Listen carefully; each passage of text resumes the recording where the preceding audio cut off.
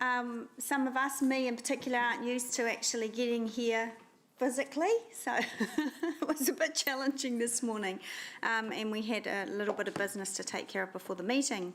So with that, I'll open the meeting of the Infrastructure Operations Committee, the last meeting of 2021, 7th of December. Welcome to our councillors and Mongai Norm, who are joining us from Zoom land. And recording in progress. And welcome to members who have joined us in the chamber. Thank you. All right, so we'll start with apologies. So apologies for early departure from councillors McPherson and Gallagher. And can you please record that they are on council business at the Future Proof meeting. Apologies, no, not lateness for Councillor Naidu-Rolfe. Apologies for lateness from Councillor Pascoe and Councillor Donovan. Just in and out a couple of times. Okay, so partial for Councillor Donovan. Are there any other apologies? There are none. Okay, so with that, I'll move that the apologies be received. Seconded by Councillor Wilson. All those in favour? Any against? That's carried.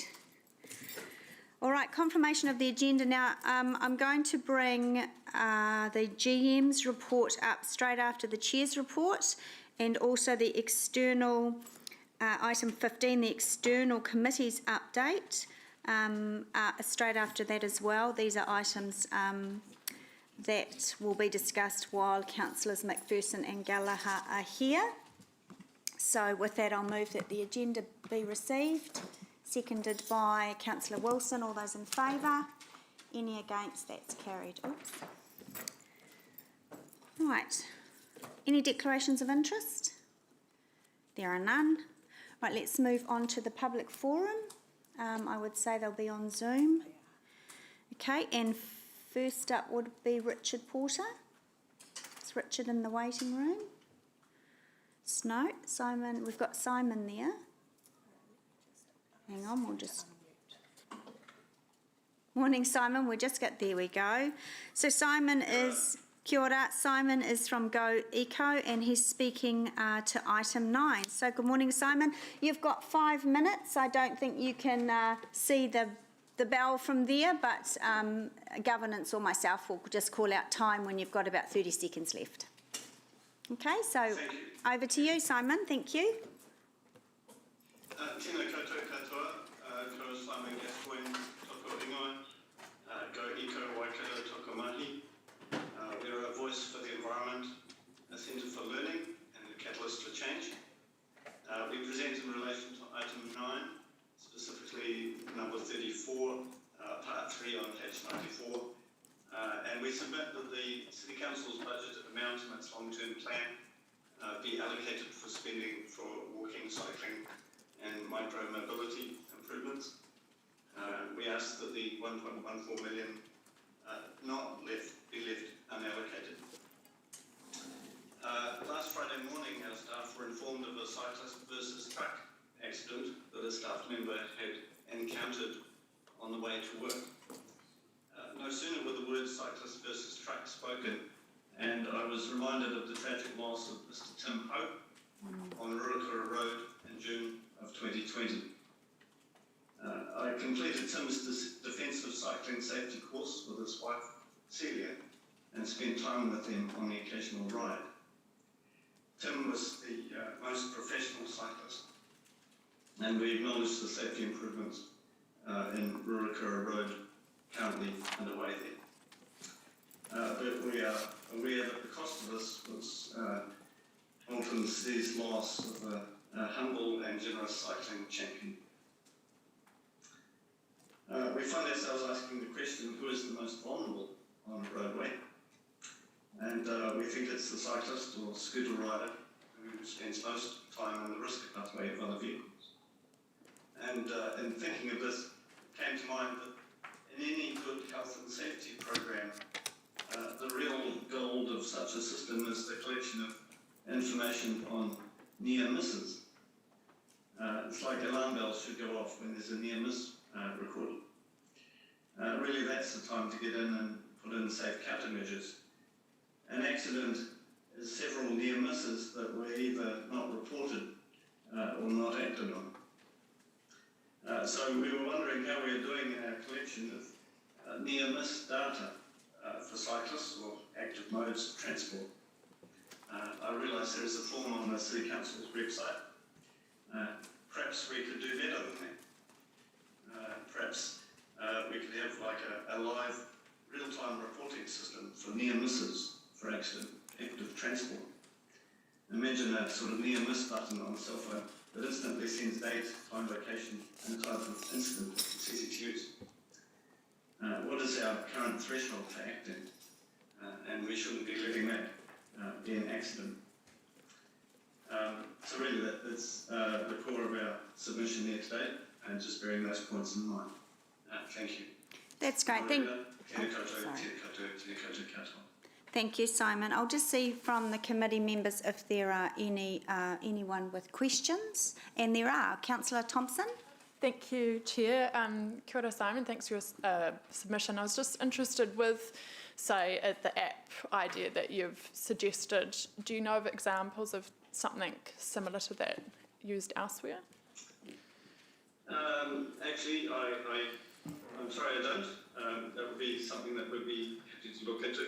And just acknowledging that, you know, a near miss is where we should really be acting in the interest of safety. Okay, so your proposal is to make it easier to report near misses and minor accidents? Yes, near misses. Okay. Of any health and safety system, you know, the recording of near misses are the real goal of the system. You know, we have a form there on the City Council website, but perhaps there's something. Okay, thank you. Simon, there's another question from Councillor McPherson. Kia ora, Simon. Thanks for your submission. Look, I don't know the circumstances of Tim's accident, but were you aware that Ruakura Road was upgraded in terms of its tarmac surface, I think around 7 years ago, and the previous somewhat protected cycle lane, protected with rumble strips, was removed at that time and never replaced? Would sorry, you continue, Simon. No, so go ahead. I was just going to ask, as a result of issues like that, would you be supporting sort of temporary measures until better long-term measures, like the new Ruakura Road cycleway going in? But, you know, what's your view on having a halfway house if we can't get the full house in the short term? I would say yes, temporary measures. I mean, you know, in any incident like a near miss, is the immediate countermeasures that go in that important. But there needs to be determination to make sure that the immediate countermeasures don't become a sort of permanent band-aid, as it were. Sure. Yep. Thanks. Thank you. All right, Simon, that's all the questions. Thank you very much for presenting from Zoomland today. Thank you. Thank you. Thank you. Right, who have we got next? Okay, so let's go to Bike Waikato, who are in the virtual waiting room. And we've got Richard Porter. Morning. Morning, Richard. We can't see your lovely face. There we go. We can see you now. Can you see me now? Yep. Big and bright? Yep. All right. Thank you. Good morning, and thanks for the opportunity to talk to you this morning from our various places. It's quite a bit different from the last time we spoke. We similarly are speaking to, is it item 9, regarding funding. Bike Waikato, we've been in to talk to you, and we've talked to you and staff in many different scenarios and occasions this year about making sure that we have good facilities for people on bikes and scooters, as well as people using active transport. We started off this year of calling for a bold vision. We're starting to see some really great programs and projects come through from some of that work, but also from some work that's already been happening within council, and that's really promising. Projects that have been completed this year, we as Waikato are receiving really positive feedback on a lot of those improvements. Some of them not being too much, but they are improving people's access in and around the city. So that work that we've started is crucial to continuing the momentum and the progression that we've currently got going on. We are supportive of the work that council staff and councillors are doing for biking and micromobility, but we obviously want to see more. We're similarly disappointed that central government Waka Kotahi funding subsidy was not as high as we thought it might be, hoped it would be, in order to deliver the projects that we have. But our view is that we need to continue. We need to continue developing and implementing projects that are going to show people in our city and people in central government and Waka Kotahi that we mean business. We want Hamilton to be one of those cities that is a great place to live in, that we can thrive and that we have the options to travel around. So the proposals that have been put forward in terms of allocating money and utilising local share, we are in support of. Similar to Go Eco, we would like to see the unallocated $1.14 million put forward to projects that we can get on the ground and make similar improvements. Anzac Parade Bridge, getting a great way to provide some dedicated space. While it's an interim solution, because we'd like to see dedicated crossings across the river, it's a good place to start. It's the piece that we need to make everybody aware that we mean business. And so, while there's still a way to go, we see that there are still intersections that need to have access provided through them. There's a case of don't give up at the intersection. Make sure that we have a continuous biking network that travels through our central city, across our suburbs, between our suburbs, and even across our river. These are all important places that we need to get access. They're not going to be places that we get access immediately, and it's going to take that time, but our call is to see that all of that money is utilised in a way to get us change and to show people like Waka Kotahi that we need more of their support, and we're going to continue to do what we need to do. Thank you. Thanks, Richard. We'll just see if there are any questions for you. Sure. No questions, Richard. Crystal clear submission as always. Thank you. Oh no, Councillor Bunting. Sorry, Chair. Yep. Sorry, yeah, I was a bit of a late hand there. G'day, Richard. Very impressive to get, by the way, my hero. Very quick question. Similar to Councillor Sarah's of our previous speaker, would you support wider interim measures as opposed to gold-plated small measures in the meantime? Obviously, we want really high-quality dedicated space. That's obviously the goal. But we know that that's going to cost us a lot of money. We haven't put ourselves in a position, but we're in a position now where adding or retrofitting these things are going to take a lot of time and cost.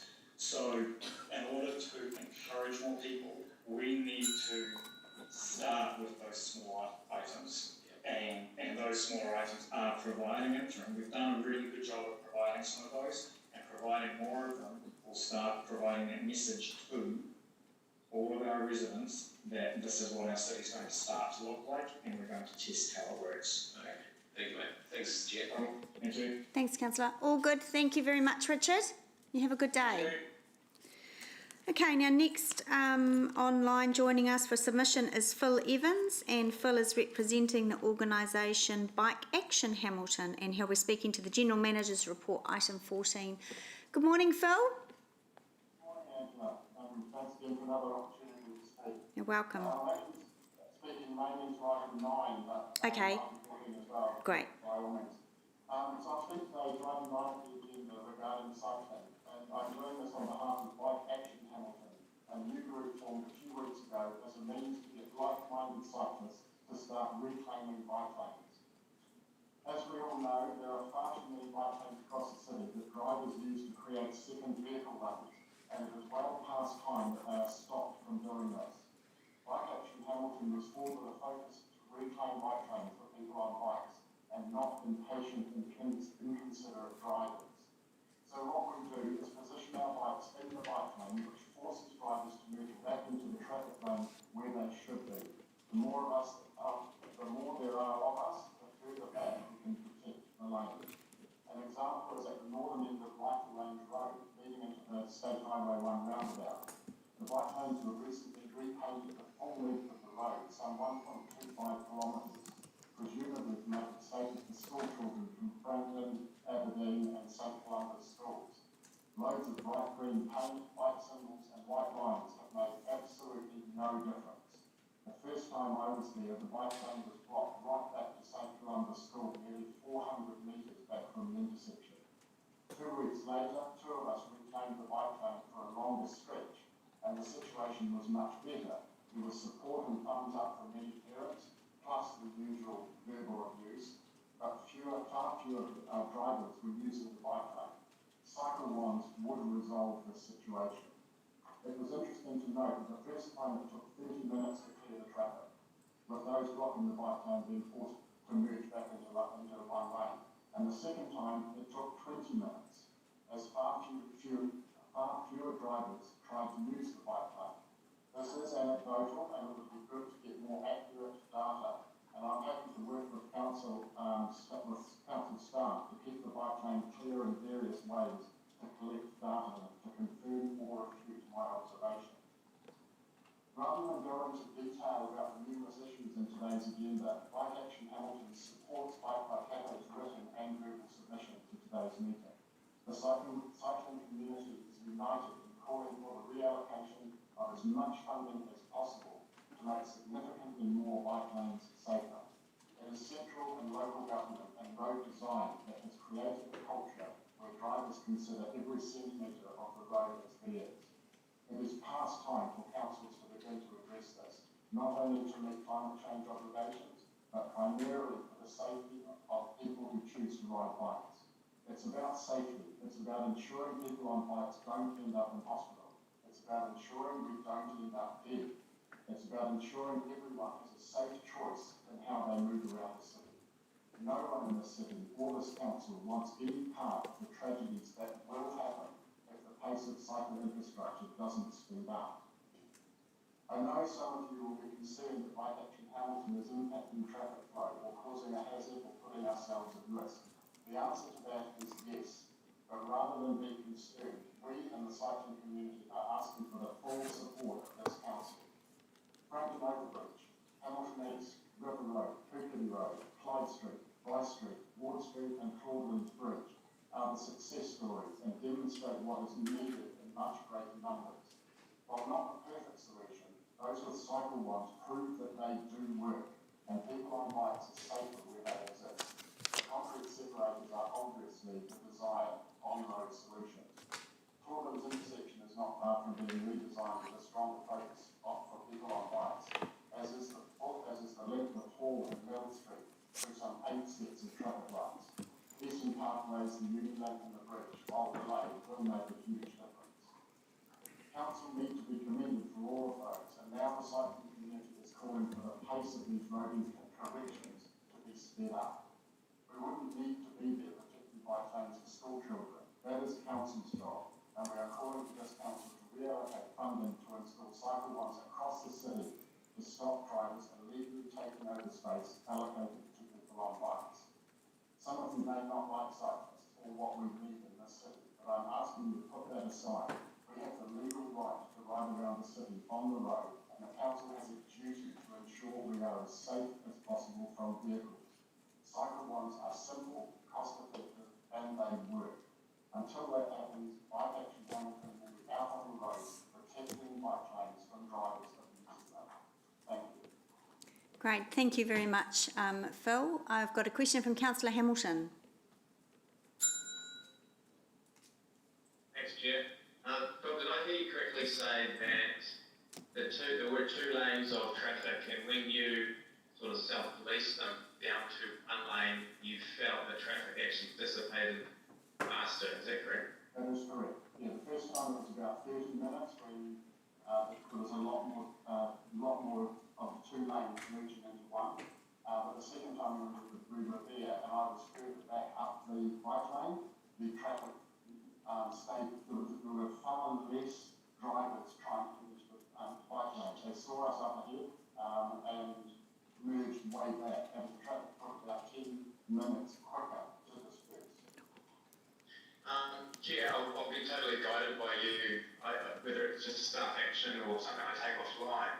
But I just wonder if there's the opportunity to, for our team, or the modelling team, just to explore if what Phil's noticed anecdotally is substantially correct in that by robustly defending the cycle lane potentially has wider benefits to the cars. I don't know. I just wonder if we could validate that at some point. Yep, Councillor Robin Denton is in the room, so is Martin Park, so we will take that offline as an action and get back to you. Yep, Robin's nodding.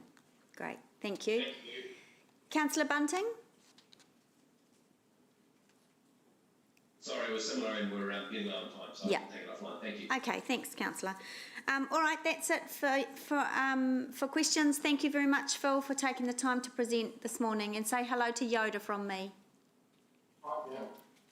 Oh, there he is. Look, everyone. He's a parrot, big parrot. I don't know his official title, but his name is Yoda. He's gorgeous. Except I'm very scared of birds, so as Phil knows. Right, wonderful. Thanks, Phil. Right, our next submitter, do we have anyone else? No, we don't have anyone else. We do have 2 written submissions on the end of the diligent. Do we? Oh, yes, yep. And those are from Judy McDonald and Stephen Hay. So that's our public submissions. In submissions. Yep.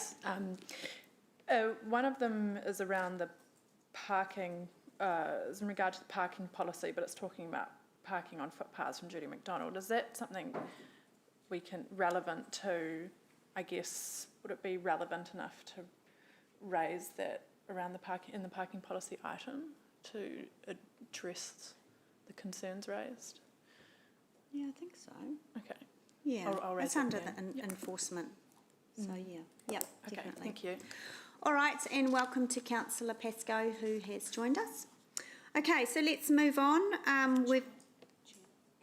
Oh, sorry, Councillor Gallagher? Yeah, look, it's noting that Judy can't be here, but Yeah. obviously her submission is humbly says I write on the button, and absolutely, and I'm just wondering kind of the interaction and feedback with her, because very clearly, you know, a picture's 1,000 words, and she's absolutely illustrated what I think is significant problems, and increasing with the high density part of our city, let alone parking on grass verge, I think, Councillor, Interaction. I don't know what our sort of formal, I'm assuming governance would just respond to say that we've attached it into the agenda, but as chair, I can certainly get a hold of Judy. engage with her, given her role. Yeah. Thank you. Yeah, I'll make sure that I do that. Yeah. Judy Mack's submission. Okay. All right. So let's move on to the minutes. So we're on item 5, page 6. And I will confirm that those minutes of the 9th of November are a true and accurate record. The only thing I was going to update you all on is in one of the items in there was delegated to me as chair to write to Waka Kotahi on behalf of council, and that was to reconsider their decision to lower the speed on Avalon Drive bypass from 80 to 60. We did pen that letter. The letter was sent, and they advised us, they thanked us for writing the letter and advised us that thank you, but they will continue with lowering the speed from 80 to 60. So I guess that is an outcome we expected. We do have Waka Kotahi joining us this afternoon So if we want to further question that, we can. Councillor McPherson, just on the minutes? Yeah, thanks, Madam Chair. Just on that point, and because Yeah. partly because I won't be here this afternoon. Yeah. But look, we're only, to be honest, getting the monkeys this afternoon, not the organ grinders, in terms of that decision. Don't laugh, Evelisa, good. It seems to me that the process, if our so-called transport partners within the city can say, go and get, etc., if we say something like that, and that thanks but no thanks, Thanks but no thanks, that's not, that the process is not good enough. So we should be asking higher up, pointing out that action, even to the CEO and the chair of the board, what is the relationship? If the relationship is one of serfs and landowners, we could understand that, and maybe that's how they believe it to be. But, you know, if we've raised that, it may seem a small point to some, but if they just have the ability to say go away, which they've done, then, And there's then no it's not formal working. process. And I don't think, to be honest, David's a lovely guy, but he can't sort that sort of problem out. Yeah. I bet you that's similar elsewhere around the country.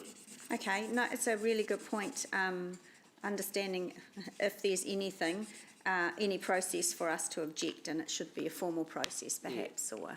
Yeah. Okay, Yeah. I'll raise that this afternoon, and maybe we perhaps can we should look at think following it up about... with a letter to the Yep, agree, definitely. hierarchy. Okay. Thank you. Yeah, thank you very much, Dave. All right, so with that, I'll move that the page 6, that the minutes be received, seconded by Deputy Chair Councillor Thompson. All those in favour? There are none against. That's carried. Okay, Chair's report. I didn't write a Chair's report. Time got away from me. But I just, all I was going to say anyway was just to thank all the committee members for your contributions and decisions this year. It's been another strange year for us, to say the least. We've done a considerable amount of work despite being locked down. This is actually only my second time in the chamber since 17th of August, when we first found out we had a community case. So, yeah, it's a strange year, but that doesn't stop us, and I want the public to know and understand that this council has still been going at 150%, even though we are maybe sitting at home and Zooming. We are still tuning out those decisions. So thanks everyone. I really appreciate your support and your efforts with the committee this year.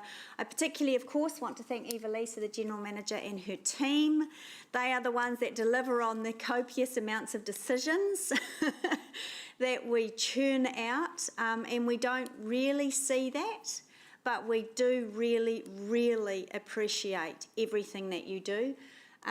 We understand, I certainly understand, that we don't have a people-making factory. And as we pile on these new ideas and new projects, yeah, we know that just adds more pressure and more work for staff. So hopefully there will come a time where that will, resources will match our will to have a fantastic city in terms of infrastructure. And lastly, I guess I want to thank governance for supporting the committee. You're amazing. You take sometimes 3 or 4 words that we might throw at you, and you craft a motion that delivers the decisions that we need, that is clear guidance for staff. So thank you for that, and especially again this year, being locked down. You patiently put up with us not turning our mics on and doing all of these weird things. And lastly, of course, I want to thank Becca. I'm not going to be here for her last council meeting. I know she'll be upstairs watching. I've got a little present for you, Becca, so I'll pop up at morning tea. But she's always been a sounding board for me when I've sat in this chair, when I've not sat in this chair. She's been a friend. Her and I have talked through political situations and problems and ideas so many times over the years. So thank you, Becca. There wouldn't be a present that I could give you that would be big enough or express how much I've appreciated you. I hear you're going across the road to what is it called? Te Pukenga? how fantastic. I've got a friend there, so you can pop back over for lunch and see your team and say hello to us. We'll look forward to that. So thanks everyone. That's really all I have to say for my Chair's report. Comments, Councillor McPherson? Oh, sorry, No, that was an old one. Seat 21. That's me. Oh, Mayor Southgate. I like to say it's the same as my age. I said that once before, but nobody believed me. Can I just put on record, thank you very much for the work that you've done. There's a lot going on in the infrastructure space, and I really appreciate, we've had some lumps and bumps in the road, pun intended. Pun intended.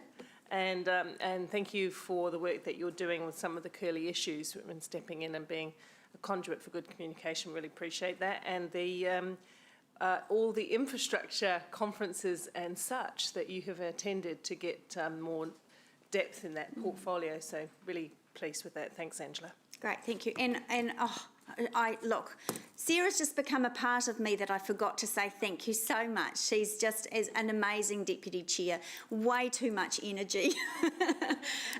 But as we move forward as a team, I will lean more on her. But thank you, Sarah. I do apologise. We're just one person now, so I appreciate everything that you've done. She does a lot of heavy lifting. Yes, I've heard that. Councillor Gallagher. Can the Chair confirm that we are blessed with an incredibly hard-working team of the Chair, Deputy Chair, GM and the whole staff team, and this has been an incredibly hard-working year, and that we're all grateful to you all along with the governance team. Can you confirm that? I can confirm that. Thank you, Councillor. No. And Merry Christmas, everyone. All right, so that's it. So with that, I'll move my verbal report. Councillor Robb's clapping. Excellent.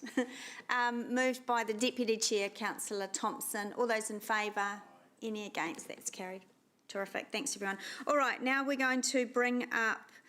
now, committee, do you just want to do the river signs in the General Manager's report, or should we just dispose of the General Manager's report in its entirety now? Martin, what are you comfortable with? I'm personally in the hands of Councillor McPherson, because it might be good that, you know, respecting time limits, and there's a huge agenda that we do the whole... And his item's quite meaty, the Tahui one. So, okay, that's a good idea. So let's just do, if we move to page 423, just in the General Manager's report, we're just going to get an update, and Councillor Gallagher might have some questions on the river path signs, which is 4:30. Eva-Lisa, this is your report. And Martin Parks, you were working on this, weren't you? Do you want to just join us at the table, Martin? So this came up from some conversation and questions we had last committee meeting about the signs and the speeder cyclists and stuff. Councillor Gallagher, do you want Martin just to speak first, or just to present that item, if you could, an update? Thanks, Martin. Is this on? Yep. Okay, so since the last meeting, we've been fortunate enough to get out and do an audit of the river path with Sarah Ulmer from the Tiawa group. Also like to thank the GIS team, because they developed a bit of an app on a tablet for us, so we were able to download some useful information from that ride as well. So what we've done is we've logged all what we see as the issues and potential opportunities between Hamilton Gardens and Piketty Bridge. So what we've also done is broken it down into what we see as the sort of low-hanging fruit, the quick wins, the low-cost stuff, and then stuff that we'll probably bring through a future LTP, annual plan discussions, because there's some pretty chunky items that need to be dealt with that's going to require a reasonable amount of infrastructure to put them right, and funding. So we've got sort of two areas of work now we're focusing on. So that's being worked on by the team at the moment. So. Okay, great, thanks. Councillor Gallagher? I mean, obviously, let me certainly acknowledge the input of Sarah Ullman in terms of some of the signage issues and the broad experience, and the grassroots trust velodrome in that community because they're obviously incredibly responsible. There's been a bit of robust correspondence, some of it robust, but by and large the constructive aspect, if I can say, is the highlighting of the issues of the shared use. Yep. And I'm just wondering through the chair what engagement we've had, for example, with Bike Waikato, the Elders Advisory Group headed by Dame Peggy Koopman-Borden, and the Disability Persons Assembly. There seems to be some key stakeholders that we need to engage with. Where are we at on that? So we have certainly had conversations with Bike Waikato, but because we're currently developing up what we see as the solutions, or we're identifying the problems, we haven't taken that list any further. So that site visit was undertaken, 2-3 weeks ago, and from that we're developing up a program that we need to take forward for further consideration. So we haven't had any conversations with those other groups that you've mentioned. So through the chair, I mean, I respect totally that there's some short-term safety issues that need to be addressed, and there are two parts, particularly the river path, from my personal regular experiences, needs attention obviously around that safety and visuality. In terms of the long-term plan and AP process, where does this next bit fit? Is it through Jeff's, the Waikato River Plan group, or through this committee? I've wanted now for a long time a refocus on the river plan in the sense of the totality of all of our river pathways and potential pathways. And as I would understand it, the long-term plan would lead us to possibly some separation, some better design, some widening of pathways, all of that. So, you know, it's a big picture sort of thing, and I'm really wanting through the chair to have sort of some elected member oversight or greater involvement, because I think this is we're becoming victims of our own success, which is excellent. If you see what I mean. So I do think there should be elected member involvement, and I would like to just determine where that forum should be for my input.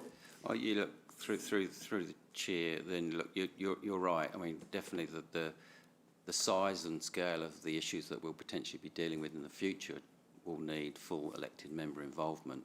Certainly, it needs to go through different types of committees, not just infrastructure ops and deputy mayor's river path group as well, but we've got the environment group as well, committee that we'll need to be reporting into, because there's a number of environmental issues that potentially will be impacted by any significant infrastructure work in that area as well. So that there's a number of groups that we'd need to be engaging with, and relevant committees. Yes. Yeah, I may or may not suggest an action note at the end of this conversation, but I'll yield to you, Deputy Chair. Yeah, great, thank you. Councillor Bunting. You're on mute. There we go, thank you. Appreciate that. Now, we're on the river path thing, is that right? Yes. Yes, good. Oh, great. Hey, listen, I noticed in relation to this, Martin, that was some pretty rapid work. And you've talked about decals, posts on fences, acid cuts and concrete pads, etc. I didn't see any sign of white lines in the middle of the path at any point. Is that any consideration? Through the chair, yeah, we did consider the separation, but from my experiences of these types of facilities from New Zealand and the UK is trying to separate cyclists from pedestrians in this type of environment actually doesn't work. It actually causes more problems than it solves, because people will just generally wander from side to side. They won't necessarily stick to the side that's been allocated to them, and then that causes issues with people that think people should be sticking to their side who don't. So I found in the past that it's best to let them mix in that type of environment, but we need to create a safe environment for them to mix within. Yeah. Okay, that's really interesting. No, that's my only question. Thank you. It's not sure I'd agree, but you know better than I do, so I'll bow to your knowledge. Thank you. Cool. Thank you. Councillor Thompson. And my question was just, I know that Councillor Gallagher has been asking around the river path for a while, and I'm keen to ensure that we have a clear pathway forward in terms of this issue and enabling a discussion with elected members around it, both in, so more in terms, I understand, in terms of the longer vision of the river path. So could we potentially, I mean, is it something that would maybe first come to the City Centre River Plan Advisory Group, and what? What's Look, the I wonder process? if we can take that offline and sort it out, because Martin's right, it does go to the, and I know that the Deputy Mayor's group has been really involved in that, and then as Martin, you said, environment and infrastructure. So I wonder if we can, would you be happy if we chatted between If you and the Jeff chairs meet and- in terms of just working Yeah. out the jurisdiction, Okay. I've requested through the river plan You have. in the early new year a view, Yeah. and I'm also pursuing parts of the river precinct that don't have footpaths yet and should do and can do, and I want to focus on that. But it seems to me it's just a matter of getting the right room to sort of put all this together, you know, and it possibly, you know, so it possibly is the river plan, and the thing I'd be looking for, is there anything we need to do, or is any provision we need to make in the annual plan, the AP, for urgent stuff, you know, that we consider urgent, and then obviously the work starts for the next LTP for the bigger picture. Is that a reasonable, fair understanding of a process? Yes, so through that process I can work with Maria Barry, who is looking after the river path in terms of the community aspect, and we can come back and work through what that process would be in a workshop type environment. Excellent. And because of the correspondence I've received that's made some comment about people of age, people with ability, disability, cognitive skills, etc., I'm very keen that Dame Peggy Koopman-Borden's, our elders, you know, this is, you know, we talk about advisory, so this is really some really good, and I think the DPA and Pike Waikato particularly, so there's a number of stakeholders, but obviously I'm leaving, the detail of that I'll leave to the chair of this committee and yourself and Deputy Mayor. Great, thank you, Councillor. Mayor Southgate. Thank you. Just a couple of quick questions on two things. First of all, the river path. In terms of its width, have you got a comment on? I know not all parts can be widened. I understand the geographic constraints, but some parts can still yet be widened. Any view on that and its potential impact on safety? Because the paths in Hadley Park are quite a lot wider than what we have on the river path. Yeah, through the chair in response, yeah, I mean, the path is, I suppose, a victim of its own success, which is a nice problem to sort of have, but there are areas which we've identified that do need widening to make them safer, so that was part of the process we went through a few weeks ago, and doing that assessment was to understand what needs to be done to create that safe environment. Right. There's certain areas that are going to be really, really challenging to widen. I mean, we'll be getting into a lot of environmental issues in those areas, and I suspect we'll need to be doing sorts of environmental impacts assessments and all that sort of stuff, which could take some time to process. Okay. Okay, and is it possible to do a social media campaign over the summer? Because our comms teams do some fantastic videos, don't they? And to encourage that kind of considerate sharing of the path.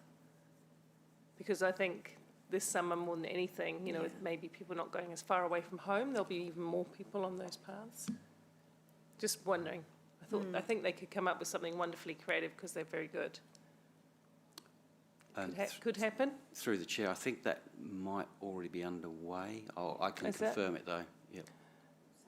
That's something that we could look into to determine, and yes, that is an excellent idea, because often that educational campaign actually gets the awareness of the river and it's got to be fun, and use it's out got to be there. eye-catching, like some of the good ones that we have done. Last question, Madam Chair, in terms of EV chargers. We're just, sorry, Mayor Southgate, we're just doing the river one, because we're constrained by time. We'll come back. Yeah. Absolutely, thank you. Thank you. Councillor Thompson? One last question Yeah. regarding the river path. I wonder if, as part of our investigation around future options, whether we should do some surveying to understand actually the reasons people are using the river path,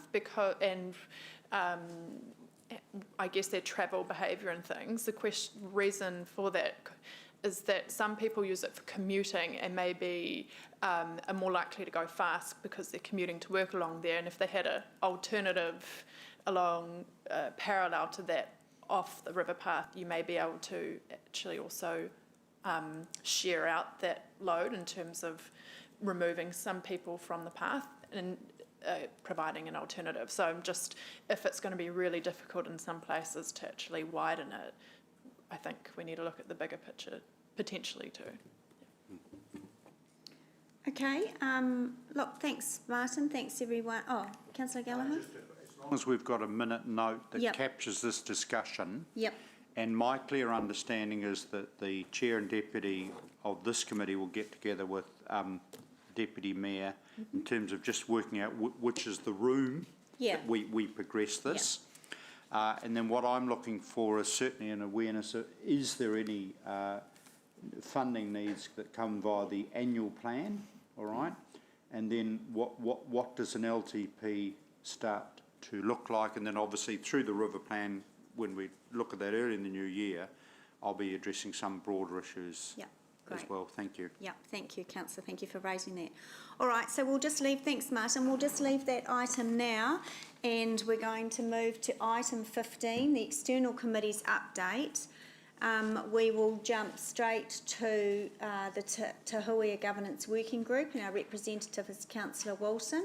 And you'll note that there's some extra attachments of financial reports as well. So, Councillor Wilson, I'll hand over to you if you're ready. Thank you. Thanks, Chair Angela. Look, I think everybody's now had a few days to study the first set of financials, and I will happily try to answer any questions that you have, albeit that I'm not as a qualified accountant. But maybe if I could paint a summary picture.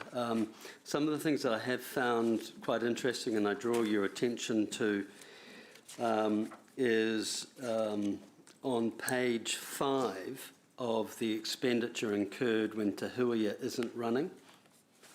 You'll note that although we haven't been running since August, there is still significant expenditure that occurs. Some of which is absolutely appropriate, and that is, of course, the staff that we retain. Other, including maintenance. There is ongoing maintenance with equipment, whether you're flying them or, operating them as a train or not. But I do draw your attention to a couple of points, including that Kiwi Rail continues to bill and WRC continues to pay the corporate, Kiwi Rail corporate overhead costs, and they continue to pay an operating margin to Kiwi Rail in any of the areas of expenditure that is still occurring, including maintenance and salary.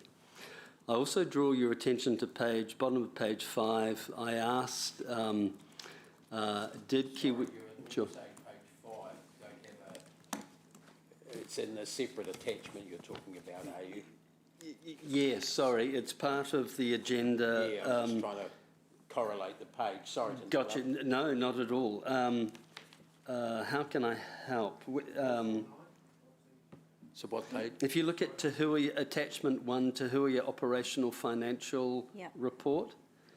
So I guess it's page 449.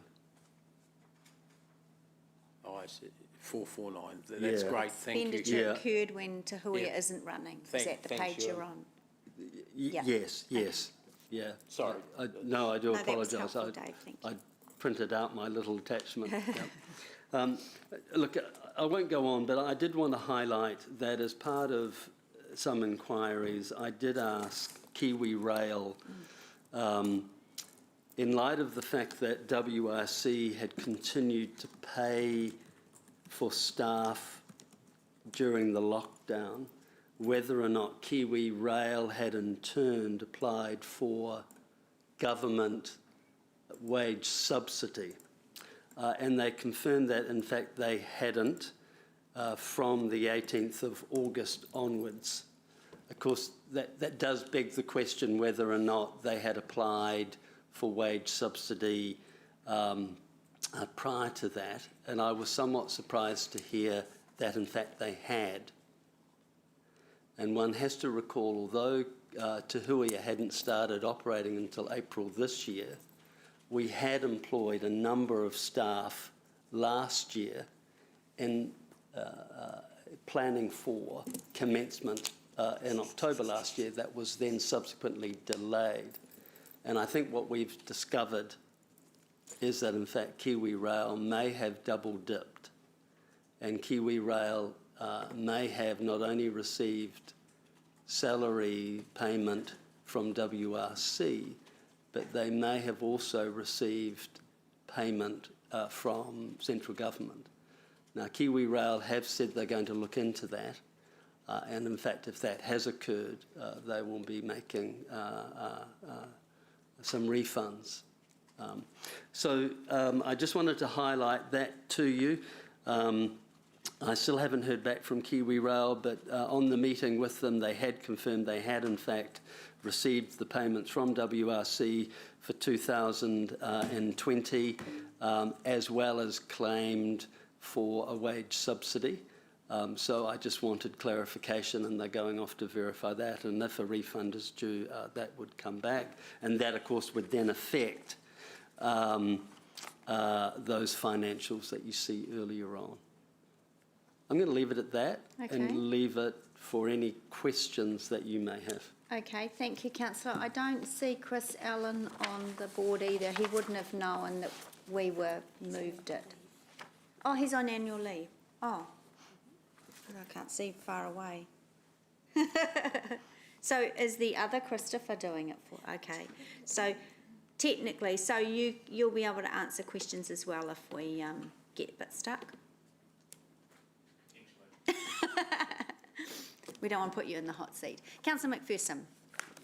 I want to add a little bit to what Ewan said. Firstly, sure. I know some of us have called him Perry Mason jokingly, and I don't know what the show about forensic accountants is. I can't remember its name, but Ewan did a very good job of being a forensic accountant at the last Rail Governance meeting, and I mean that seriously, because there has been, unfortunately, almost zero scrutiny of the financial details, and it's taken us months and months and months to get that reported to and as soon as it's reported, problems were obvious, and Ewan certainly delved into them, and there were some very sweaty armpits on the regional council staff there, I'm sure, because they were being scrutinised for the first time ever in an area that their own councillors, one would have hoped, might have been doing that. What transpired were two things. It's the double dipping question that Ewan raised, and I might point out that if they're forced to pay a refund for double dipping last year, and it seems like they did double dip, because they certainly did get money from the regional council, which is ex-Hamilton ratepayer money, and they certainly agreed that they applied in 2020 for a wage subsidy for the same staff. That money would be repaid to the government, so it's not Hamilton ratepayers that are going to get refunded. It's who you're all charged, if you're a ratepayer here, a part of your passenger transport rate goes to Te Huia, and we've had plenty of discussions about that, and it was $20-something last year. I'm not sure exactly the average amount this year. But that brings up the second question. Now they're not claiming the wage subsidy for the current shutdown period and any future shutdown periods by the sounds of it. The Hamilton ratepayers are effectively being the wage subsidised and not getting the service. There would be nothing wrong, probably, if you want to keep the service alive, if there was a balanced, shared sort of cost arrangement. But Waka Kotahi has advised the regional council and all other regional councils that they're the ones that should subsidise not just Te Huia but all public transport, the wages component during these shutdowns, and that brings up a bigger problem. Why should it just be, why shouldn't that be sort of done centrally like it was to start with, which seemed a fair way? There were still costs that the regional council met to keep the service on tap, as it were, for when the lockdown finished and you wanted to get the buses going or the trains going again. So the whole thing seems to have been dodgily handled, actually. Lack of planning, lack of foresight, and then lack of accountability afterwards, lack of transparency. And it's only through Ewan's questioning on the Te Huia subject that we discovered perhaps a wider problem than just that, certainly a problem of Te Huia money. We've not been getting the service, and while there are some Wakakotahi subsidies still going into it, it's not as much as last year, and it's much more on the back of Hamilton City ratepayers. The other issue that was raised is it's still not 100% clear the money that's collected, they say, is ring-fenced except for what they pay to Kiwi Rail, so we're not really seeing exactly what the payouts to that are going, what's left, and not being involved in decision-making about exactly how the future amount's spent. We're just told, oh, there's enough in that pot to cover the service enhancement in the future. So if that were happening within this council, I dare say that Councillor Robb and a few others would be really onto getting some details sorted. And following Ewan's question the other day, we can now do a bit more of that at regional council. But to be honest, they are not set up to deliver that transparency to the governance group in the way that they're scrambling to answer our questions in meetings, let alone to provide the information that enables decent questions to be asked. So I think there's quite a problem in that side of governance of the ongoing arrangements. And I'm now thinking, okay, I want to look at it in terms of the buses too, because it's not just the Te Huia's operation, it's now the buses. That money for the buses mostly also comes from Hamilton City ratepayers as well, and while it's not us collecting the money and we can wash our hands of it legally, morally, I think we do have we've got a bigger role to play probably than the regional councillors themselves, because they're not in the position to do so, whereas we might be. Okay, thanks very much, Dave. Just before I go to Councillor Pascoe for questions, Councillor Ewan's indicated he has something else to add. Yeah, look, I also failed to mention quite an important point that Councillor Pascoe had raised a number of times, and that was the issue of the 5 million that those around the council table at HCC could have assumed was the levy of rates that our ratepayers paid in that first year. And although our inquiries at our friends at WRC have identified a couple of shortfalls, the inquiry as to the 5 million has also identified maybe some miscommunication within our own council, because in fact it wasn't 5 million that was levied, and in fact it was more like 1.52, and Chris Allen had discovered that, and I wonder if staff, if they would like to expand on that. But I just wanted to raise that. Historically, there was, in one of our draft documents, it said that 5 million targeted rate collected from Hamilton City ratepayers for passenger rail. That, in fact, is not correct. It was actually 1.542. And Councillor Pascoe discovered that because when he started to look at the financials, he said, hold on, I thought we gave 5 million. WRC is saying we gave less. How could that be the case? If staff would like to expand on that point. Sorry, I don't have any more that I can add on that one. I don't have the context behind that one, sorry. All right. Well, I've got it all here. Maybe I copy and paste and circulate it to everybody, which is an email from Chris Allen saying that our council may have not represented that as accurately as it should have. Okay. Does that help? Yes, that does. Look, everyone, we'll move to questions now, but please keep in mind we don't have anyone here from Kiwi Rail to be accountable for detailed financial answers. But I'm sure Councillor Wilson and staff will be taking notes, and I expect, of course, that we will get that information as soon as it becomes available to those that sit on that governance rail group. So, Councillor Pascoe. Yeah, thanks, Chair, and thanks, Ewan, for all the work that you've been doing on this.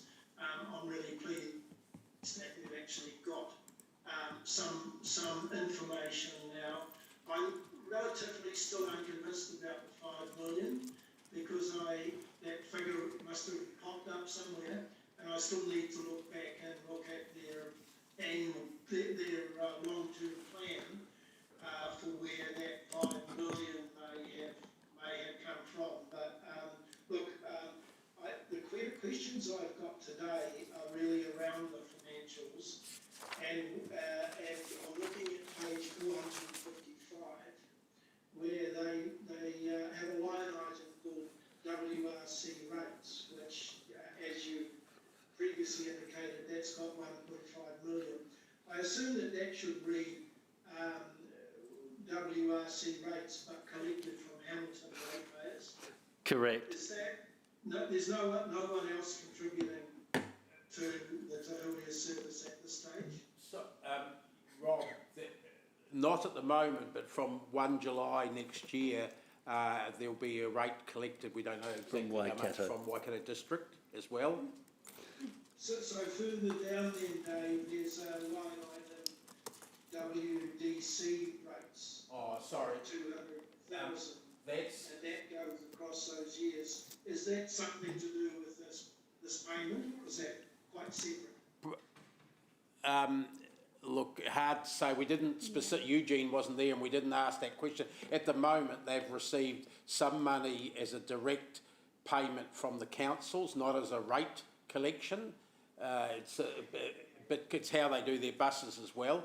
It's a bit complicated, so we'll have... Okay, maybe I should just take this offline then, and maybe have a chat about where, ongoing reporting and changing it to the extent that it's perhaps a little easier to understand and to read.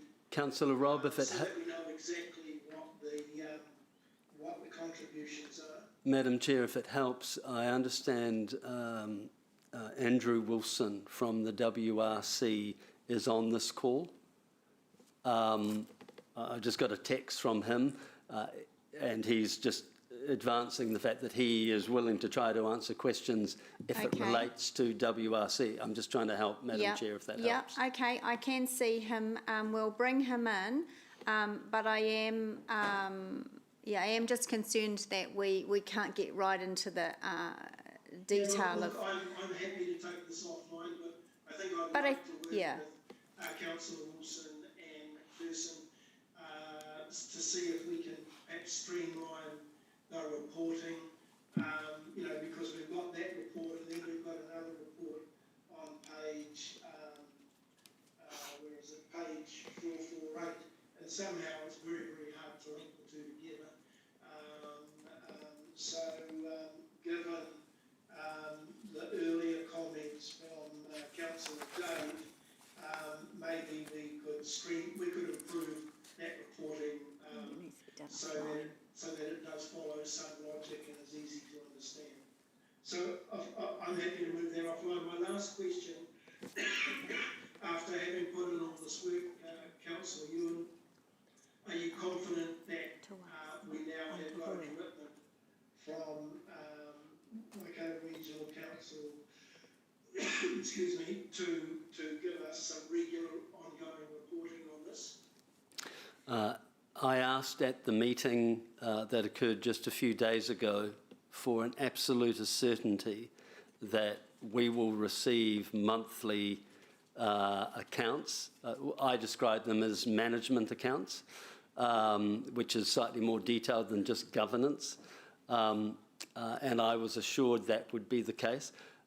Councillor Robb, you've raised this so many times, and absolutely legitimate. This is publicly funded project, and absolute transparency is required. I mean, the facts just don't lie, and we've just got to put them out there, and I will ensure that that's the case.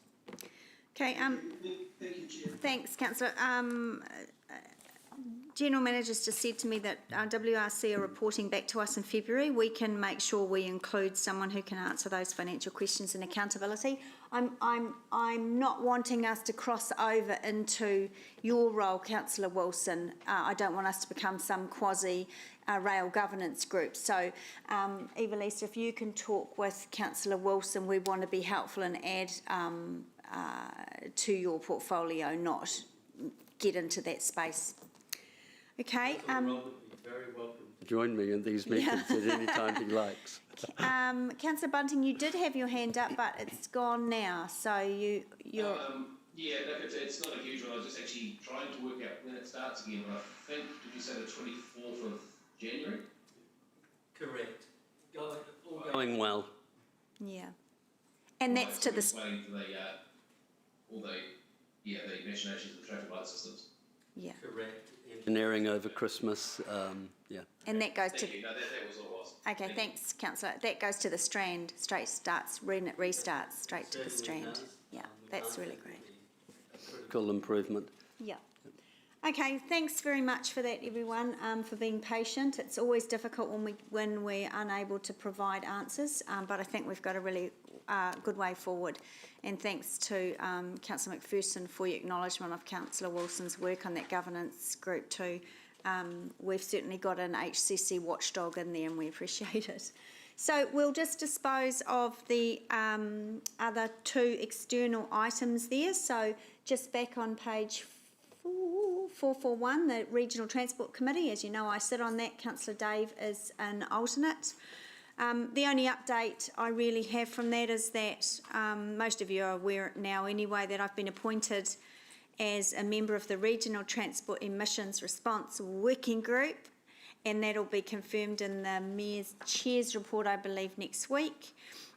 I've had a conversation with Councillor Dave, who has an extremely busy workload anyway, so Deputy Chair of this committee, Councillor Thompson, is going to be the alternate on that. So really that is just to develop an action plan, and it fits perfectly with her other hat of the Deputy Chair of Environment as well. So it's an action plan to deliver on the 30% emissions reduction target in the RLTP, Regional Land Transport Plan, yeah. So we're basically being charged with coming up with an action plan list. So I don't know about Sarah just being an alternate if I'm not there. I think her and I come as a team now. So. Madam Chair, if I could just on that exact point. Yes. You're aware, of course, that the hierarchy of the regional council doesn't allow alternates to do things like terrible things like ask questions meetings. So, yeah. And that issue is not settled with the It's regional not, council. no.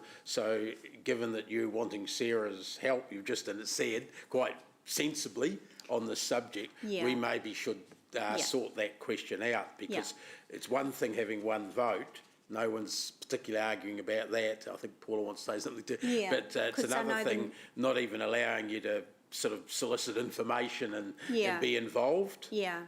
And I know that the Mayor, you've sent a letter, and I believe we got a response back saying it was up to that committee to decide. Didn't they say, don't call us, we'll call you? I'm also, after this week, having a meeting at some stage with the chairperson, and brought it to his attention in a phone call that I had with him the other day, but something else has taken over that space for the moment. But I will progress that for the new year. So there's a number of things that we need to talk to them about directly, about our working relationship. Yeah, okay. Because, and maybe they just, maybe it's because they don't understand our way as a portfolio way, so we really focus and get into the detail in our portfolio areas, which is fantastic. And all it's going to do is add value of what we're asking for from our other members. So, yeah, that would be great. complete sense, spreads the workload, you've got the expertise that you share in common. Just doesn't make any sense to be rigid about it, but I'll keep trying as best I can. That'd be great. And just before I come to you, Councillor Gallagher, the only other second update from me on that particular committee is at the last meeting we were updated, and we've had several updates anyway, on the work that WRC has been doing on the PT Business Improvement Review.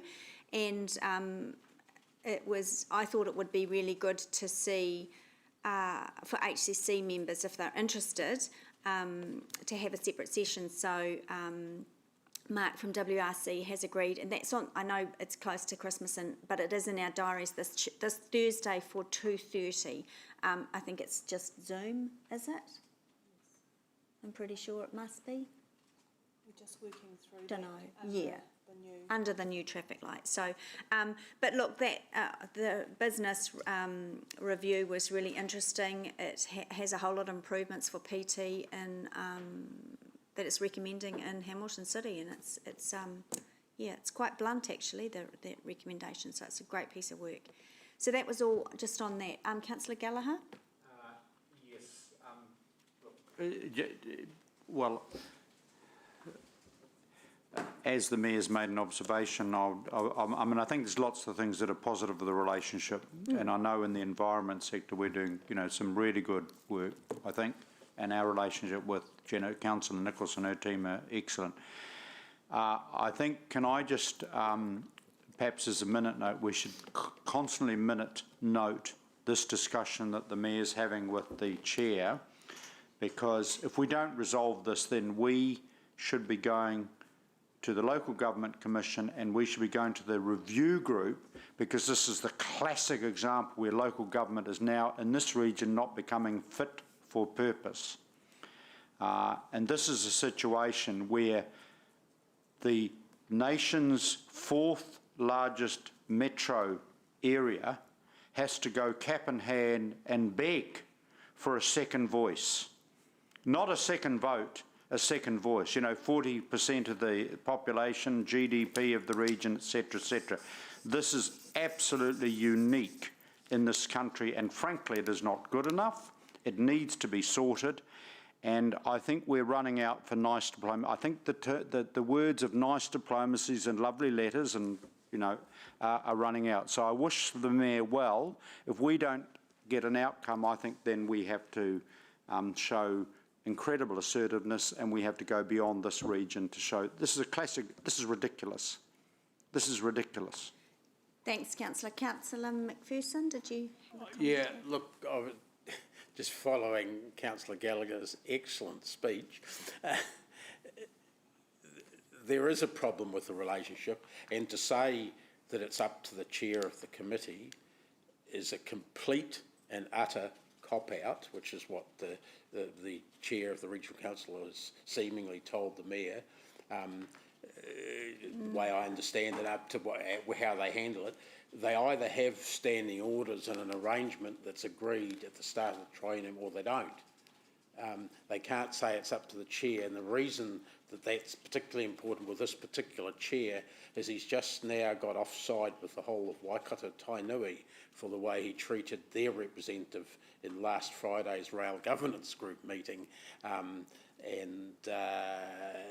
he seems to have a thing against quite a few organisations from the outside. So I won't go into any more detail on that, but if it's left to individual committees that we happen to be on over there, you're going to have a mishmash of things, and it's not going to be good for the relationship. And that's where I come on the same side as Mount. Yeah, I do want to say, I mean, obviously we agreed to this through our governance structure with the alternates at the start of the term. We did agree with that with WRC, but it just came to light, and actually it was my concern when I was sitting around the table that a lot of for that particular committee, a lot of the issues fit under Councillor Dave's portfolio, and he would be able to add value. So that's where we came up with that conversation, and then again with this new working group. But I also do want to say that WRC, I found them excellent to work with. They're always very respectful of me, and I enjoy their meetings and I enjoy their lunches.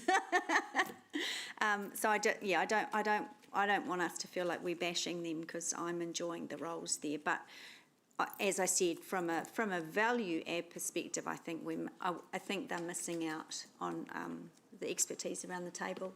Mayor Southgate? Yeah, just on that, our partners with us, we do need to engage on a number of issues, still working through and getting better engagement over the catchment issues also, with Project Watershed and such. So we will pursue that conversation. One of the conversations I have started with Chair Remington is to see if when we get together, we had those all of council meetings, we can be somewhat more focused around the common portfolios rather than just a sort of broad scale catch up so that we know each other. And so in the context of that, we've talked about how we add value to each of the committees. I don't accept that Chair Verco of the Transport Committee has the right to determine those matters. It's a structural thing. And so I will, after this week, I will be talking again with Chairman Remington and making it quite clear that it's not working the way it is, and it prevents us from having our full input, as you say. And I'm sure that most of the elected members that sit on those committees with you, most of them, have a very reasonable attitude towards it. So I'll enlist some support, and that's from them as well. And that's where I think we should also focus on those ones in the committee that have a reasonable attitude. Yeah, great. Okay, well, we'll note that as an action, and we'll wish you luck. So just moving on to the Connections Committee, myself, councillors McPherson, Thompson and Wilson sit on that. Councillor Gallagher is always in the room as well. I don't have anything to add other than what is in the report on 442. Councillor Thompson, did you have anything to add to the committee on that? If my memory serves me correct, we also had a discussion around the living wage for bus drivers, and Councillor McPherson might want to go into that in more detail. That's right. But essentially, the committee said we need passed a motion recommending back to Regional Council that they need to ensure that drivers are on the living wage, not only from the September past onwards, but also look at reimbursing them over a period of time where they have not actually been receiving the living wage. And the other, again, now I'm a little hazy whether it was this last meeting, but we approved to extend the gold card free admission to buses to, I think, was it afternoons as well, given that, but it's still... no time limit. Yeah, no time limit, but it doesn't apply to morning peaks still. Yeah. Okay, thanks for that, Councillor McPherson, and great work on your lobbying of that. Thanks. That extension of the Super Gold card was particularly for the benefit of Rob and myself. Hi, Martin too. Did you hear that, Rob? Yeah, we did. He heard that. Martin's always on his bicycle. Yeah. Martin's on his cycle, so he doesn't need the bus. You're right. But perhaps I should defer to one of your points before, Madam Chair, is that the Connection Committee operates much more collegially and in an involved way, and that's a good example of the relationship with WRC. So that's, of course, led by a different regional councillor. Need I say no more? Just the wage subsidy thing, Sarah's mostly covered it, but that whole issue was caught up in the slowness of the Ministry of Transport and Waka Kotahi's bureaucracy to get the necessary mechanisms in place down in Wellington to enable the payments to come out to each of the regional council operations centres for public transport, which would then go out to the bus drivers, and which meant that the drivers themselves for well over a year already had been paid less than the minimum wage when we all thought it was all sorted. It is going to be caught up, and there was good attitude from the regional council to try and fix that. I wish they'd told us earlier, and the gap could have been there for not so long, but it is fixed now in this area, but it's not fixed around the country, and until Wakakotahi and the Ministry of Transport get their A into G, it's going to keep being a problem. There's going to keep being a gap that someone else has to meet. They say it'll be all right in the end, but you know, I don't think they're administratively very switched on, to be honest. Anyway, that's aside. The other, oh, crikey, now what was the other point? Sorry, that came up in the. Oh, sorry. I want to reinforce your message about this Thursday's afternoon's meeting at 2:30, because the important thing about that is that that's going to discuss the future of a joint PT operation, and even potentially joint budgets, joint governance of PT, rather than a separate. You know, Wakakotahi provides a subsidy, we do the bus stops, someone else does the bus services, and the budgets, especially long-term planned budgets, don't quite match in the right years. There's lots of mismatches, the cogs don't sort of fit together, and that's where we're trying to fix that, to have a new overall regional PT structure that obviously us and the regional council would be the biggest, and the Wakakotahi biggest components of, but also some of the smaller regional district councils as well would have their partnered, and we intermesh with them.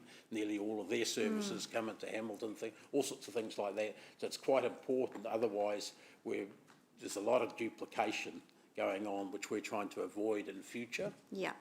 Yeah, thanks. Thanks for saying that, Dave. Echo everything that you've said. So that is all. No, Councillor Gallagher. Yeah, just really quickly. The PT committee is a good example under the leadership of Angela Strange and yourself about a committee I think works well.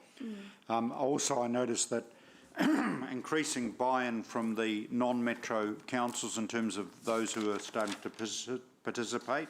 So I think the message of a region-wide PT is certainly getting traction with other district councils. Just on the gold card, which certainly I think helps Councillor McPherson and Pascoe, what they want to do is they want to synergise that, because basically all that was doing with the just having for the rest of the day for gold card users, that synchronises Auckland region, Bay of Plenty and Waikato. So you've got an Upper North Island process, and then the hope and the dream next step is you'll just have the one card one day, you know, for prepay and all of that across the whole country. If I'm also looking at a broad, so I think you've highlighted around access to fares, discounts, this kind of thing. Parallel with that, I think one of the good achievements this year was the rollout, or is the ongoing rollout of the total mobility service across the wider region. So that's not depending on where you live as such, and I think that's been a battle. Even I was an MP fighting that, or involved with that years ago. So I think there have been significant runs on the board, Madam Chair, in that area. And as Dave has highlighted, and you've highlighted, some runs to come on that one. Yeah, absolutely. Thank you. And just on that, Eva Lisa and myself are invited to participate in the Connections Committee agenda setting, and it's very collaborative. And from somewhere, it wasn't us, but it was some committee recently, was it Environment Committee? There was a motion that said for the members that sit on the Connections Committee to take the conversation at the Connections Committee on the free fares. So Eva Lisa and I put that on the agenda, so you can expect that next year, and that was really well received. Yeah, you can correct me, that item is being, the item is being referred by our committee to full council, as I understand it. As well, for the mayor to sign the petition, yeah. But part of that motion was also for the Connections Committee to pick it up, okay, thank you. Look, I appreciate those members that don't sit on these. This item probably can be a little bit long-winded and boring because we get really excited about it. but at least we're giving you the information. So appreciate that. We'll stop for morning tea after this. So look, with that, I'll move the recommendations on page 441, and it's simply that the report be received, seconded by Councillor McPherson. Is there any debate? I think we've said all our things we need to say, so we'll just put that on the show of hands. All those in favour? Thank you very much. That's unanimous, none against. Okay, let's stop till 20 past for morning tea. Thank you.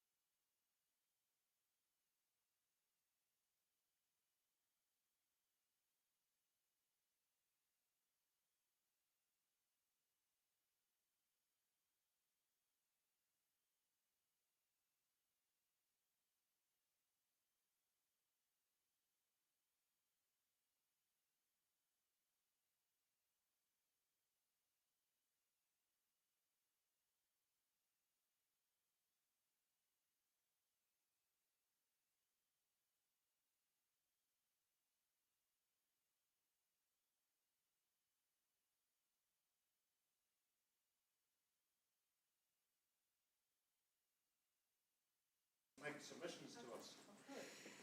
Okay. All right. Thanks, everyone. Sorry again, we are running a little late when we're coming back from breaks and things today, but that's just the way that it goes sometimes. All right, now we're on item 7, which is the Wairere Drive proposal to lower the speed limit. Now, this is a deliberations and adoption report. So we are here to make a decision today, and we will invite Robin to the table. Good morning, Robin. So I'll ask Robin to present the report so that our online viewers know what the committee is deciding today as well. Then we'll move to questions and a decision. So thanks, Robin. Over to you. Good morning, committee. So today we're considering the Wairere Drive proposal to lower the speed limit to 60 k's from 80 k's between Arthur Porter Drive and Puketi Road. This proposal has come about as part of a consent condition for the foodstuffs pack and save proposal at Te Rapa. So the process that was gone through the Environment Court was that there was a certain amount of caucusing by the various experts, and they came up with a proposal that they believed would accommodate the traffic flows associated with that development, which included partial signalisation at Kawera and required a 60 k speed limit to be put in place in order for that proposed traffic signals to operate safely. As Councillor Angela indicated, this is the sort of final steps for this particular process. We've been out for full public consultation, and the hearings committee was held on the 4th of November. And so there is now a recommendation in front of councillors which will get taken through to council meeting, and happy to take as read beyond that and to answer any questions. Yep. I would note that we do have Mike Meister available online if there are any questions for that sort of technical stuff. Great. And we also have Megan available if there's any legal advice that people wish to have. Okay. Thank you. Thanks, Robin. So we'll go to questions now. Councillor McPherson. Thanks, Chair. Robin, I'm focusing on the staff recommendation 4B at the moment, on page 13, or for our page 13. Mm-hmm. Thanks.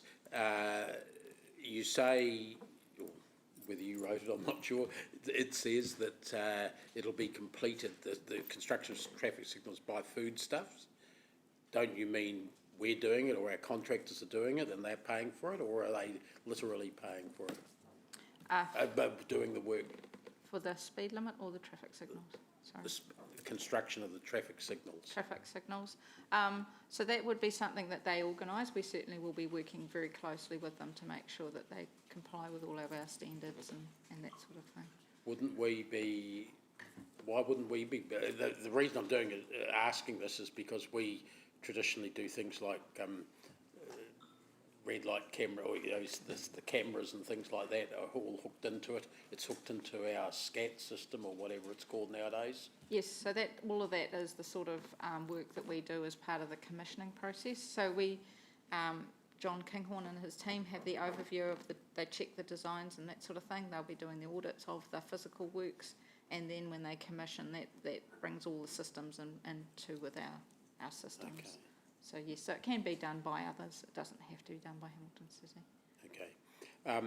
So just to make it absolutely clear, we're putting in these, but we're not putting in any raised platform or any other traffic calming or traffic warning sort of physical road surface measures, narrowing or any. It's just lights into where the intersection is at the moment. At the Kawera intersection, there was, and I think there's a picture in the document, there was a raised safety platform also proposed.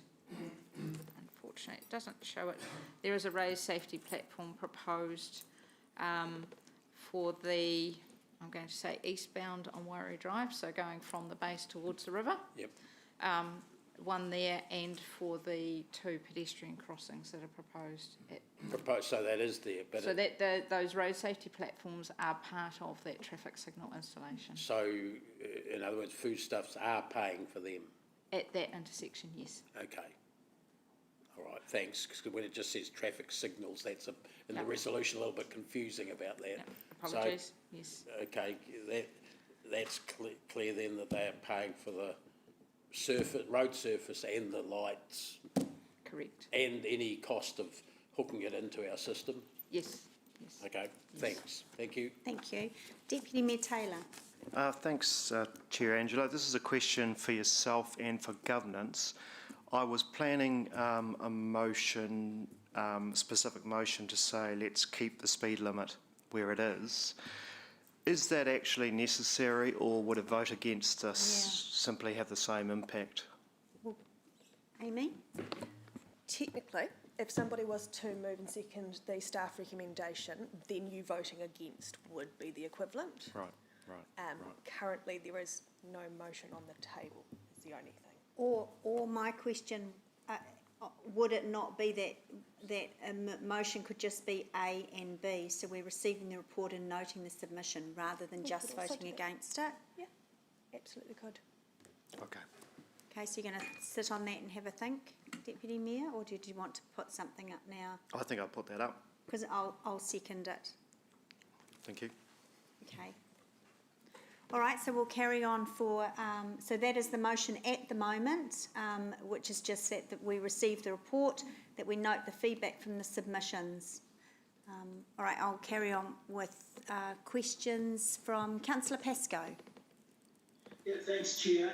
Just to carry on from Councillor Dave's questioning, I wonder whether 4B could be just slightly reworded, and that's to take out the word completed, which will be, and I'm making a suggestion here to staff because it's their recommendation, be fully funded in accordance with the resource consent by foodstuffs.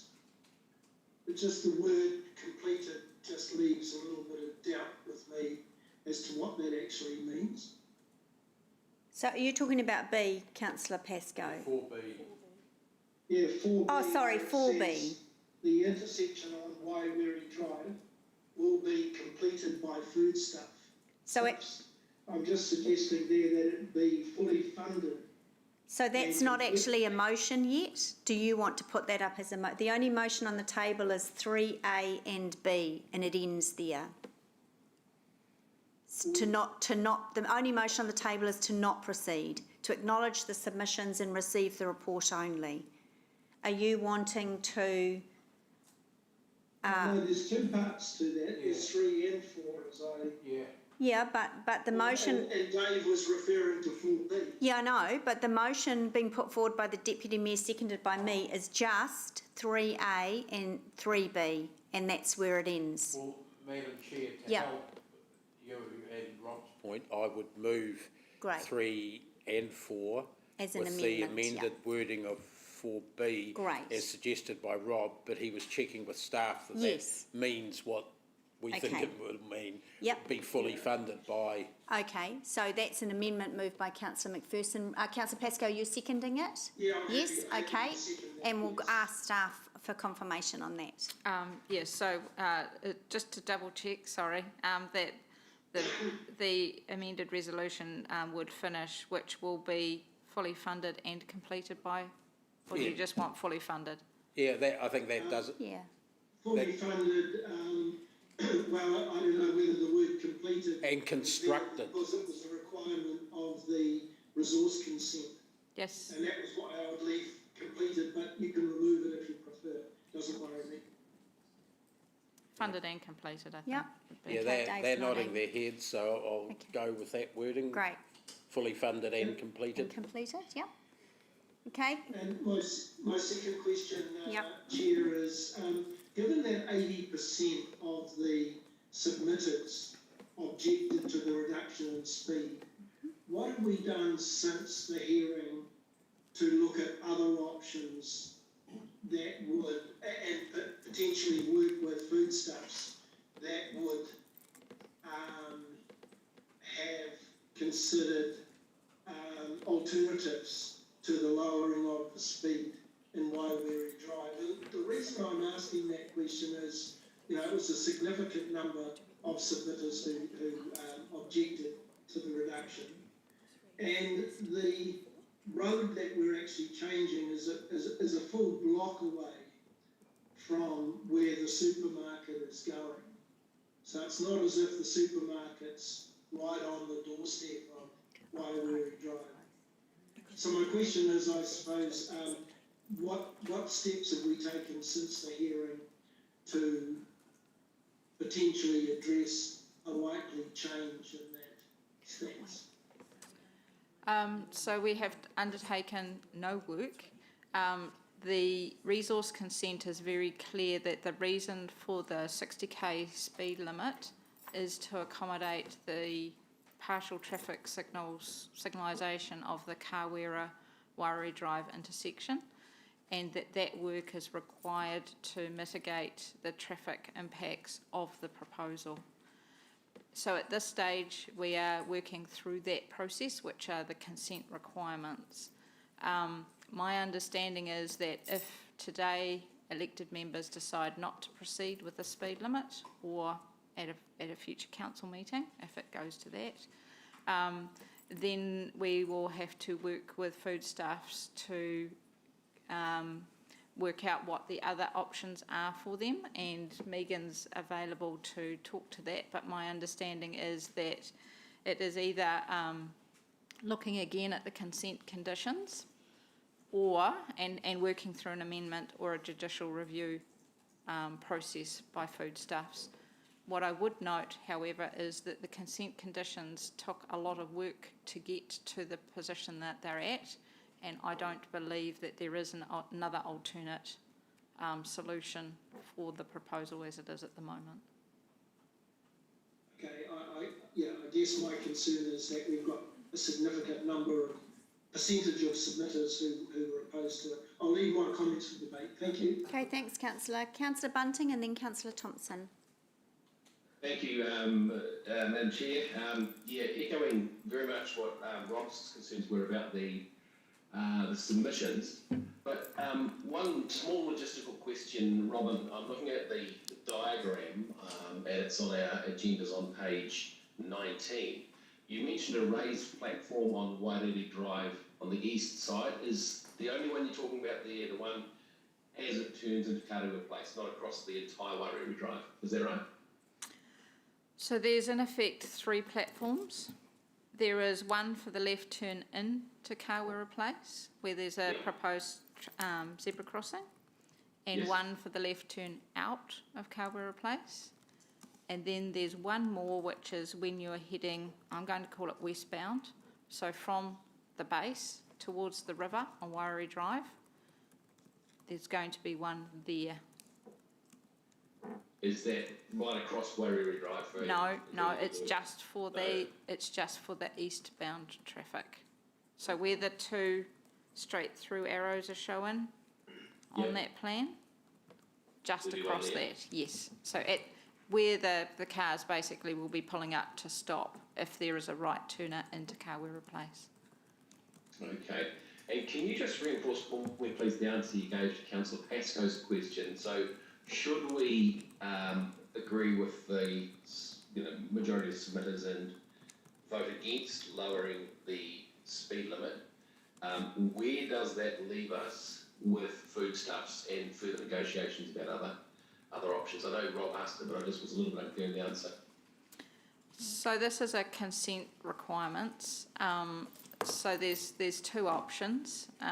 Foodstuffs can either move to a judicial review, or they can seek to come and work with council to get a variation to that consent conditions. Yeah. That has to go through, I'm just double checking with Megan, does that have to go through an Environment Court to be amended? Yes. So that would require an Environment Court process to make an amendment to those consent conditions. Okay. But what I did note is it was a very difficult process to come through to this final recommendation. So we don't believe that there's an easy alternate sitting out there to that, which has been already included in the consent conditions.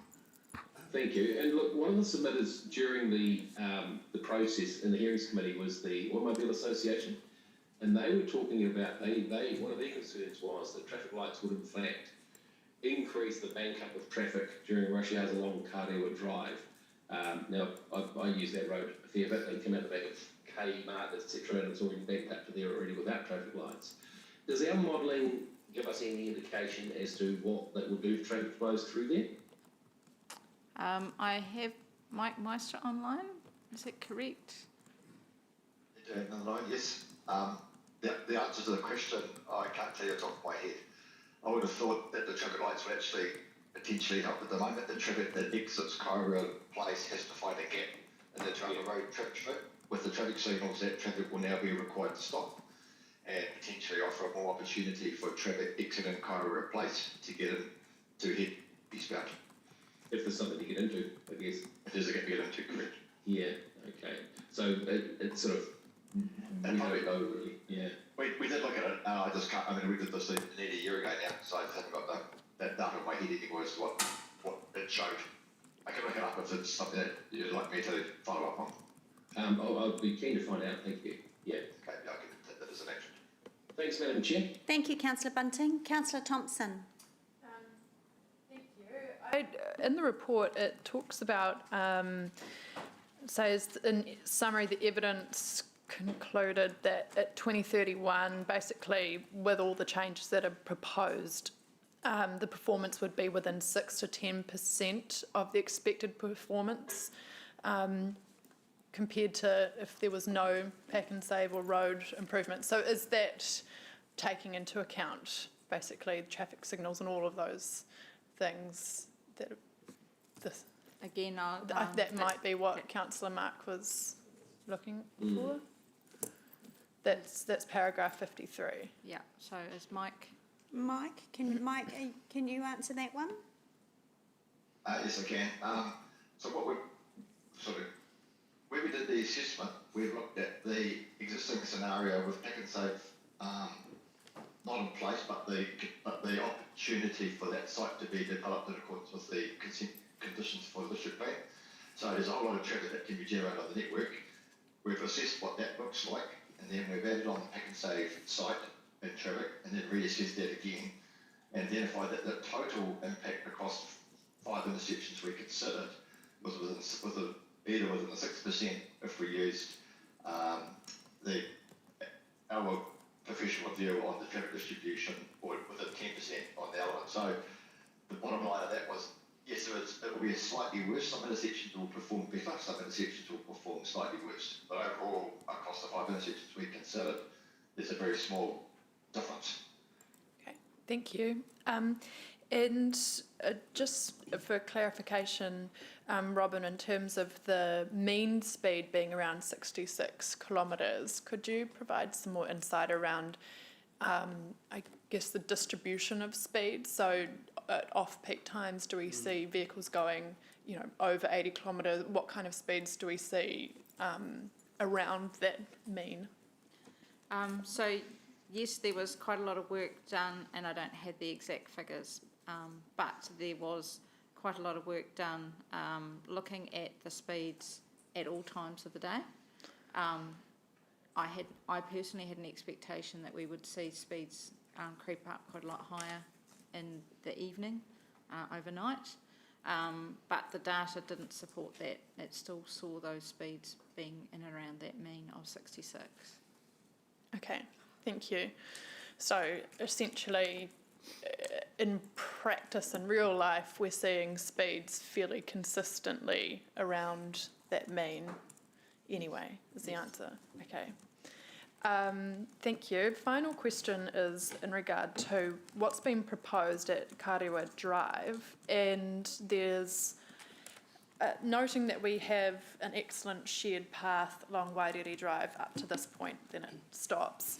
But there could be the potential for it to continue on, and I'm just wondering whether what's been proposed around a pedestrian crossing and then another crossing and then a pedestrian crossing is the best option in terms of accommodating for active modes here, or whether there is something that would be more ideal, for example, having people cross further in or anything. To just your thoughts around that.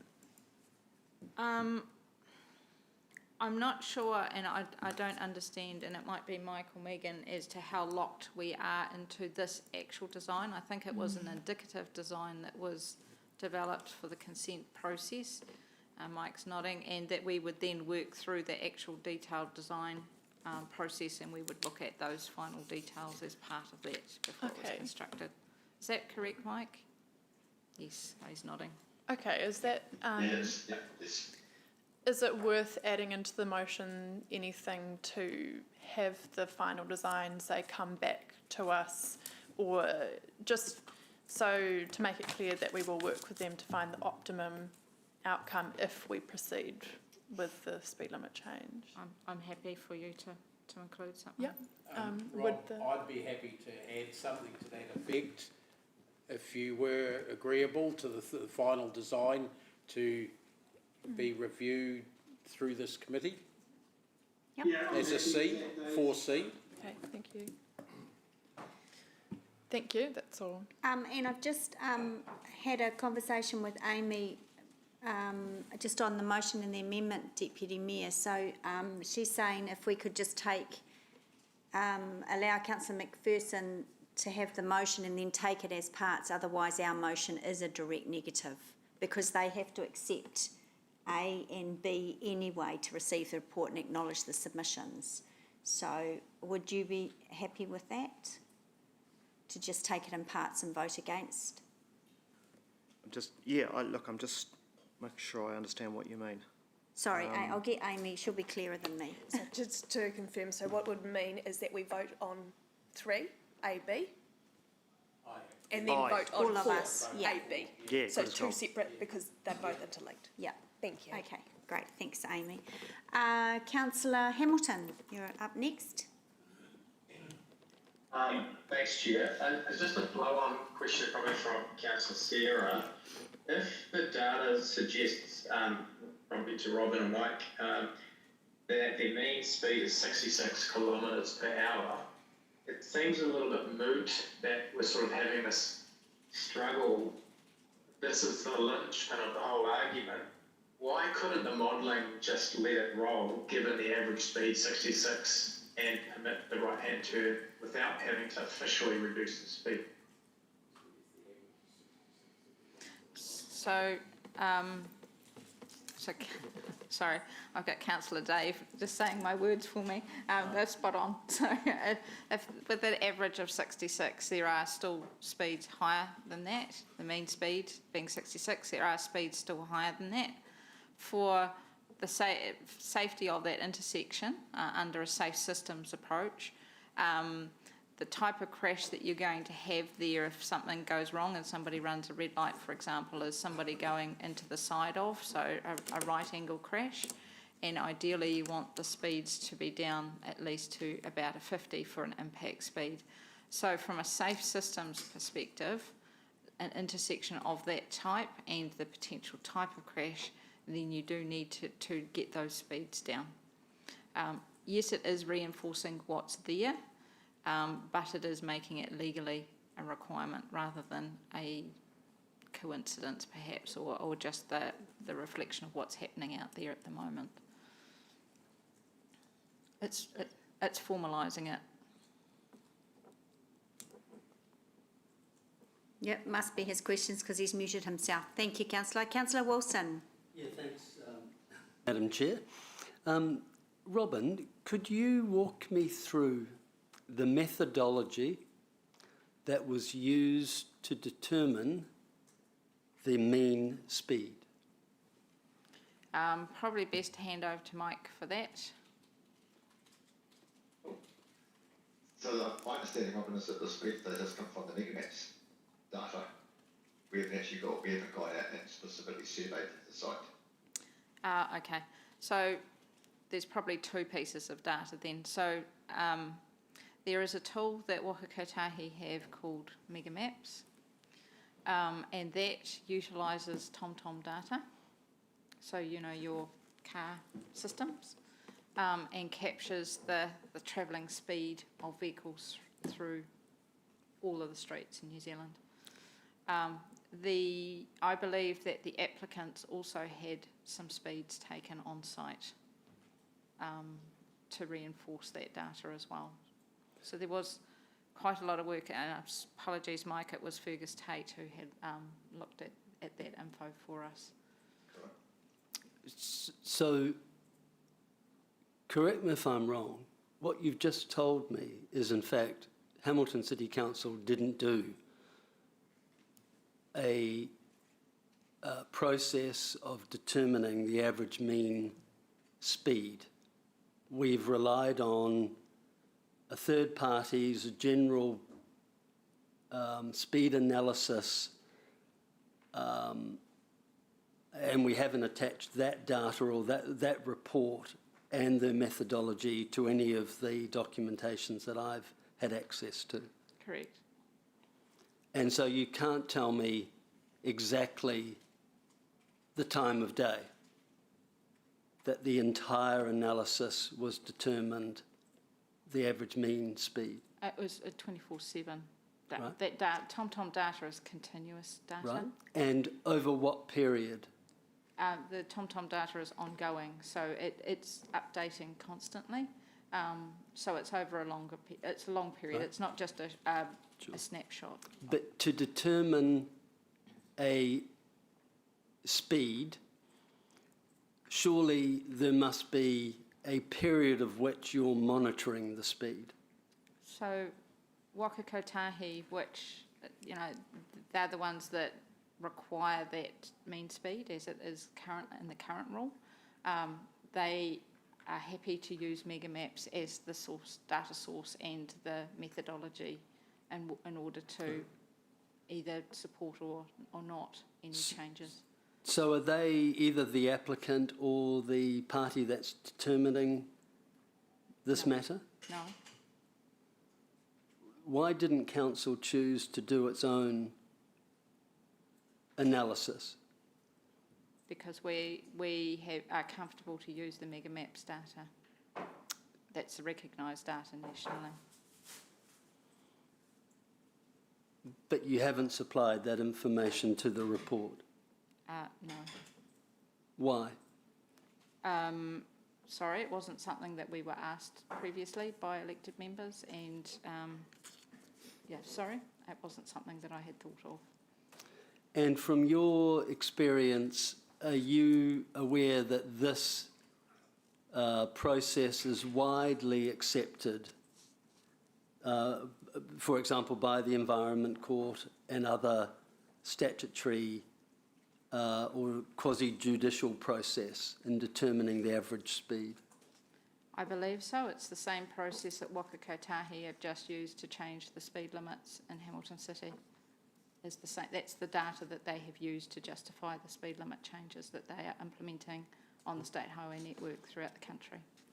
So if you say that in fact this data is dynamic and it's accumulative, then it's constantly changing. It will be changing, but it will only be by small amounts because you've got such a large amount of data in there.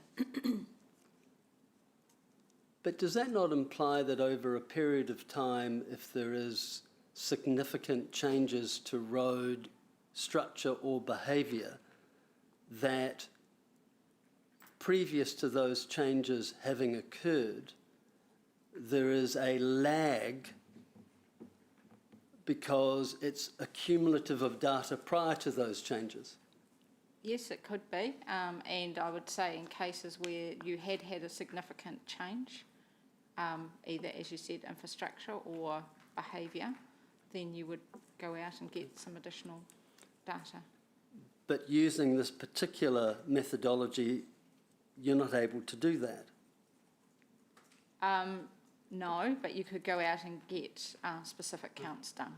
So over the last, say, 10 years, has there been any changes to the roading network within the surround of Waiwere Drive, both in terms of roading improvements or changes or growth? Yes, but the TomTom data does not go back that far. So when, oh, that's great. So when does the TomTom data start? I don't know the exact date, but this is only, the MegaMaps data has been around for about the last 4 to 5 years. With all due respect, is it 4 or 5 years? I don't know. So we don't know. We don't have the data attached to any of the council documentation. So is there a summer report from the authority giving you that average speed? In the MegaMaps, you can literally click on to the road. It's a GIS-based data, and it gives you the mean speed. And when did you do that last? That was done as part of the work that we had pulled together for previous committees, where we reported on that mean speed being 66. Now, I can't tell you the exact date of what that meeting was. Okay, just turning our minds now to, there's a lot being said about the Commissioner's decisions and the conditions. So did the Commissioners in their decision instruct this council to reduce the speed limit? Megan, they haven't instructed Hamilton City to lower the speed limit. The condition has requirements on changes that need to be made to the network, and it was recognised that in order for those changes at the Kawera-Wairere intersection to be safe, that a speed limit change was needed. It was also recognised that that was not a resource management, an RMA thing that they could do as a local government. So it made the requirement for council to consider and to work. It recognised that there is a process through the Local Government Act that council needs to work through to make a speed limit change. But is it your opinion that we, as council, should do that in isolation to a third party's consent conditions? Because surely we should just be interested in the speed limits that we've set for our roads that we found that were appropriate at times. So, Correct. So they are separate. Yes. This decision today is about a speed limit on Wairere Drive. Right. So can you explain to me when we set the 80 km/h speed limit to Waiwere Drive? That was covered in an earlier report, but I believe that when it opened, it was at 80. Just remind me which year that was. Well, she can't. No, I'm sorry. It was covered in a previous report. Right. And, well, could you explain why we set it at 80? Was that safe or unsafe at the time? At the time, it would have been considered safe, and that it would have been considered appropriate for the infrastructure that was in place on that road. And so independent from this third party's application that has some, which is their business, what was council doing to continue to analyse whether or not 80 km/h was still safe? So as part of the development of the Hamilton City Speed Management Plan, we utilised the MegaMaps tool. So included within that MegaMaps tool is information on crash rates, travel speeds, and the infrastructure that the road has in place. And it included a number of recommendations for changes to speed limits. We utilised that, and then we worked through a special consultative process, and we had the Access Hamilton Task Force help us through that process. We went through special consultation and landed where we currently have, which is the Hamilton Speed Management Plan. And at the time of doing that, we had determined that we weren't looking to change the speed limit on that section. Sorry, of Wairere Drive. that we weren't No. We weren't. So we'd gone through this robust process. The data and your expertise and others had determined that we weren't to change the speed. At that time, yes. Right. And what year was that? 2019, I believe, that was done. And this foodstuffs resource consent came into play when? It was probably in a similar time frame, but Mike, do you have the exact date? Sorry, I don't just have it to hand. No, I don't have it. Not on me, sorry. But it was, I think, a similar time. So they were contemporaneously, but separate? Yes. Two separate processes. Yes. Right. Okay, no, that's fine. Thank you. Thank you. Deputy Mayor Taylor. Thanks. Here, Angela. Roman, I'm just trying to. There's a lot of stock placed on the mean speed of 66 k's an hour. Mm-hmm. So that's an average. The mean is the average, isn't it? So is that the average of speed? The TomToms, does that picks up all the speeds that all the cars are doing? No, TomTom is a sample. Okay. Yes, but it's a sample of it's a large enough sample to be considered statistically robust, and as I said, is the process that Waka Kotahi have used. Yeah. So, but it averages the speed of all of vehicles using that. Yes. So are those the ones that are stationary as well?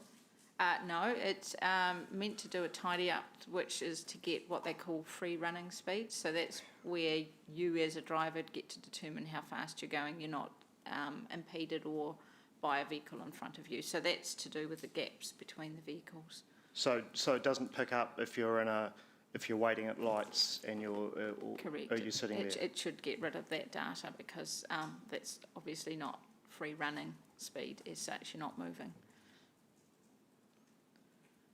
Okay, it should do. Do we know? Well, so that's the sort of questions that I've put to Waka Kotahi. They are happy that the TomTom data is robust enough in order to make speed limit decisions upon. And that's what they use. And they wear two hats. They use it as a road controlling authority to make speed limit decisions, such as we're doing today. And they also have the regulatory side of things. And again, they use that data to approve. Okay, thanks. Councillor Bunting. Thank you, Chair. Actually, I appreciate the second question, but it's one I forgot to ask earlier on. This speed reduction proposed goes all the way over that intersection, doesn't it? All the way over to Four Guys, down to sort of Wairere, is that right? Down to Z over there, is that right? Arthur Porter Drive, yes. Does it have to? There were two reasons why we looked at that longer length. One is that the speed limits rule strongly recommends / requires that a length of 60k be at least 600 metres. The distance between Te Rapa and Puketi is only 410, and you end up with too many chop change of speed limits if you're only doing very short sections. The other thing that we looked at was that the section between Arthur Porter Drive and Wairere Drive, Arthur Porter Drive and Te Rapa Road in Mega Maps was indicating that there was value in lowering that to 60 k's, and that is because the infrastructure is very different. It's a single lane in each direction. It doesn't have any central median to stop head-on crashes, and it has that narrow section up and over that rail bridge. So it was considered that there was value in extending the length of the speed limit to incorporate that section as well, because it would make sense for that to be at a lower speed limit, and it got rid of that very short section chop change issue that we potentially were facing.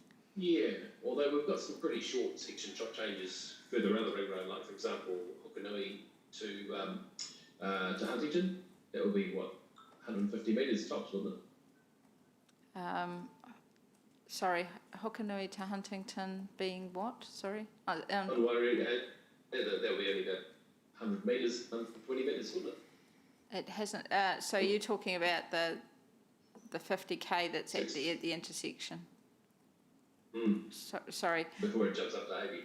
So basically what we do is we, where we have an intersection with a speed limit on one leg being lower than the other, we sign the intersection itself for that lower speed limit.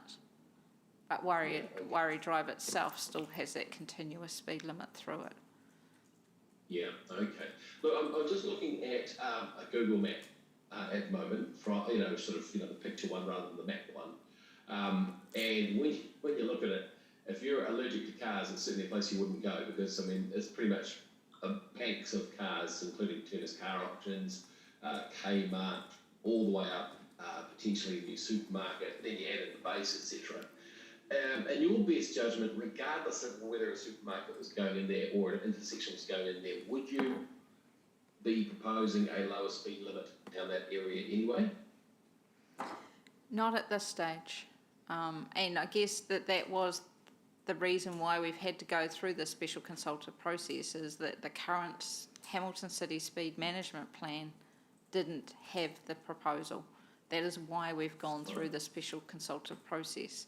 If we'd had that lower speed limit included in the speed management plan, it would have been a different path that we were working through, like we do for the other speed limits that are already indicated in that speed management plan.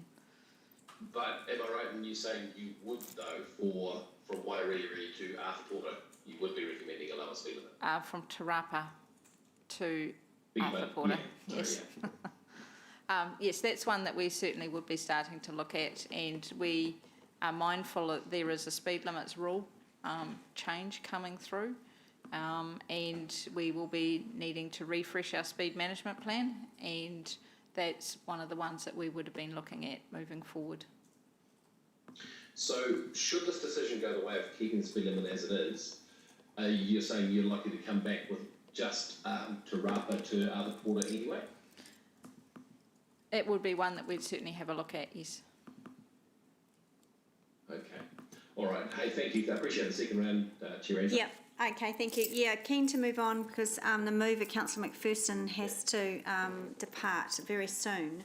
So that does appear to be all the questions disposed of anyway.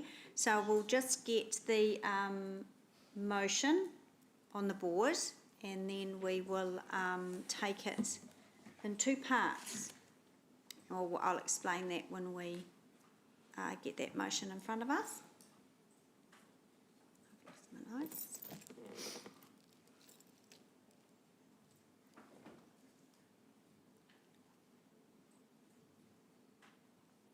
I thought you were doing, so why is there still two motions? I thought you were doing one motion and we were taking it in parts. Yes, but this is just three, and that's four. Yeah, but that's what we started, our Deputy Mayor and I started off with anyway. Yes. Oh, okay, you're just, oh, sorry, you're just catching up. Yep, no, I get it. Okay, all right, so you, everyone can see clearly there that A and B, no matter what, the outcome of the decision needs to be part of the motion. We need to accept the report and we need to note the public submissions. And then the extra parts of the motion that we'll vote the first bit and then the second bit. So we don't need motion and motion, we just take them in parts. Yes, it'll just be motion. Yeah. We do. So let's do you want to, well, you speak now anyway as the mover and we'll do the voting, yeah. Yes, of course, Sorry, yeah. Sorry, Chair, could you just please tell me why we're considering these separately? Because the motion that the Deputy Mayor and myself were going to put up would end up in a direct negative. Okay, so you just want to be able to vote separately on That's the correct. two issues? Yeah, it just makes it tidier and easier. Okay, Yeah. I understand. Thank you. So I'll go to Councillor McPherson as the mover. So I'm really only speaking to 4. Yes, yes, that's correct. Yep, even though we're going to vote in 3 later. Look, I totally understand where Jeff and his move, or your position, is coming from. I think this has been a poor process driven by an Environment Court decision that bore little relation to our speed limit policy. or what we were trying to achieve. It was totally out of the blue, an ad hoc decision that impacted on us. And the sooner the Environment Court starts realising it's not in charge of everything, the better, in my opinion, because this is not the correct way to go about doing this. I am supporting the lowering of speed limits because I support that move around the city where it's appropriate. And I think in the circumstances this is going to be appropriate here. The way it's been done is quite inappropriate, and the supermarkets have a well-known, I'll say this publicly, aggressive attitude to get driven by wanting to get what they want, not what is necessarily good for the community around them. So that almost turned me the opposite way. But I still think it's the right thing to do to lower the speed limit here. I believe it will cause greater congestion. I've heard Mike's reports, but Blind Freddie's disagreeing with him. I think that having another set of lights so close to the other two, inevitably, we can see that further along Te Rapa Road, outside Bunnings, just like some of us said 20 years ago would happen, is happening. The cars exiting Karewa Place, for instance, already have gaps in the traffic they can get out of because of the lights just 150 metres up the road and the left turn lane being gummed up by southbound traffic on Te Rapa Road. For those that know the area, this is not going to make any difference to their ability to get out there, but it's going to cause more congestion in the whole area by having another stoppage rather than smooth flowing traffic. But it is going to provide some safer crossing points potentially for vehicles. The reason I want the design to come back, like Sarah talked about, it's got free left turns there with pedestrian crossings going over them. That's a recipe for disaster. That needs to be fixed in the final design. The positioning is fine, but the free turn part of it is not for vehicles. That needs to be controlled as well, I believe. Look, this road was designed, totally acknowledged, for 80 k's, but the amount, that was back when there were horses and cows next to it. There are no longer horses and cows next to it. There are large numbers of commercial enterprise. There are people. We've got pedestrian crossings up at the next intersection. People do cross over there. They will cross over here. We need to connect them in a safe way and have the surrounding environment safer than it is now. So I'm reluctantly supporting the move to go down there, not because the Environment Court said so or pushed us in that direction, because I think ultimately it is going to be the best thing to do. Thank you. Thank you. Before I come to Councillor Pascoe as the second, I'm going to go to the Deputy Mayor because there was an original motion, so I'll give you second line up to speak. Thanks, Chair Angela. Look, I won't be supporting the proposal to reduce the speed on this section of road. Despite the staff recommendations and report, I think it does compromise our network. If you look at the proposal simply on the merits of lowering the speed, forget about all the other issues, and that's what we're being asked to do today, then I don't think the case stacks up. And my argument is essentially about the need to in your roading network, to have different roads fulfilling different purposes. The ring road was purpose-built to transport people and goods around the city efficiently and relatively quickly, and in doing so, to keep traffic off local roads. That's what we want, isn't it? We want to encourage the traffic onto the busy roads and create a safer, slower, pedestrian and cycle-friendly environment on local roads. So, in general, to me, the ring road around the city needs to be respected. You keep on slowing up the ring road with speed restrictions and degrading it, you eventually stuff up your network. You compromise it. You ultimately start to push drivers to other routes, onto local roads again. To me, this goes against every principle of trying to create an efficient network. There's been attempts to brush off this concern with a mean speed of 66 kilometres an hour. Look, I have issues with that figure. I'm disturbed that we as a council haven't actually done the analysis ourselves. And I hear repeated the view, look, you can't do 80 k's along that stretch anyway, because of congestion. Well, bulls will. At 8:10 this morning, I was doing 75 k's as you got closer to the Arthur Porter Drive side of it. There was barely a car in sight. There was a nice free area. I would have filmed it with my cell phone, but I didn't want to get in trouble. Wise. I agree with pedestrian safety, but again, I think it's a little bit of a red herring because we particularly want to improve the pedestrian safety in our local streets and other streets, but we also have streets where we're trying to encourage vehicles to move a little quicker so we can move people and goods around. It's horses for courses. This is an arterial road. This is built to move things around, move people around fast. Let's separate the roles that these roads are supposed to play. We've also had a strong steer from the public on how they feel about this. In previous decisions, such as Hupo Manoa Ora, we put a lot of stock in the submissions that we got. So we got 781 submissions, 80% supported keeping the speed where it was. Well, I think we need to respect that. I think we've received a common sense steer from the public, and I urge my colleagues to listen to it and to keep the speed as it is here. Thank you.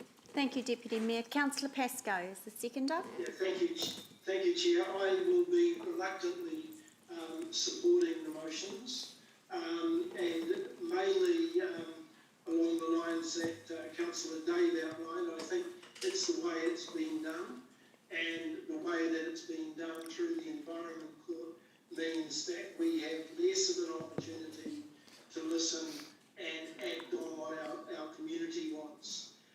It saddens me that the Ring Road has now is now within the city rather than around the city. And I think if you go to a number of cities our size in the UK, you will find that the ring roads are still around the city, the perimeter, rather than inside the city. And what we've let happen, I guess, in Hamilton is that we've let business and communities grow on both sides of the ring road, and that's potentially what's creating the problem that we've got now. I think over time, an 80-kilometre speed limit within the city is going to be nigh on impossible with the continued increase in car usage, and so we've got to accept at some particular point 60 k's may be a better compromise in order to keep traffic moving and to keep it moving within acceptable speeds. What does concern me though, and this is not just for this case, but for all others, is that with an 80% rate of opposition to lowering the speed, and then this council making the decision that we will do it, does undermine the reason for having consultation in the first place. And if it's by residents to present their view and then find 80% of them who submitted in this case are being largely ignored by having the speed limit reduced. And I suspect that what many will say is that we've ticked the box, we've done the consultation that we had to do, but we had an Environment Court ruling which told us otherwise, and we haven't done what the community wanted. And I can see the whole future of consultation on this and anything else we do being largely snubbed if we don't act on what the community tells us they want us to do. Thank you. Thank you. Yeah. Procedural issue with you? Sure. I'm very concerned that a number of speakers are referring to the Environment Court decision. And what I understand is there's been no Environment Court decision in this matter. This is a resource consent matter. Yeah, understand. Under the RMA. Look, I think they're just using it colloquially in their debate. I don't believe that, happy to be corrected, but we are in the middle of debate, and I understand what you're saying, but I believe, and that's what I'm hearing in the debate, that they're just using it as a generalised term for the process that we are facing. So you'll need to raise a proper procedural motion further to that, councillor. It goes to standing orders. So you're raising a point of... I'm not trying to be difficult. No, I know, and I'm just trying to stick with the process. Because we're going to run out of time for the mover. Look, I don't want to make a thing of it. It was just the standing order does enable us, if there is a procedural error, and it is so fundamentally flawed, some of the narrative, that I just felt that I needed to highlight. But So do you want to raise a point of order, and what one specifically is it? I'm trying to protect the process as well. That there is information being debated that is inaccurate. Okay. And but look, I'll withdraw my point of order. I've made my point. Okay. Okay. So I don't want to stall it any further. No. Okay. Thank you. Councillor Wilson has withdrawn that. So we there are no other speakers. So Chair. no, there's no hands, or I can't see anything. I was up. Oh, sorry. Okay. So Councillor Wilson and then Councillor Hamilton. Sorry. Yeah, it's come off the board. Yeah. Councillor Wilson. Thanks, Madam Chair.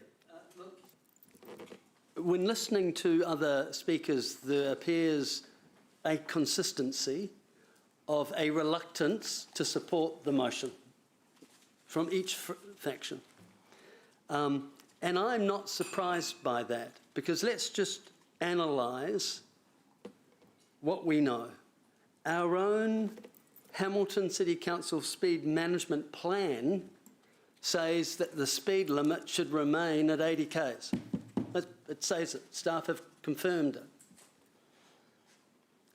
When we go out and we consult with our public, they say, 80-odd% say, do not change the speed limit. When we implemented the speed limit initially, we, on Waiwere Drive, we declared this as being an arterial route.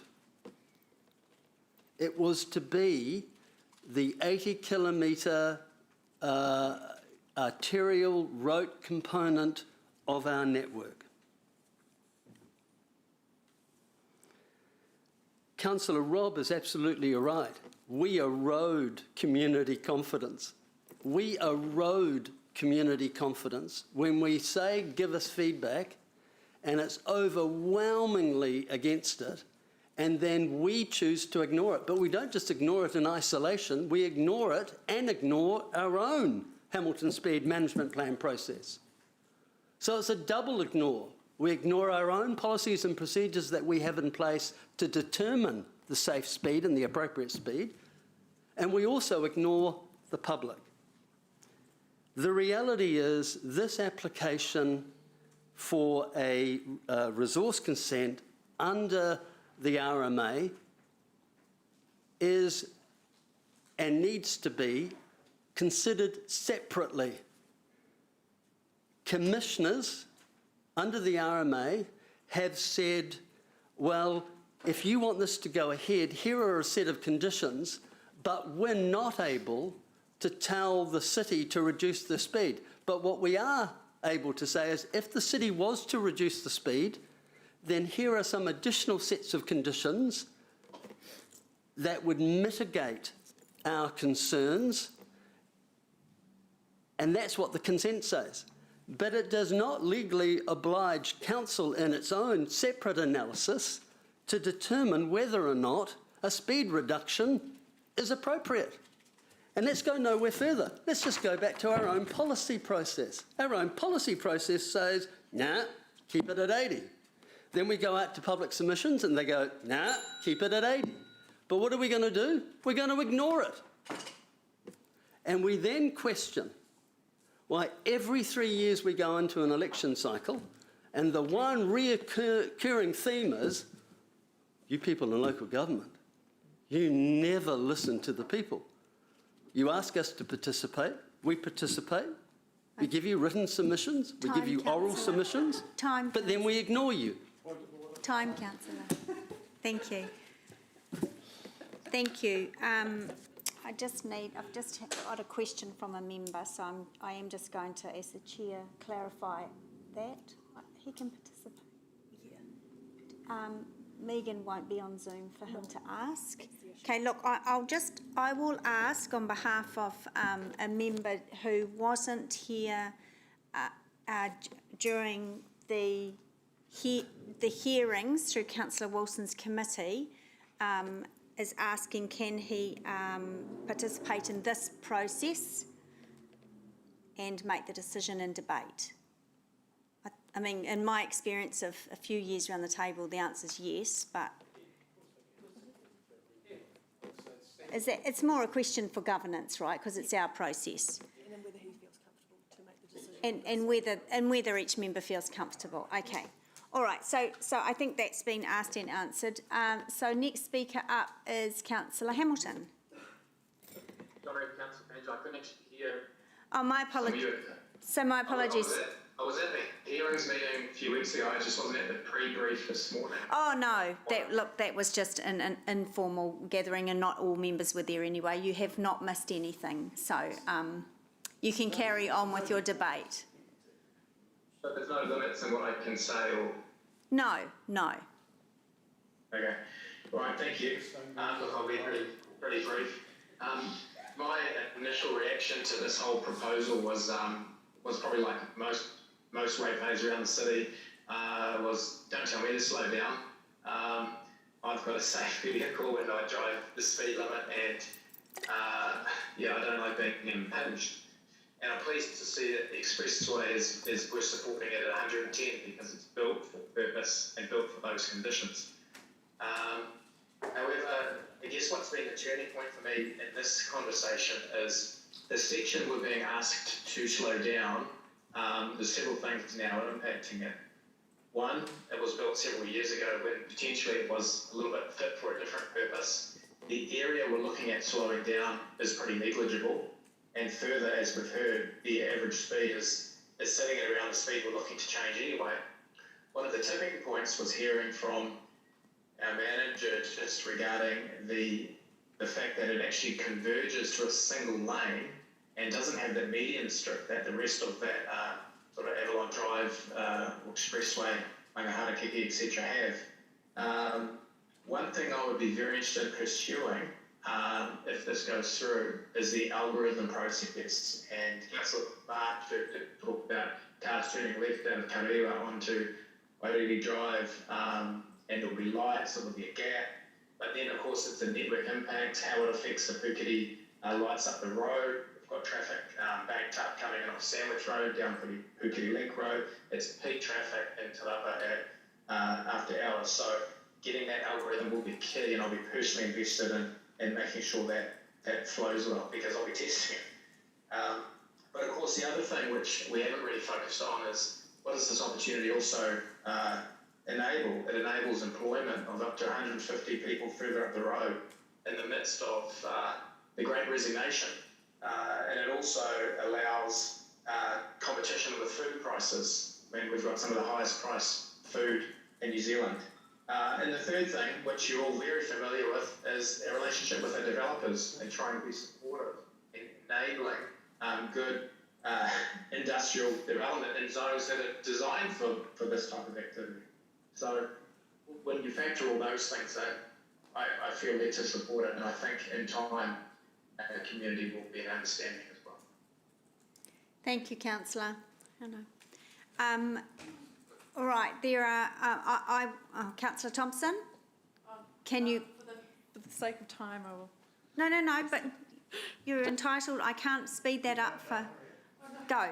Just very briefly, I guess I'm very conflicted over this, having the public given a strong steer in one direction, but then at the same time hearing the mean speed is 66 and it generally does oscillate around that 66. We're not seeing a big range of speeds, and that also the horse is kind of bolted when it comes to really protecting this as a ring road in the pure sense of a ring road, because of all the land use changes that have happened around it with so much commercial and retail development around it. So the fact that this will improve safety to some extent is pushing me towards that direction, but I'm still listening to the debate. Thank you, Councillor. Councillor Bunting? Councillor Bunting? Yeah, Oh. yeah, hello. Oh, you're frozen. Hello, greetings, warm salutations to you all. I've got to say this is one of the hardest ones ever, because, yeah, I hate the idea of going against 80% of a large amount, and it's not been around the bush. This was a good size amount. This is just about as many people who had a say on STV, on Māori seats, on He Manawa Ora. So this was a big response.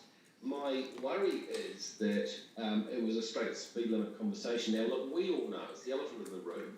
If we lower the speed limit, we get a right turn into Kārewa Place. We get signalised intersection.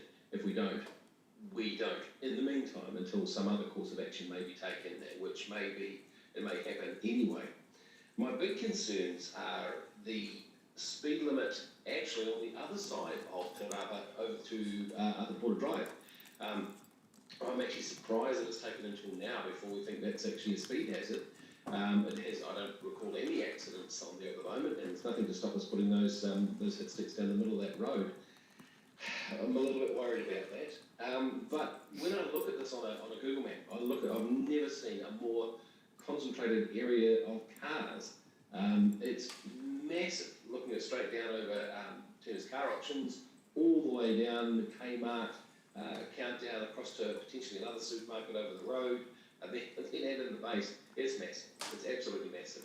So I think comparing apples with apples, I mean, I know, yes, in an ideal world, it would be a ring road and we'd all go 80k all the way around. But let's not kid ourselves. There are large stretches of the ring road that are also 60k down beside, what's it, the Maris Rugby Club, etc. And we're not all, congested as a result. God, this is a real hard one. Either way, I'm going to be reluctant. I think at this point I'm going to support the reduction, but I'll be interested to hear if there's any more speakers. Please change my mind. Thank you, Councillor. I will be very brief. It looks like I'm the last speaker, so I know 2 councillors have to go. Look, I'm only bound by 2 things today for my decision, but I appreciate everyone's very passionate comments today on both sides. The network was purpose-built to handle the safe speed of 80k, and to date it hasn't come to us for any safety reason. I remind us too, and what's in the back of my mind is, as recently we've objected to Waka Kotahi, lowering another piece of road from 80 to 60 being Avalon Drive. That was purpose-built as well, so that sits with me. This decision is only in front of us because of a future possible development to mitigate, or that might mitigate, traffic concerns. The second thing for me is it's a formal process. We went out with a proposal for the public to respond. This is not just engagement with our public, this is a formal consultative process, and the overwhelming majority of the feedback from 80% of our residents have said they do not want the speed reduced from 80 to 60 on a purpose-built road that operates safely at those speeds. I also feel still bruised by the fact that we've recently experienced our own consultation to central government being ignored, and that weighs heavily on me as well. So I really appreciate everyone's views on both sides of the debate. But that's my reasons for only supporting 3A and 3B and not supporting the reduction in speeds today. Thank you. Mayor Southgate, and then I'll go to Councillor McPherson for his right of reply. I will be very quick because I think you've summed up my position really quite nicely. I do, however, support speed reductions in the right place, in the right way, in the right time. There can't be speed reductions across all roads across the city. But I think the work that my colleagues did around schools was top rate and really, really in the right place. But this is a purpose-built road. And yes, it does have lumpy bits on it and parts where you can't go as fast as you'd like. But imagine what it would be like if we slowed it down even more. I personally think we've got to focus on getting more mode shift, and then some of these problems on our roads would start to ease in any case. Thank you, Ms Southgate. Councillor McPherson, right of reply. Okay, really briefly, if anything proves Chris Allen's assertion that we're a city of 180,000 traffic engineers, this debate does, and perhaps I'd add 10,000 lawyers to the equation. Clearly, there are good arguments on both sides. I think we probably all acknowledge that. There are reasons to go in either direction. I'm only going with the lower speed limit because of the concentration of people and businesses and perhaps new employment, as Ryan mentioned, in that area. I think the way this has come about is all wrong, and I think everyone would pretty much agree with that as well, but we're stuck with it anyway. Making the best of it, to me, puts me slightly in the direction of lowering the speed limit. If that doesn't happen, I will totally understand why. Great, thank you very much, Councillor. Thanks everyone for debate. Right, let's do that do you want to do this electronically? What's easier for you? So Zoom members, please use your tick boxes or your cross boxes to vote. And I will clarify that in 1 second. Members in the chamber will use our voting board. Now, we are voting on 3A, that we received the report, and 3B, that we note the feedback. So at the moment, this first part of the motion, we are not changing the speed. Okay, so, yes? Button nor a tick. No, okay, I realise that. All right, so Zoom members will use their buttons. Us in the chamber will raise our hands. So just on 3A and 3B, there's no change to any speed yet. So please raise your hands. Sorry, Madam Chair, we can't see 3A and B from here, or any of them? Okay, we'll get that up on the board. It is in your diligent on page 13. All right. Yeah. Okay, I'll go for diligent. Okay, so just wait for Councillor Bunting. So can you call that out, please? So that motion is carried unanimously. Yep, thank you. We have the resolution up on the board for the second one? Yes. So members, now we are going to vote on 4A and B, which does reduce the speed from 80 to 60, and we'll vote, Zoom members will vote electronically. And also, part of me also requests that staff report back to the future committee meeting with the final intersection design for our approval as well. So in the chamber, we will raise our hands, those for.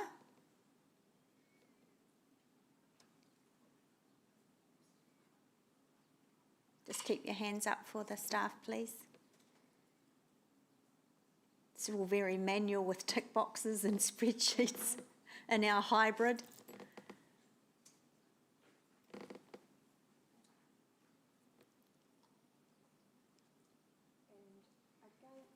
And against, raise your hands. And Zoomers, can please keep your electronic votes there.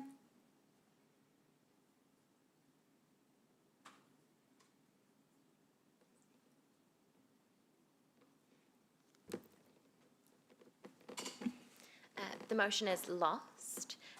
That's 6, 4 and 8 against. So that's status quo. So status quo. Gosh, it's been a long time since I've had that. Okay. So no, that's it. So it's lost. So for those on Zoom, that it's status quo. There'll be no changes to the speed limit because the motion was lost. Yes. All right, so now we're going to break for lunch. Thank you, Councillors McPherson and Gallagher. Good luck for your future-proof meeting. And we will be back at 1:30. Thank you.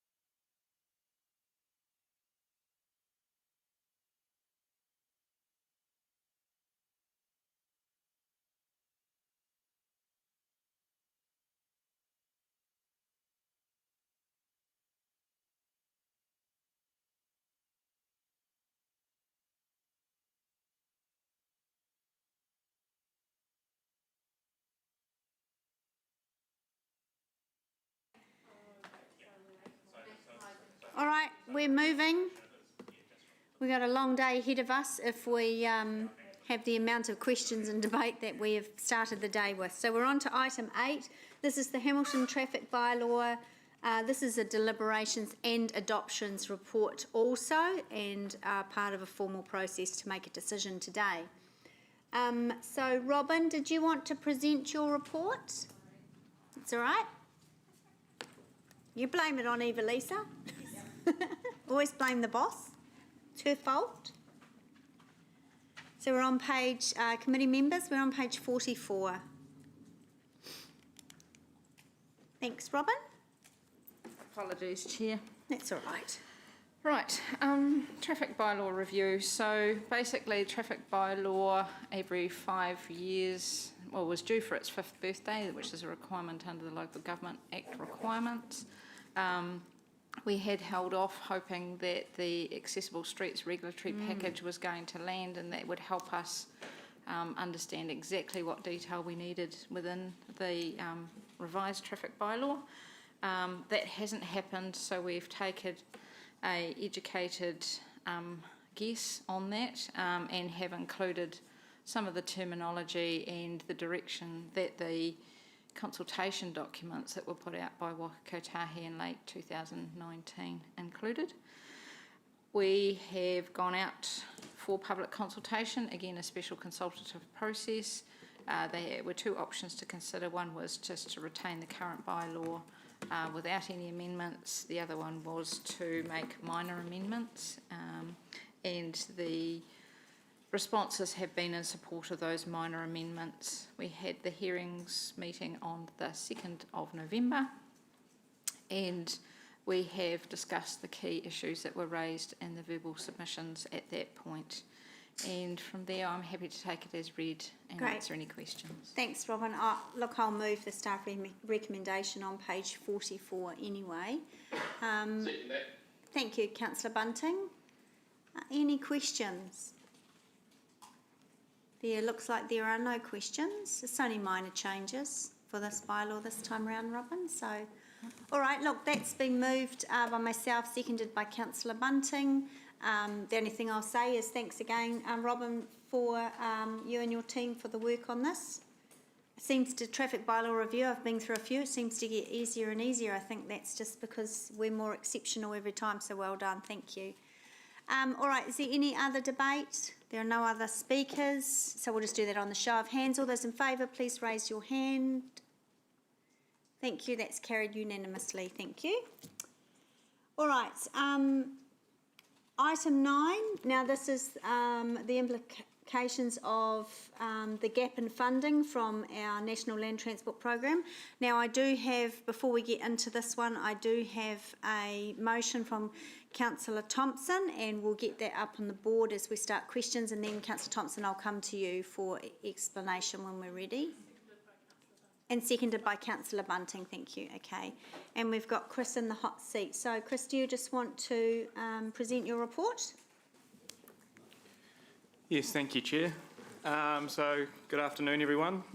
So in the 2021 to 31 long-term plan, Council outlined a planned program of delivery, noting large components of the transport program were budgeted, assuming co-funding from Waka Kotahi NZTA. So Waka Kotahi funding to support our program is prioritised and allocated nationally from the National Land Transport Fund via the 2021 to 2024 National Land Transport Program, or NLTP.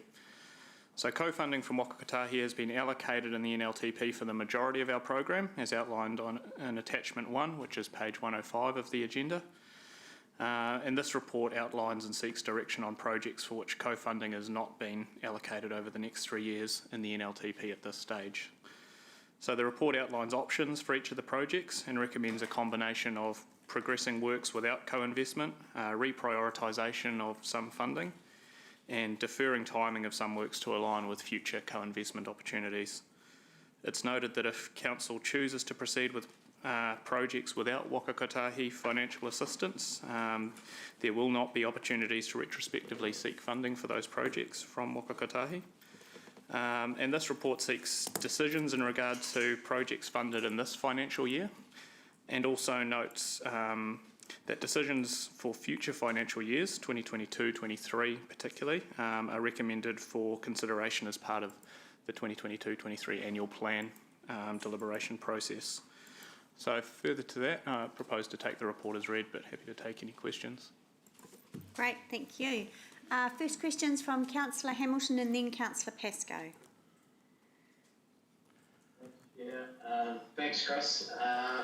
Just a general question. I know we talked about this in a workshop a few weeks ago, but with the recommendation today and possibly nuanced by Sarah's one, when you say council will then reallocate and we run the risk of, well, we're basically doing it without the co-share, are you satisfied that the projects that you're recommending are worthwhile, you know, having the full brunt of that funding, paying for it ourselves?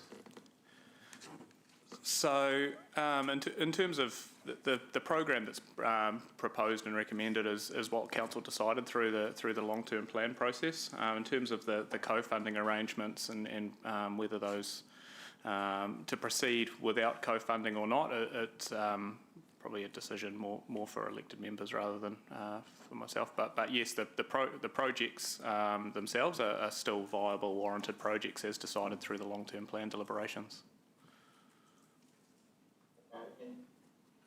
For clarification, in point 4 of our report, page 91, it talks about deferral of the pre-implementation and implementation phase of the CBD River stop walking cycling connection. Is that the bridge, and is that picked up by Sarah's motion? Yes, that project is referring to the what's been identified as the bridge project. Yes, and it is covered under Sarah's motion. Okay, thanks. Final question. Obviously, we've had some over budget and we're reallocating and all that. Makes sense. Are we keeping a little bit of contingency, especially as we go into the annual plan, just for flexibility with some of the surplus? So within the staff recommendations, particularly within the biking and micromobility program, there was a proposal there to not reallocate the full program of local share or the full funding allocation of HCC's commitments and retain some of that as effectively a contingency or not allocate that out to the full program. I understand Councillor Thompson's motion potentially looks to commit reinvesting that full program of work. So that's potentially one of the differences between the two motions which are on the table today. Thanks. Chair Angela, I wonder just if Councillor Sarah could speak to that just for clarity. If she is intending to deliver, use all the funding, or is open to considering a contingency and or why not? As soon as the motion is up on the board, we'll get Councillor Thompson to explain. So it's not quite ready yet. Or is it? Oh, it is. Okay, we'll get it up now. So Councillor Thompson, just explain, if you can, what your outcome is and also the bullet points of what the differences are between the staff rec and yours. So there's without debating. There are essentially 4 differences. Firstly, in terms of the walking and cycling bridge, all I'm trying to achieve there is to say let's get on with that in this financial year and next rather than over the next 3 years. So it's an indication that we'd like to move with more haste, and also that the Mayor and Chair of Infrastructure advocate to Waka Kotahi once, I guess, a biking and micromobility program is approved to actually put some resourcing towards working with us on the plan, because we can't do it in isolation from Waka Kotahi. That wouldn't work well. And I understand from staff that that's a key issue.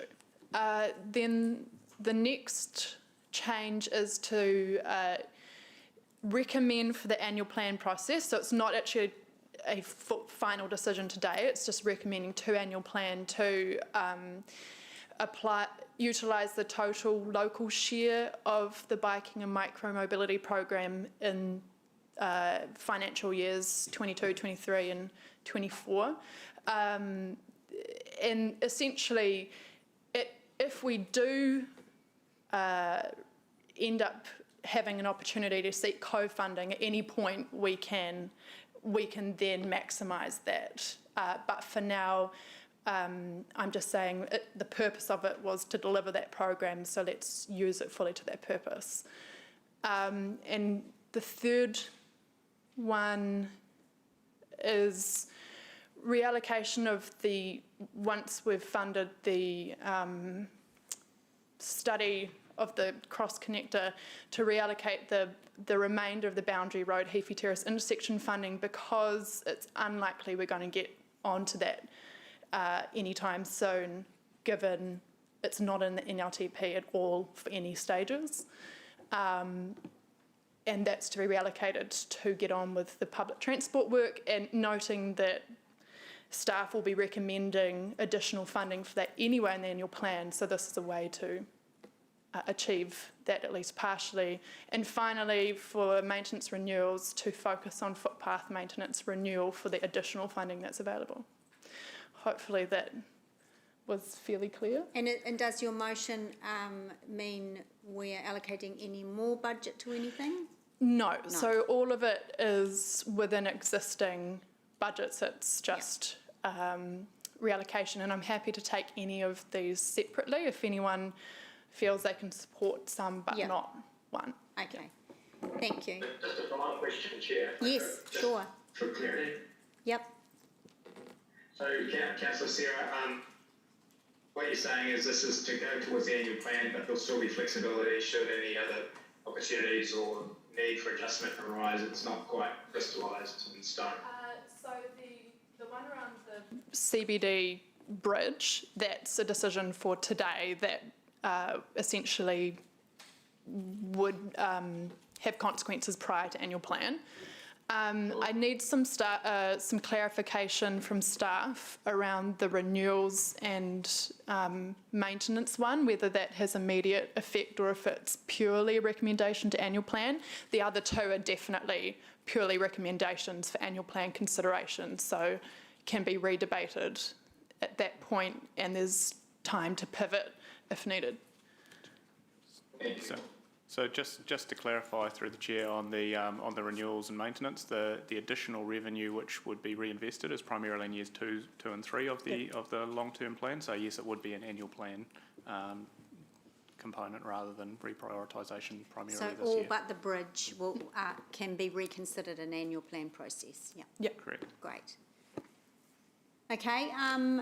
Councillor Pascoe's up next. Yeah, thank you, Chair. Got some questions here. A question to staff. Are we required to spend the underutilised funds that we previously budgeted in the long-term plan on these various reallocated projects? No. So council have the option through the from my understanding in terms of they were budgeted assuming co-investment. So council can effectively, given the lack of co-investment currently signalled through the NLTP, there are the options as outlined in the report of proceeding with the full project unsubsidised, delivering with the local share investment components, or potentially deferring or removing the projects. So those are the options which council consider are open to consider, but they have different financial implications, obviously. Do you think, looking at the projects that won't be co-funded, that we will be delivering value for money to our residents by going ahead with those projects and funding the full 100%? Yes, so in terms of particularly the biking and micromobility program, where we're recommending to proceed with some of the projects. Again, we'd originally budgeted about a $13 million program across the long-term plan 3-year period. There's strong work that's been happening, and you've heard in some of the verbal submissions today from Bike Waikato and others that the interventions and the momentum in the program are good, and they are generating value in terms of improving some of the walking, cycling uptake around the city as well. So continuing with those projects and implementation of some of those key connections is still 100% valuable in terms of delivering great outcomes for the city. have staff consulted with the finance team to ascertain, since approving the long-term plan, whether there are up-and-coming COVID lockdown costs, lost revenue, increases in other capital projects that are already underway, and our ability to even deliver on some contracts, given the current material and labour supply, that we may not be able to deliver, and we may not have the financial resources to deliver these additional projects. Yes, so we have been working with the finance team around the financial implications of particularly these changes, aligning that with some of the other moving components at the moment in terms of, as you've noted, additional contract costs or COVID implications, etc. Those have been identified to a degree through the sensitivity testing. What's recommended within the report at the moment is primarily in terms of this financial year. It's a financial neutral outcome largely. It's just you're not delivering anything over and above, other than potentially losing some of the budgeted revenue allocations. And then the recommendation is why it was proposed to come back through the annual plan, is so that it can be further considered in the context of the broader financial implications as well, in terms of understanding everything else that's going on through that annual plan deliberation process.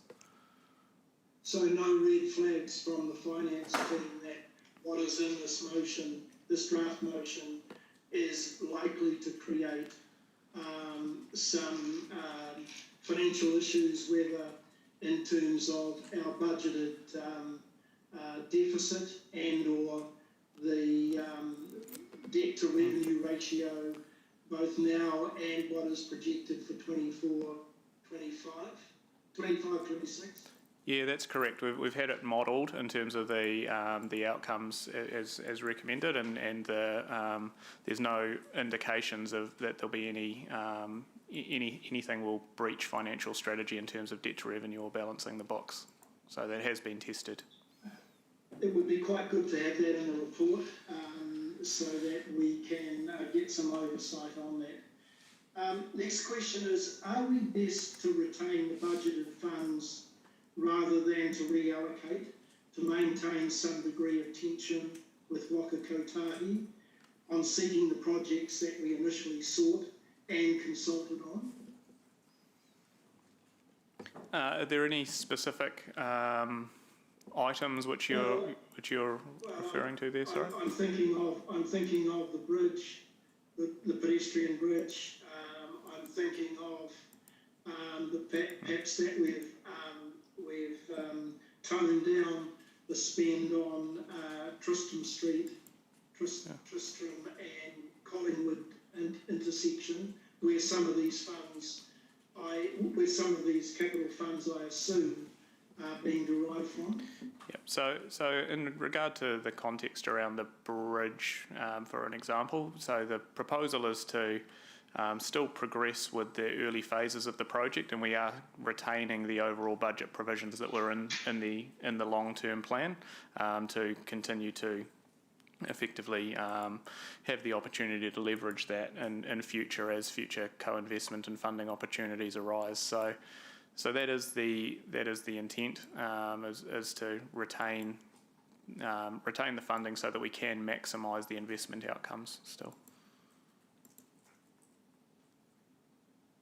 Indulging my long list of questions in this regard, if we, in terms of reprioritising the amounts, particularly into biking and micro-mobility,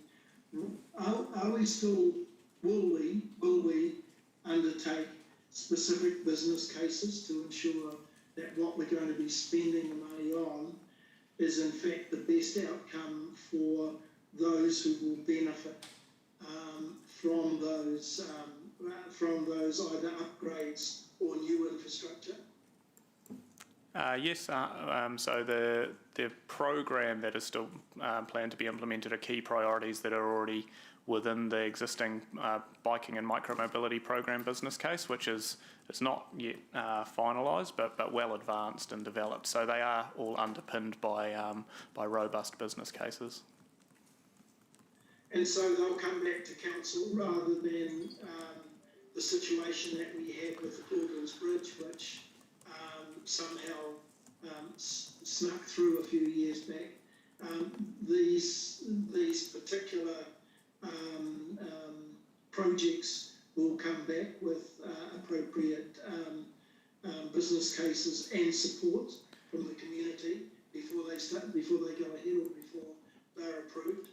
Can I raise a point of order there, Madam Chair? Yes, certainly. I'm a little bit miffed at that snuck through thing because I was in front of that project and it was well and truly above board and appropriate. Okay, thank So I you. find that just a little bit cheeky, Rob. Yeah. Just a matter of how you interpret snuck through, but Wow, certainly okay. most of So- the council were aware of that project. But they were given the Oh, opportunity. okay, let's not have a Enough said. Let's Okay, those are my move on. questions. Thank you. Okay, thank you. So I'm happy to answer that question. Robin, yes? Councillor Robin Denton. So many of these projects are not large projects, so they don't justify a lot of expenditure on business cases as such. They will have a good look at the options and an options assessment and concept development, and we're more than happy to work with elected members through those and to share those designs as they're developed, as we do with working with the various advocacy and community groups as we do that development. But just to manage the expectations, we won't be writing detailed business cases for every project because they are really expensive, and actually, as Chris outlined, the biking and micromobility business case provides that high-level umbrella as to where we're going. Yeah, thank you. Thanks, Robin. Councillor Wilson, and then it'll be Deputy Mayor after that. Chair Ange, just to remove any ambiguity, and following on from Councillor Rob's question, this most recent iteration from Councillor Sarah, that has been fully analysed by the Finance Department, and they have come back to you with all the financial ramifications. So to be clear, yes, they assessed the from a portfolio perspective scenarios of testing across the entire portfolio in terms of delivery of programs, in terms of delivering entire programs without co-investment or partial programs or deferring programs, and so they've tested all of those scenarios, which fits within Councillor Sarah's motion. Cool. And so could you remind me what the exact financial costs are for bringing some of the items forward, which would be a couple of years in one case, I think? So most of the recommendations result in deferral of funding into future years. So as it currently stands, as outlined on page 102 of the agenda under paragraph 82, it shows in terms of the recommended outcomes what was originally budgeted in the long-term plan in terms of gross costs, and then also what the revised cash flow profile would be in terms of, and most of that is deferral of funding from the first 3 years of the long-term plan into future financial years to align with future co-investment opportunities. To offset that, there is some minor programs which are in the context of the overall portfolio, which are proposed for reallocation in terms of bringing forward the Boundary Heaphy intersection implementation funding, which is $5.4 million from the 24-25 financial year into this 3-year period. So that's again a cash flow component balancing out some of the money that's also being deferred to match the co-investment opportunities. But only, sorry, just a point of clarification, would only be bringing forward the local share, so it's half of that 5.7, is that correct? Sorry, yes, correct. Yep. So it's 2.7. Yes. 2 point, okay. And does that attract additional, because we would have to borrow that, right? Yes, And so- noting that it's offset against a lot of the under expenditure, which the reprioritisation of the other items is balances off against.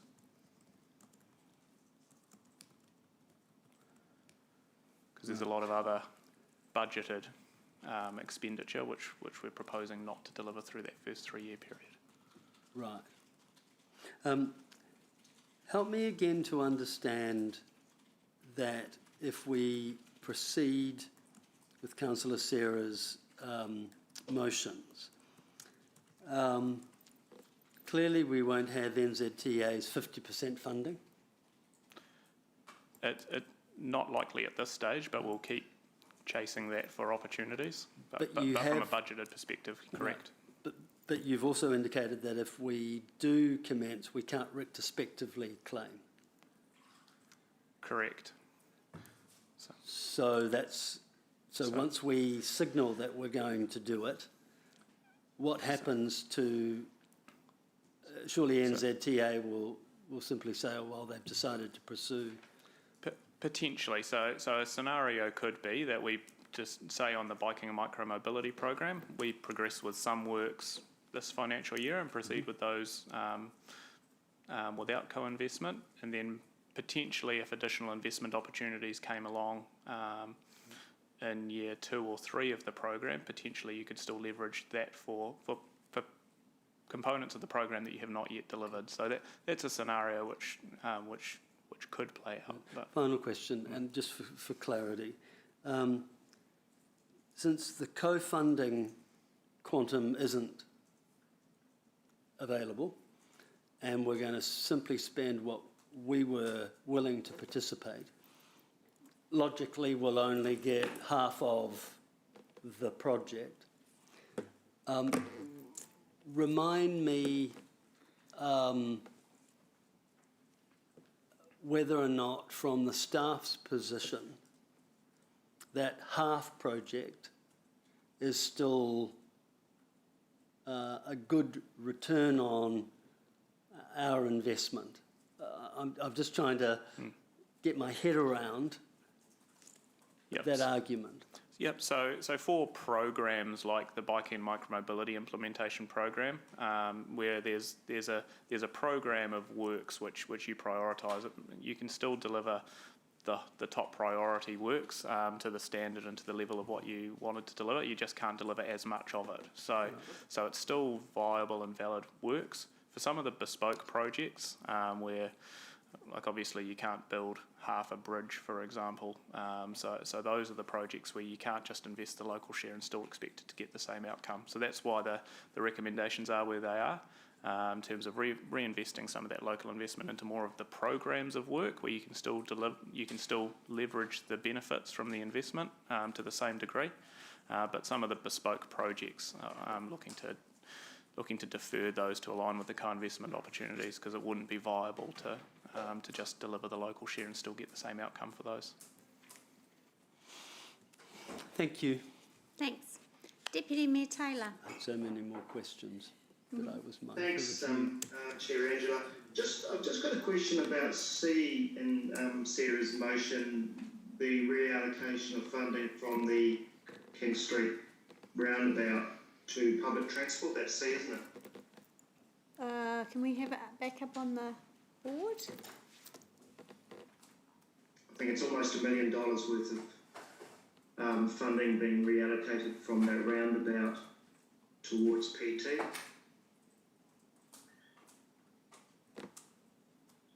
There we go. Yes. There it is, 980 share. That's cool, thank you.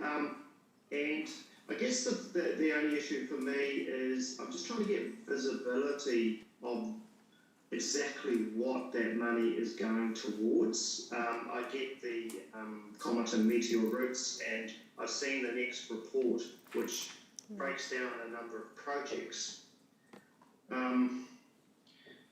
All right, I'll put it in a nutshell. Can you can you give me an idea of what is happening on Anglesey Street in terms of those projects? How many are affecting Anglesey Street and what are they? Because I really want that visibility before we go much further with this. Robin, that'll be you. Pass that one to Robin. So nothing is planned on Anglesey Street with those early projects. So they are improvements primarily around getting pedestrians across the road and a few intersection improvements to enable the bus to get out safely and efficiently from some key intersections. But there are no major works planned for Anglesey Street. Okay, I guess I'm asking because a set of traffic lights and a raised platform appeared in Northern Anglesey Street recently and took me by surprise, and that may well be my fault for not having kept up with it. I just want to be assured that I'm going to get visibility of any more work on Anglesey Street that appears, because I'm anxious to protect that corridor as much as possible.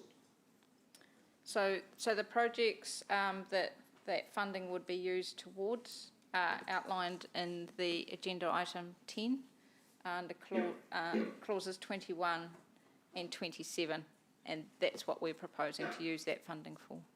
And so can I add to that, Deputy Mayor Taylor?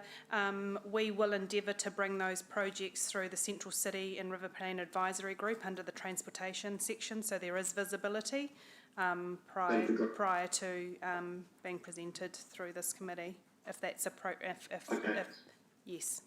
Okay, thank you. And at some stage there will be a larger body of investigation work on Anglesey Street. Am I correct? Yes, correct. Okay, all right. Thank you very much, Chair. Thank you, Deputy Mayor. Councillor Bunting. Thank you, Chair Angela. Following on from one of Rob's questions, actually, it was about the capacity. Can we, if this goes ahead and so we allocate the funds, have we got the capacity to actually make sure it gets done? Because I'm aware of our staffing issues at the moment. Can we do the work? So obviously timing is a bit of an issue at the moment, just in terms of the time frame of the year and when things are going to get delivered. But overall, the programs which are recommended for implementation are components that we'd largely planned to deliver through the long-term plan process anyway. So in terms of biking and micromobility, etc., they were planned projects to proceed with. So in terms of implementation, we're going to need to go through some detailed work in terms of timing of that. But overall, yes, the program in itself is deliverable and able to be delivered over particularly the next 3-year period. So can okay, great, good, thank you. And look, one very much down the weeds question, but it is there in the report on page. We're talking about the point 36, the prioritised options. Now, it's one. I asked Martin Parks offline yesterday, but I wouldn't mind hearing the answer here. And this is regards to the Heafy Terrace upgrade, Clarkin Road to Brooklyn Road. You've mentioned there an on-road cycle lane southbound. The question I asked yesterday is, are we aware of the Big Green Park beside of Claudelands Park, and would it be more effective, more cost-effective and safer and less intrusive for the cycle lane along the park as opposed to jamming it onto the road? And I think, am I right, his answer yesterday, Robin, was it could well be, or what was the answer? So Martin's here to provide that. Oh, God, great. Yeah, through the chair, the answer I gave you yesterday still stands today, that we nothing's changed in 24 hours, I can assure you that. Yeah, we are looking at that off-road option through the Claudelands Park area. So that's a viable alternative to the on-road, the poor on-road quality that we currently got there. Yep. Okay, so at what point do we get visibility about that level of detail and granularity? I mean, depending on how things go today, then if we are going to go ahead with some of these projects, then we'll be putting together plans relatively quickly on, because we haven't obviously got necessarily a lot of time to pull these things together. We'll need to get staff involved pretty fast. Yeah. Yeah. Okay. Cool. Well, but we will get to see it before it turns up. Most definitely. Yes. Great. Thank you for that, and thank you for yesterday, and nice to see nothing changes. Great. Thank you. Mayor Southgate. Just in terms of you saying it's in the long-term plan anyway, it's just a matter of timing. So what sort of deferral does it equate to? If we bring it forward, how much forward are we bringing it? Not much, you're saying. Sorry, If we a go with specific Sarah- project or Yeah, if we bring this work forward. particularly the biking micromobility work? Yeah, sorry, that's, yeah. Yeah, so for the biking micromobility program, again, we'd budgeted in the long-term plan subject to co-investment to be delivering a much broader program of works. What we're looking to deliver is a smaller program of works, just leveraging the HCC funded components of the program. So effectively, it's not really in terms of once. So it's more less than longer. It's a prioritisation exercise to understand what are those top priorities, given which Martin alluded to. Will be coming back to elected members probably early next year to go through that. My next question. So normally a prioritisation of that nature would legitimately go through the annual plan anyway. Yeah, and correct in terms of particularly the future financial year's priorities. Yes, So that will be coming through the annual plan. A couple of months between the difference of making a decision today and the annual plan. No. Sorry, so the motion basically is this, most of it is recommendations to the annual plan. There's only, in terms of biking and micromobility, staff have recommended we use this year's local share to get on with projects this year. Yeah, so it's only a small amount of work. Yeah, it's only a small amount, and everything else is just a recommendation to the annual plan. I think that's the point I'm trying to flesh out and make. So cool.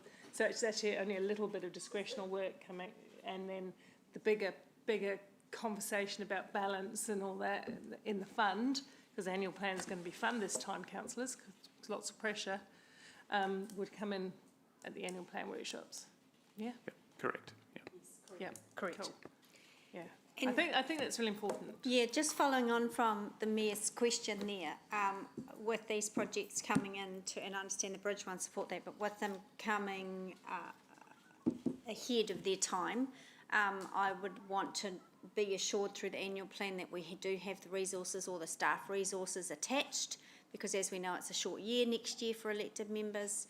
I know staff work carries on, but I really want to understand that you can actually do the things that we are wanting to change in the annual plan. I guess that goes for all of the decisions, because, you're under pressure now.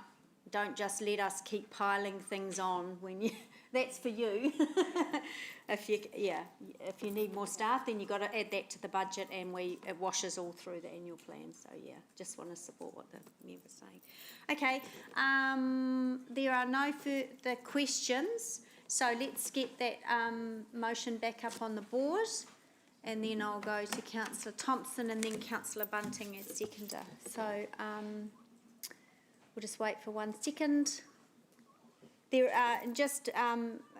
is no other motion, so no one's moved the staff recommendation, so we'll just be debating on this one. So there we go. All right, Councillor Thompson is the mover. You're up. Thank you. Firstly, just speaking on the changes that take effect this financial year, I am fully in support of using the local share for the biking program to get on with some work. We've heard from the community that what we're putting out there at the moment is making a difference, and we need to continue that momentum. Not only because that's what people are expecting us to deliver through our long-term plan that we've already consulted on, but also because we have urgent safety issues to address. The number keeps changing year from year, but it's around 15 to 20 times more likely that if you're on a bike, you will be seriously injured or killed on our transport network. So we shouldn't take that lightly. Secondly, in terms of the bridge, I'd really like to see us put our best foot forward with that. It is a critical link for our transport network. We can't do a job 90% and leave 10% unsafe, because no one is going to use a University Link, or they're not going to go from Hamilton East into town. Our biking network won't work without safe crossings over the bridge. And by getting on with this work now, we are in a position where if co-funding opportunities become available, we are ready. It's all about being ready for those opportunities. In terms of the annual plan recommendations, with the Heaphy boundary intersection, we're already looking at some minor safety improvements there, which will make it easier to cross those busy roads. And in the meantime, I think it's important we do a study to ensure that we're on the right track with whatever we do in that cross-city connector corridor.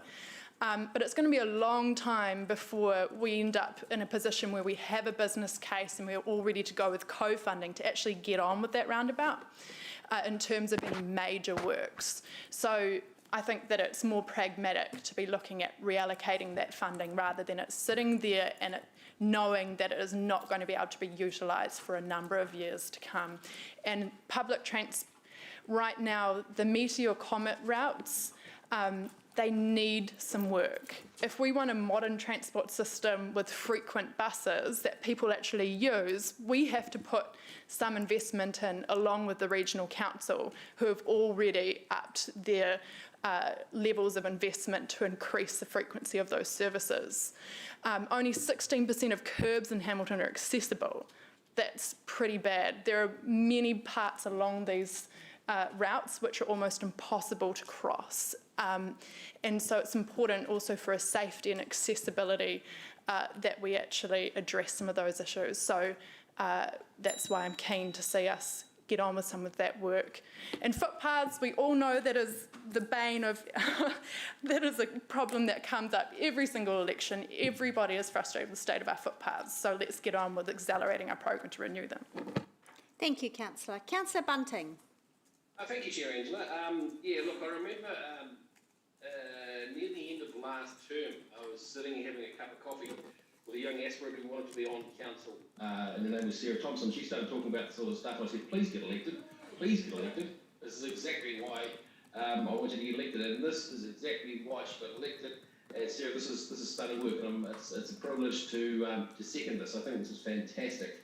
But oddly enough, it's a similar discussion to what we had at the end of last term, where at that point, LGNZ turned us down, and we had to go it alone again with a lot of this stuff. So we seem to have this same discussion at this time every term. Sooner or later, LGNZ are going to see that we are really serious about our cycling infrastructure, and they are going to back winners. It's disappointing that they haven't funded this. I love the fact that we're getting we specify we get the Mayor and Chair Angela to lobby them about the bridge. I think that really shows how serious we are. With regards to cycle infrastructure, I'll bang on again. Connectivity is absolutely everything until, and this is where Rob and I do agree on the cycle infrastructure, until the what we've got is connected, no one's going to use it. It's just going to be islands, it's going to be useless. So we have to get the stuff connected as quickly as we possibly can to build that momentum of cycling. It's what the research is telling us people want to cycle. It's what the submitters told us today. We're on the right track. Regards the bus infrastructure and the cycleways, I really do insist on visibility of this, because we're the ones that have to go to the community and say why there is suddenly a raised crossing and a bus stop at the end of Anglesey Street. So we need to be taken on this journey with staff along this. So I do implore that it may be painful while we go over every little line and things you do on the road, but we're the ones that have to fund the community about this sort of stuff and keep public favour with it. So that's why we're so interested in this. So great work, Sarah. Happy to second it. Thank you. Deputy Mayor Taylor's up next. Thanks, Chair Angela. Yeah, look, I support this motion today. I think there's a lot of good things in it in terms of the biking and micro-mobility. For the sake of getting some runs on the board, it's good. In terms of PT, rather than the coverage model we've got at the moment, I do support high frequency, high usage routes, and Comet and Meteor are going to be our routes, or are our routes. And I acknowledge that if they're going to work well, then the routes need to be better. I will draw the line at exactly what we do on Anglesey Street. because contrary to some people who think it's our new PT route, it's our new PT and vehicle route as far as I'm concerned, because Tristram Street and Victoria Street certainly won't be. But with that proviso, I'm very happy to support this. In terms of the pedestrian cycle bridge, I wholeheartedly support this. I think this is a very small cost for this council to pay to keep this project well and truly alive and in fact expedite. The bridge is truly an aspirational project for the city. There's huge interest in it and huge support for it. And don't forget, it's been some 30 years in the making. Plans for this project have been around in various guises for all of that time. We've got construction money in the budget. We've got supporters outside this council keen to participate. And we've got a wonderful riverside vision in Southern Victoria Street, which this is part of. It's also not a project, it's not a project in isolation. And I think it's a key to our central city's future in terms of making the central city a wonderful place to live and visit. And what remains for us to do is to work with the NZTA to join the dots in terms of how the bridge fits into our transport strategy. To do this, NZTA wants us to complete our cycling and micromobility business case and our University to Central City business cases to show the project stacks up. So this just helps in my book. It keeps the project in good heart while we're doing our homework. So, yeah, well done, Sarah, and pleased to see this. Thanks. Thank you. Mayor Southgate. Thank you. Also in support of the motion, it's an adjustment along the same track that we're progressing anyway. I guess that's the point I'd make. And we've got to keep moving and spending the money that we've allocated for ModeShift. I do have to say, so thank you for progressing it. I do have to say that while Waka Kotahi make up their mind about the merits of the pedestrian bridge, we'll certainly be writing to government that letter. As Sarah has seen the draft, it needs a bit of refinement, but it's almost there. Based off the recommendation today, we'll write and we'll keep pushing for it, because it's not just a really excellent CBD revitalisation project, it is critical to the connection of that west to east cycleway. And, you know, I've always spoken up in favour of, where practical, putting cycleways separated from the road, and I think that's pretty critical as well. I'm really pleased, however, to see the footpath maintenance, because I don't think there's one elected member here in this room who doesn't get several, and I flick them onto poor Eva Lisa's team all the time, now with no comment, just like forward, because I know that you're onto it to sort. Yeah, footpaths are, because, you know, at the same time as cycling and other forms of mobility, scooters, whatever else people jump on, pedestrianism will be, and always has been, a priority mode of transportation. It's healthy, and people have done it since they could walk. And so, you know, I think it's really important that we do take care of our pedestrians as well. And so, yep, it looks like a good move. I look forward to finishing the letter and getting it sent within the next day or so to government, alerting them to the possibilities and how this isn't a harbour bridge situation, it's actually an integral part of our cycling plan. Plus it brings all of those double benefits, as you have said, Deputy Mayor Taylor, to the revitalisation of the CBD. Put a bit of a plug in it when the Prime Minister was up turning the sod, put a bit of a plug in for it. When the Prime Minister was... Until it. If we're plugging that, we're in trouble. I actually even pointed to it like that and said, that's where it will be. And I think that you can see... We're all tired, aren't we? We can see that from Ferrybank down to Victoria and the River, that whole area is just poised to really become something magnificent, and this is part of it. So, thank you. Councillor Pascoe? Could have been worse. Yes, thanks, Chair. And look, Mark and I do agree on the importance of connectivity with our micro mobility and biking. And I can't see, I may be seeing this wrong, but I can't see where a lot of these projects actually join up the dots. I see us putting a new project here and a new one there and a new one somewhere else. And as has already been said, people won't use it unless it joins up to something where they want to go. But more importantly to me, I'm seeing some huge financial uncertainty as a result of this last COVID lockdown starting to unfold, and a new wave seems quite imminent. I would have hoped that this would be an opportunity where if we have allocated some funds that we are not able to spend, that we would bank some of those costs and some of the debt for some insurance on this ongoing black swan event that we have. Our LTP budget for this year is a $3 million operating deficit, and that's before the effects of the current lockdown and whatever might happen over the next 6 months. So in my view, it's a good time for us to focus on some financial frugality.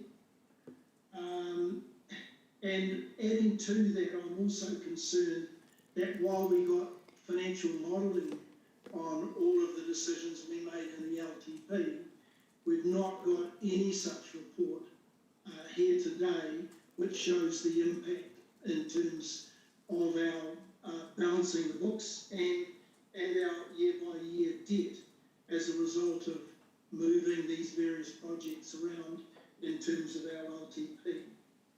Then I hear comments such as in an email this morning about some new resource that a councillor would like, and just earlier on about us piling things on to staff, just simply add the cost to the budget. And that frightens me because we are in quite uncertain times, and we really need to be watching our pennies so that we are in a position to present some really, robust outcomes of how well we've managed the city up to June 2022. And if we don't do that, then we run the risk of either disappointing our ratepayers, and they will have a means by which they can action that, or we run into further deficits which lead to higher rates. And we know how our ratepayers respond to ongoing rate increases. So I think this is an opportunity now to say, hey, we'd like to do all these things, but why don't we just hold fire for a little while, bank some money, and just see how well we can perform over the next 18 months or so. And look, this isn't a criticism. All of the particular projects in here all have merit, so I'm not saying that we're wasting money. I think it is just simply the timing of the spend could best be deferred, just to give us that breathing space. So, Time. as a result of my concerns, while I will support receiving the report today, I won't be supporting the rest of the motion. Okay, thank you, Councillor Pascoe. I just have a few comments on this one. Remember when we went through the LTP process at the veranda, we asked staff to look, so we were all keen on increasing our levels of service for footpaths, but even if we moved that dial just a fraction, it was going to add $40 million onto our 10-year plan, and that was just moving the dial a little bit, and that was pretty much unpalatable to all of us. So look, while I'm going to support the motion, but this is a small amount that won't achieve a hell of a lot in terms of footpath renewals, and we will still find ourselves stuck here playing catch up for a wee while yet. In terms of the other items, other than the bridge, they're all going to annual plan anyway. This is what I think we should be doing for the bridge too, and I read the letter and I haven't given my input yet, and I probably won't, but I'm a little bit over writing letters. We need to stop selling the sausage and we actually need to sell the sizzle. This is what I think we should be doing for the bridge. I think we should be putting a competition out there for the people to design the bridge, get some of our local, I mean, who knows, it might come from a high school student. Remember the picture that I sent around of the bridge in Vietnam? And then I think someone came back and said, what about a Taniwha bridge?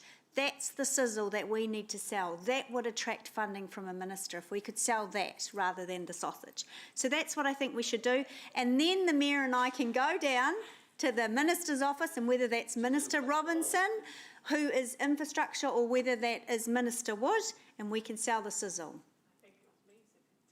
I think it was. It was. So that's what I think we should be doing, because we're not going to get people to buy into this fantastic connection. And the Deputy Mayor's right. God, this originally started with Mayor Margaret Evans, and she had the foresight to create that promenade or whatever it was called. It used to somewhere in this building. Mayor Hardacre put it in her office. We need to get on with it. So that's what I think we should be doing, rather than writing another letter. That's all I have to say. Councillor Thompson, right of reply. Thank you. Now imagining a sausage-shaped bridge.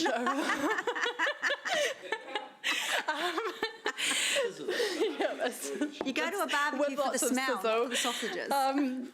Firstly, I wanted to respond to some comments that Rob made, and this is outside of this partly, but the recommendation for the annual plan came from a chair's report from the Infrastructure Committee, not as a request from myself, just as clarification. In terms of disappointing ratepayers, I would like to remind elected members that we went through a whole long-term plan process, which was a painful, long, drawn-out process. We had days of hearings. We went through hundreds of submissions, thousands, and we had 2/3 of people say, get on with the biking work, do it faster. And so what are we going to do if we turn around and say, actually, we're going to bank that money now and not progress this work? Then we will be disappointing those submitters who actually sent through those views, and the majority of them said, get on with this work, it's important to us. So I'd like to remind elected members of that. In terms of just more generally,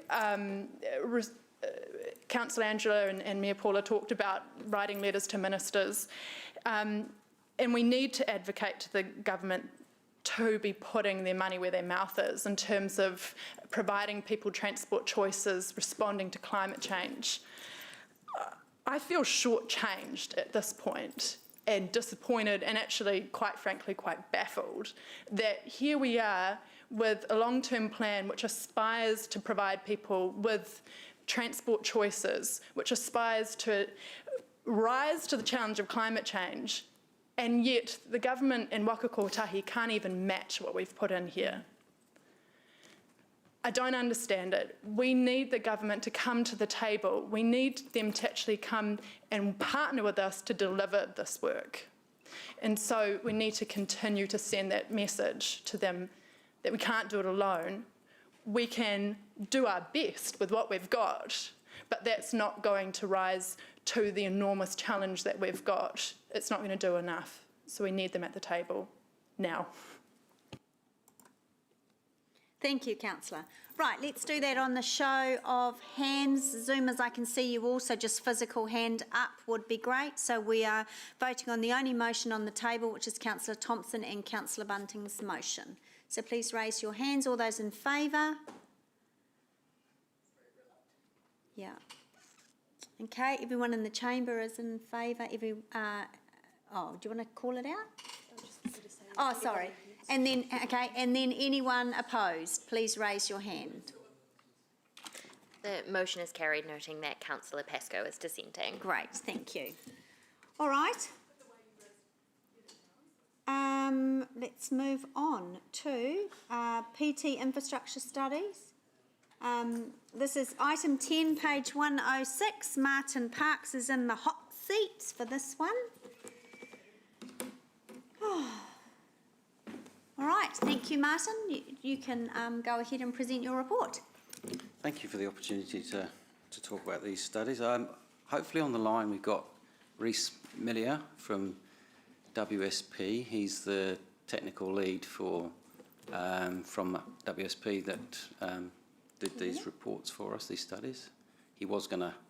Okay, we're not seeing anyone just yet. Okay, that's okay. I'll carry on. So just to add through the chair, just want to note the corrections to wording in the paragraphs that were emailed through. So I was made aware through Councillor Thompson that we had some anomalies in the report that we have corrected in terms of the purpose and within the executive summary. So those have been updated. In diligent? So there is an updated with the highlighted corrections in the report. So just as a note. Just for members, how will we know? Is there a particular paragraph to go to make sure that we've all got our updated on diligent, or we need to go out and refresh? So, which paragraph was it? It was the purpose. Paragraph, 2, wasn't it? Paragraph 2 was and 2, 3, 11 and 12. Yes. So are they right now? That an addendum has been added to diligent with the highlights. It does not change the recommendation, staff recommendation that has been presented today. If you refer to 458. Page 458 in diligent.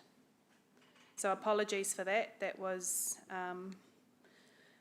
just our 457. Oh, 458. So is that the new report? Okay, all right. So ignore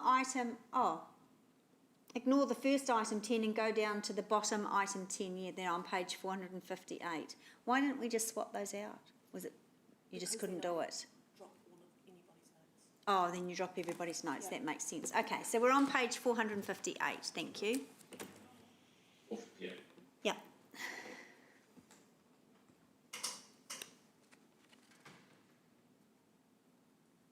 Okay. Martin? Yep. Thank you. So these reports, these studies have come about as a result of concerns about the level of service that we provide for public transport across the city, level of service for customers and service reliability for our buses. So we've undertaken 4 studies. What we've brought to you today is the 2 that have been completed. That's the Comet and the Meteor. They were seen as the priority routes that we needed to do an assessment on. So those are the 2 that we're bringing to you today. The 2 others that we're currently still working on is one for the hospital area, and the other is what we're calling the Rototuna Rocket, or whatever that may be called in the future, that fast high-frequency service from Rototuna into the central city. So we'll bring those other 2 studies, probably I'd say February, at the next Infrastructure or Ops Committee.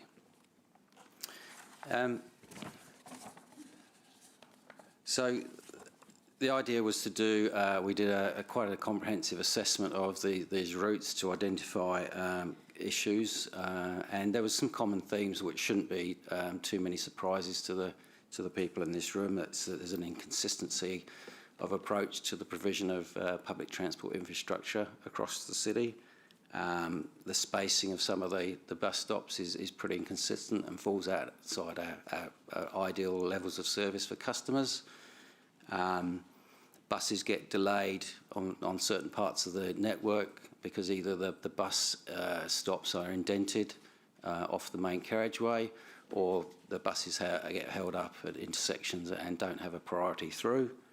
And one of the biggest issues that we came across was the level of service for bus patrons trying to cross roads to get from one side of the road to the other, so they could access bus stops on either side of the road. It was pretty appalling in some parts of the network. And for example, Ulster Street and Te Rapa Road are 2 prime examples of where that level of service is particularly poor.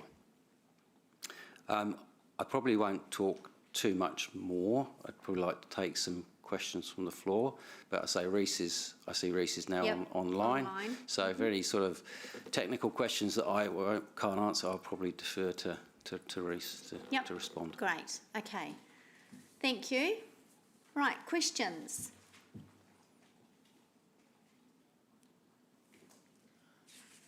Councillor Pascoe. Thank you. I'm just a little bit confused here that in the earlier motion you had some amounts, 3.68 million and 2.07 million, and in the new staff recommendation you have removed those amounts. Does that mean that they are no longer required to be included in the annual plan and future annual plans going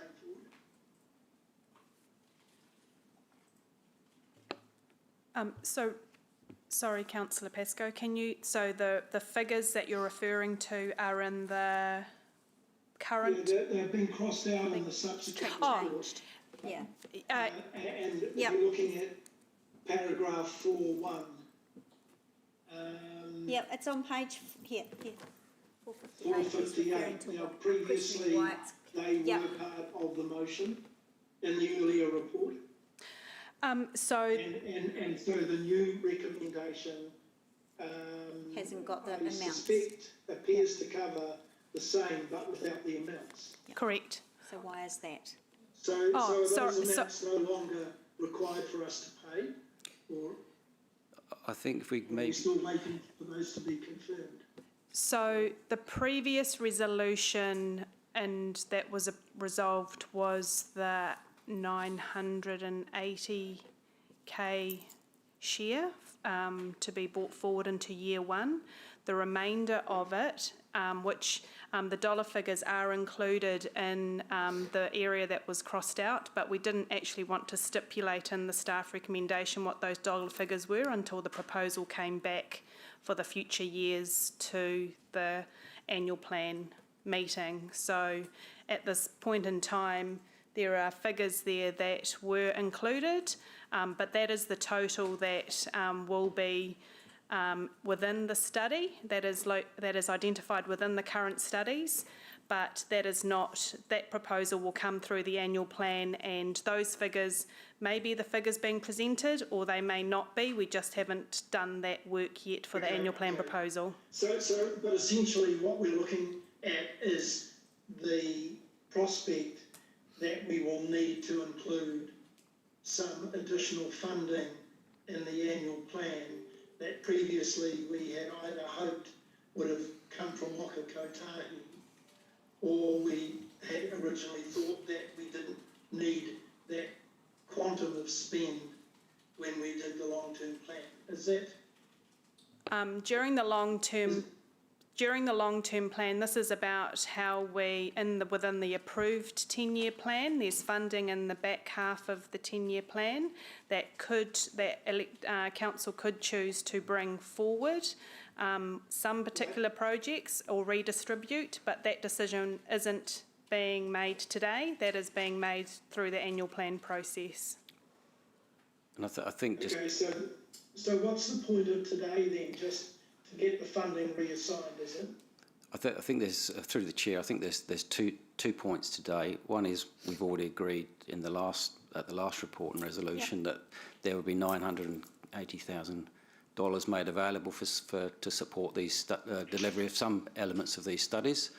And the other point is just to bring to your attention that we've done this piece of work and there's a lot needed to put things right or better to make public transport a more viable transport choice for our residents. So, and when the LTP was originally deliberated, these studies weren't done, so we didn't have that information to hand at the time. Okay. So is most of what you're likely to be requiring in the annual plan, is that all capital spending or is some of it revenue? Or am I jumping the gun here that you've still got to do that work and bring that information to us? There's still a bit of information to bring to you, but I suspect most of it will be capital investment in hard infrastructure. Yes, that's correct. Yeah, okay, all right. I think I now understand, and there's still two more routes that you will need to bring. That's correct. Yeah, there's the hospital one and the road to Tuna. So before we get to the annual plan discussions, we will have the reports for all 4 routes and the likely implication, the likely indicators of what it's going to cost. That's correct, yes. But the priority for the regional council and for HCC staff is the Comet and the Meteor routes at this moment in time for investment. Yep. Okay, thank you. Thanks, Chair. Thank you. Mayor Southgate, you're next. What I was going to say. So the amount that service level improvement that is going to be generated through infrastructure, bus stops, curbing, that's because that's what we contribute to, isn't it? Through Chair, that's what we invest in at the moment, is improvements to shelters and accessible curbs. These studies have identified those opportunities around service reliability, which is what we don't currently have across the city. So things like bus priority measures, in-lane bus stops rather than being indented, that sort of stuff. Pedestrian crossings to allow people to access bus stops so they can use the service. Again, that's what we're sadly lacking in certain parts of the city. So this motion on page whatever it is, that covers 11 and paragraph 11 and 12, the highlighted ones, covers enough to make sure that we start cracking on with those kind of improvements, not just bus stops and curbs, not just saying just bus stops, but you know what I mean? That's correct. It's taking it to the next level. Right. So when will we get some detail about what some of those might look like? We've been talking about these for like we don't get there in time. A long time. I won't go on about it. But, so, I don't think we can rush I mean, there's some details in the 2 studies which are attached to this report, some sort of high-level concept stuff around certain locations. Following the decision in the previous report around allocating some funds to these two routes, we can now get on and get some concepts worked up and share those with you in due course. Yeah, okay. So this just provides the wherewithal to do that work. Yes, that's correct. Okay. Thank you. Councillor Bunting. Thank you, Chair Angela. I'm thinking, just something you picked up there, Martin, you were talking about in-lane as opposed to indented bus lanes, bus stops. So like the new one at Anglesey Street is one of those, is that right? That's correct. It's an in-lane stop, yes. Right, so the one in Te Rapa Road, I'm looking at page 461 of our report, the Te Rapa Road one. That would become in-lane as well? I haven't got that part of the report to hand, but I suspect that is the case. The only locations we're going to be generally putting indented bus stops now is at timing points. So timing points are points where the bus will pause for a certain number of minutes so they can either catch up with the schedule, get the schedule back on time. And generally those timing points are for something like a maximum of about 5 minutes.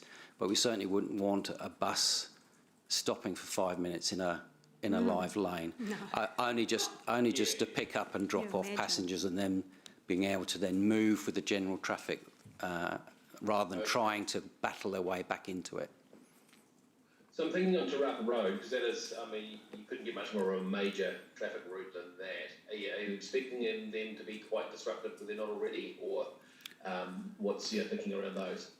I don't think it will make too much difference. What we'll need to do is come up with a really good communications plan about this type of work. So, you know, the drivers of Hamilton can understand what we're doing and why we're doing it. So comms will play an important part in this process as well. Yeah, okay. Because I was thinking Te Rapa Road, you've also got that service lane beside, which would make a jolly fine bus route, wouldn't it? But I presume you've thought of that already. I was thinking maybe a cycle route, but now. No. Okay, cool. Now there was a deal we had, and I don't want to breach any commercial sensitivities. There was a deal we had with an advertising agency with regards to the construction of bus stops. Is that still going? You know, the bus shelters, people hands on the side of it. Yeah, through the chair. Yes, we still have a contract with Media that do provide advertising shelters at certain locations in the city. That contract runs until 2024. Okay, so will that be affecting any of this? We will talk to Omedia about opportunities for them to invest in some of this infrastructure. They're always keen to have a look at what we're doing. We have a good relationship with them. So it's an opportunity that this may not cost us this amount then? I call it an opportunity for, yeah. They have, Cool. they have quite Great. strict criteria, though, where they would like to invest. Yeah, exactly. Hey, listen, with the Comet and the Meteor and anything else space related, they all go through the Transport Centre. Have safety issues at the Transport Centre reared their head as an issue with bus transport? That there is some safety issues in the Transport Centre. The Comet and Meteor routes don't go through the Transport Centre.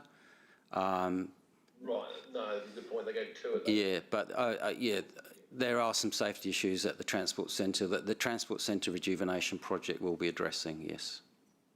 Okay, that's fantastic. And look, while I've got you there, opposite the bus station, there is a bus shelter that I've nagged on about reasonably often. It's in a reasonably adult location.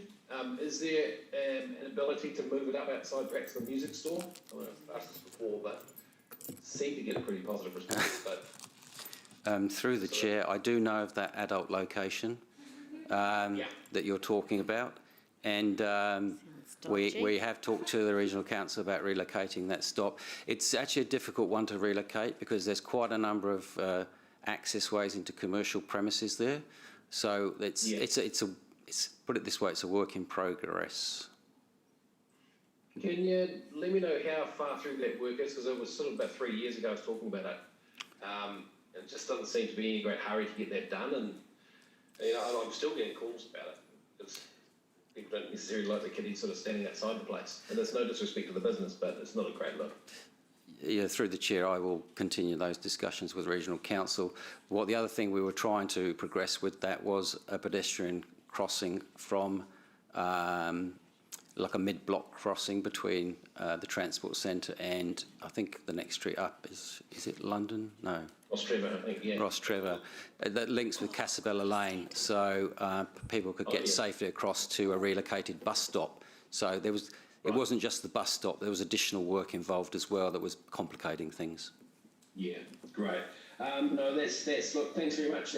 One more. The Thackeray Street raised crossing, it's on page 461. Can you please tell me where actually that is in Thackeray Street? Is it halfway up the hill, or it's the 280k one, page 461, Thackeray Street raised zebra crossing to east of existing bus stops? I've got to admit, I don't know. I've got Reece on the line. Whether he knows exactly where that one was, I'm not sure. It was opposite the sports, as a disc core MMA place. YMCA. Quite a site location called Thackeray Street because of the trees. It's quite steep there, isn't it? Is it? I think the challenge was the trees rather than the steepness on Thackeray. So how many raised platforms does this plan involve?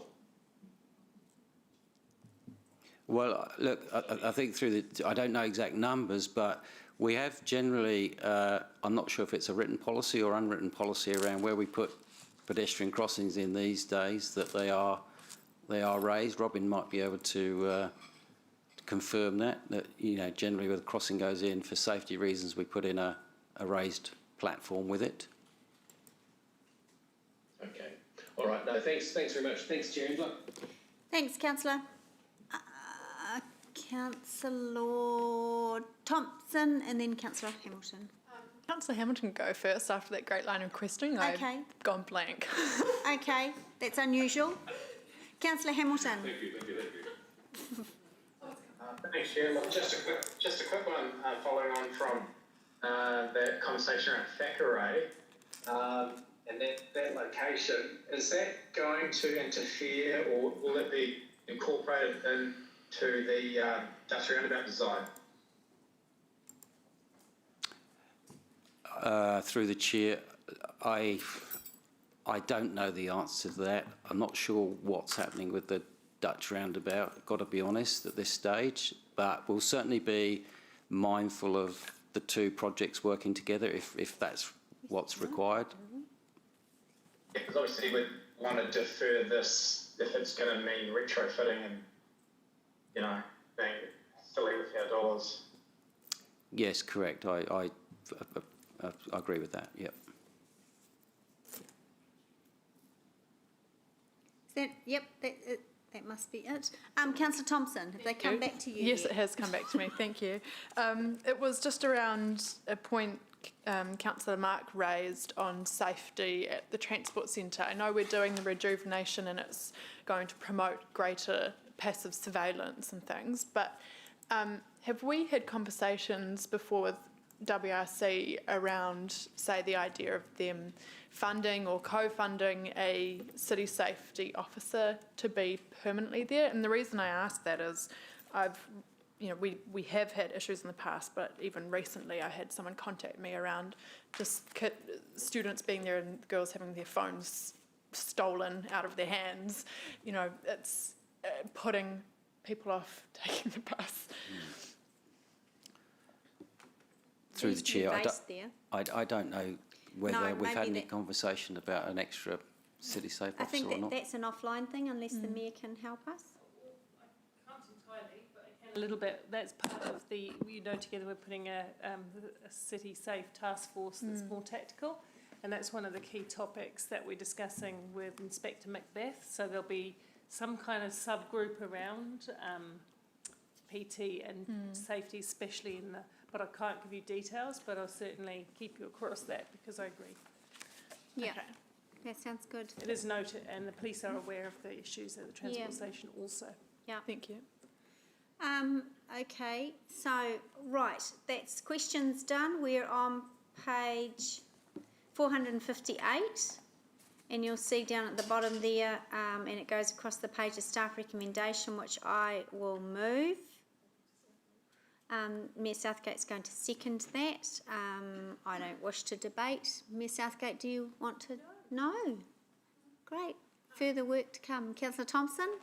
To say thank you so much to staff for doing this work, because it's been something which we've really needed, and it's provided a lot of clarity around where we're best to put our investments to support public transport. So it's fantastic to have a prioritised pipeline of work. And I just wanted to, emphasise the importance of some of this stuff. Martin mentioned crossings and being able to easily cross from one side of the road and one bus stop to another. When we did a tour a while back of the Comet route, I was told that of a story of someone who actually will, because it's so difficult to cross the road, it takes so long to walk up to a set of traffic lights and then navigate those traffic lights and then go back again. They actually find it faster and easier to ride the bus all the way to the base and then wait for it to drive all the way back up the other side of the road compared to just crossing the road. And there were areas where there was no footpath at all, it just stopped. There were curbs at such an angle that if someone in a wheelchair tried to exit the bus at them, they would go flying. So there are some serious issues along some of these routes which we have to address. And safety again at Ulster Street, we had a couple of people killed on Ulster Street in the last year or so. So these are obviously important for improving these services to a point where we've got more people taking them, but it's also just some really basic stuff that we need to get on with. And I would note that the higher frequency services are working since changing to the Comet route, which is high frequency and direct. Along that route, there was a 60% increase in the number of passengers on that route. So we have statistics backing up what we're doing, that it does work. Thanks. Thank you, Councillor. Oh, excuse me. All right, that's all the debating, so let's do a vote. Just show of hands, will be great. All those in favour?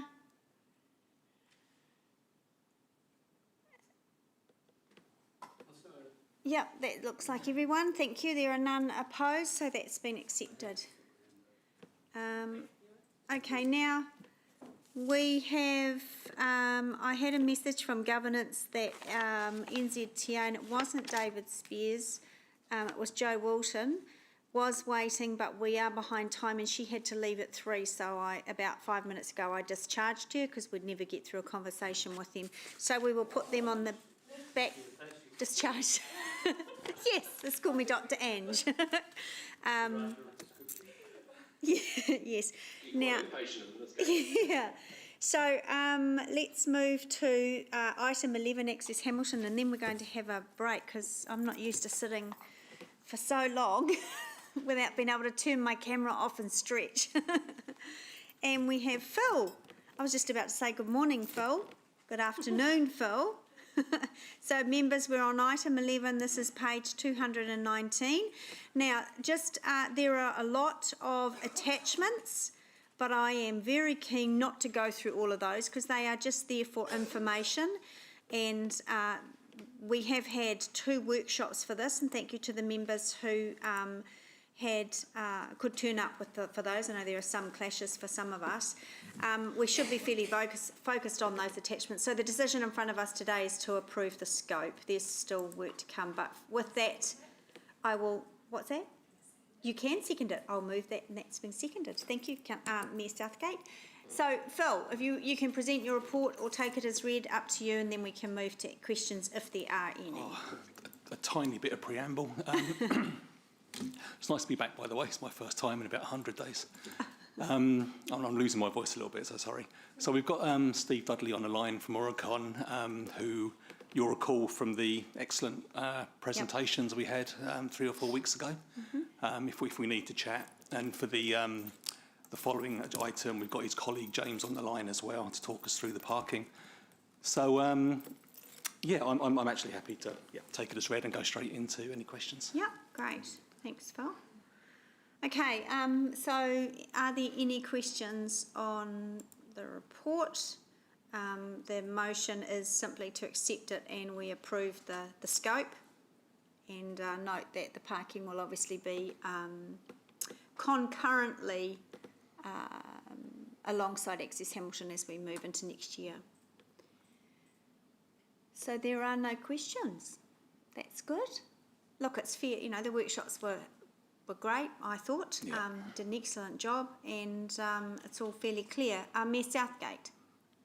You want to move? You want to speak as mover? Oh, sorry, I just saw your name flash up. No, I'll move. All right, so, Councillor Bunting, did you have a question? No, I was just going to speak, just briefly. Oh, okay, all right.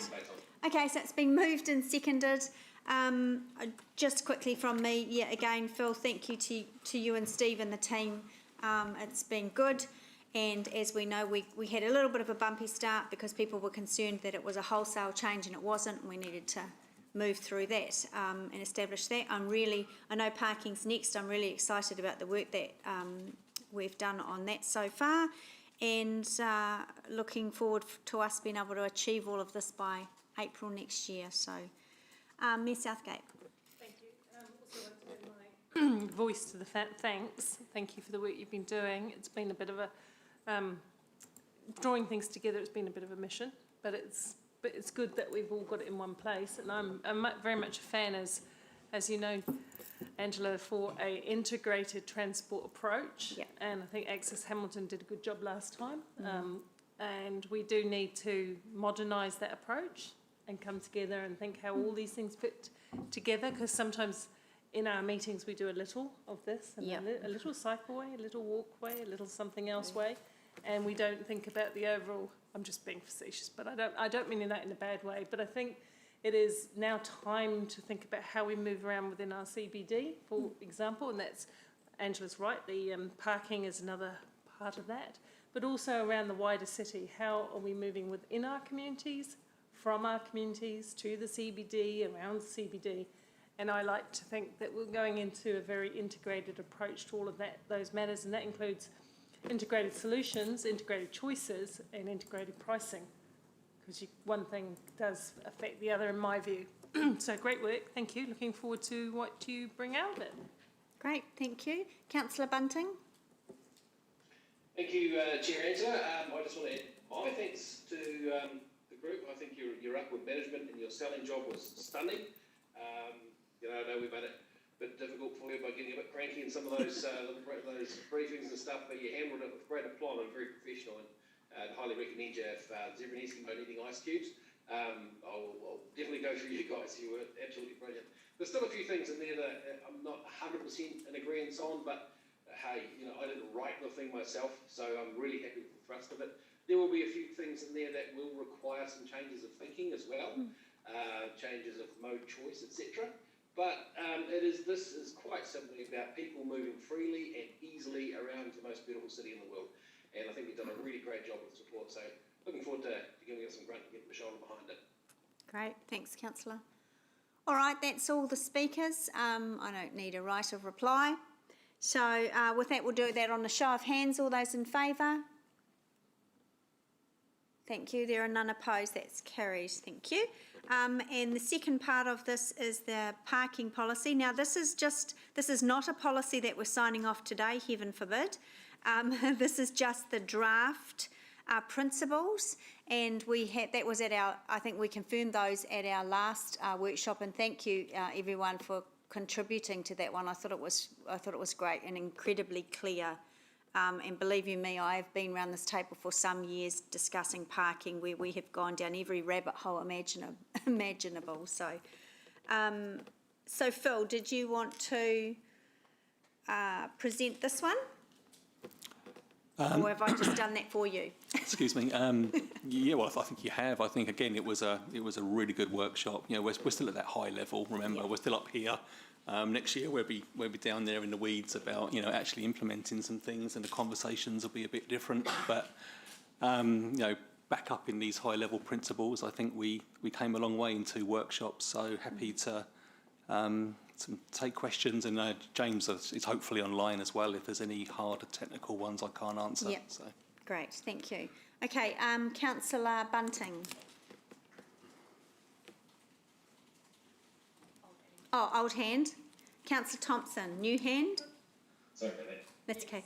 Thank you. Thank you, Phil. In the draft policy, it talks around EV charging, and it talks about that in terms of inside parking buildings, but we've recently been approached around having slow chargers around the city in public spaces.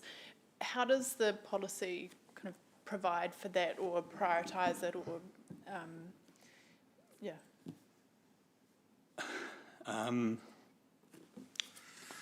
You out there, James? I am indeed. Nice easy one to start with. Yeah. Yeah, sure. In regard to the policy, we've actually documented the opportunity that we might have for obviously carbon neutral opportunities for parking, and obviously if there were electric vehicle charging stations both on street and off street, we have made provision for those to be available as part of the policy. But from an operations point of view, Councillor, I think that's probably where you're probably asking more around the effectiveness of them. So I don't know which specific car park you're talking of that have got some slow charging or other, but I guess, yeah, from a policy level, all we wanted to do was set an opportunity for therefore the officers and the operations to actually get stuck into the detail. Okay. I guess my comment or question was more around actually how do we prioritise? Does this give guidance in terms of saying, okay, we're going to set aside some car parks for EV charging use only? That was the idea, particularly with the off-street parking operated by Hamilton City Council, that we would try and create opportunities for a number of those parking spaces in some key locations, obviously primarily trying to ensure obviously mobility parking is at the nearest part of the door, but in some of those key locations, yes, possibly prioritising the introduction of EV charging opportunities in those locations. Yeah. Well, and on carbon, I mean, again, recently we've seen not just EVs, but also alternative fuel vehicles being able to park in those locations. So whether you call them carbon neutral parking or EV parking, I guess that's something to be weighed. So just to add to that, under the parking management, an application of parking management technology, it has got reference to EV parking And so there are abilities to do that. If we're finding that there is an ability to actually, in the roading hierarchy or location of areas for on-street and off-street EV charging opportunities, that's something that we can actually bring back through council in terms of understanding and strengthening the draft policy that we've currently got in place and principles around that as we move towards that. Okay. If that's something that you're wanting us to do in terms of updating it, just to strengthen that policy. So, like, I'm happy to sign off today, but because it's obviously, and it just kind of stays as draft, the body of this work. But my concern was that it talks about public off-street for EV charging, but it doesn't talk about on-street opportunities, and we should probably look at both. I think there's a question also whether, do we actually want to be, talks about favourable parking charges for EVs, which I'm questionable about in terms of equity. But the other, just the other question I had around this was around enforcement issues. Eva Lisa, I asked during the break around in response to the concerns Judy McDonnell raised in her submission around parking over footpaths and cycle lanes and things, what we could do to have some input or I guess to be able to monitor the situation from a governance level. And you suggested a report, a 6-monthly report around parking generally? Yes, it's important. We've been starting to bring back to this committee some operational activity reports to actually show an annual program and deliverables so that there is governance oversight. So I suggest as part of this there is monitoring requirements and to ensure that we are monitoring parking within the city as expected, that we bring back a parking activity report to this committee that isn't just about on-street revenue and parking in the central city, but a holistic overarching report and to identify where the challenges within the city are to enable governance to make those decisions should the level of service not be met. Thank you. Yeah, if we're able to note that as a staff action, that would be fantastic. Thank you. Yep, thank you. Mayor Southgate? Oh, no, okay. All right, that's the questions. I would like to move this one as well, seconded by Councillor Thompson. I think for me this, having gone through many iterations of parking policy, not so much policies, but policy over the years, I've been really keen on getting this cemented by the end of the year, and I think essentially with adopting principles we have done that. What was important to me was as well was connecting those principles to our priority in the LTP or to our priorities in the LTP, and I've said this a few times and I do want to repeat myself. When we look at those priorities and transpose them into a transport frame of thinking, we talk about one of our priorities is that we have a city that's easy to live in, and for this means for me in transportation that it's easy to get around. So we're going to be committed to that. This is for Access Hamilton as well as parking principles. A city where people thrive means that we're committed to moving people and freight around. Most important for the central city to deal with this parking is our priority in the LTP is a central city where people love to be. So for me, this parking policy and Access Hamilton means that we need to make sure that it's easy to get into the CBD and it's easy to stay a while, because that will support the central city and economy. Having a city that's fun is one of our priorities, and that I think simply in terms of parking and transportation and moving around is about a council that will enable choice. And interestingly, driving here this morning, I saw a young guy on a scooter, and it was a Lime scooter, but he had a plastic beer crate sitting on it and a sheepskin rug, and that was his mode choice. So he was sitting there on this Lime scooter on his plastic, not very safe, But I thought, good, and he had a helmet on. But I liked his I liked his sheepskin rug. So I thought that was brilliant. Had I not been driving, I would have taken a photo. These two pieces of work, Access Hamilton and this parking, the parking principles are very intertwined. We can't get away from it, and it's a great thing. So thanks everyone so far for your contributions. Mayor Southgate, a seconder? Have to. Thank you, unless you wanted to.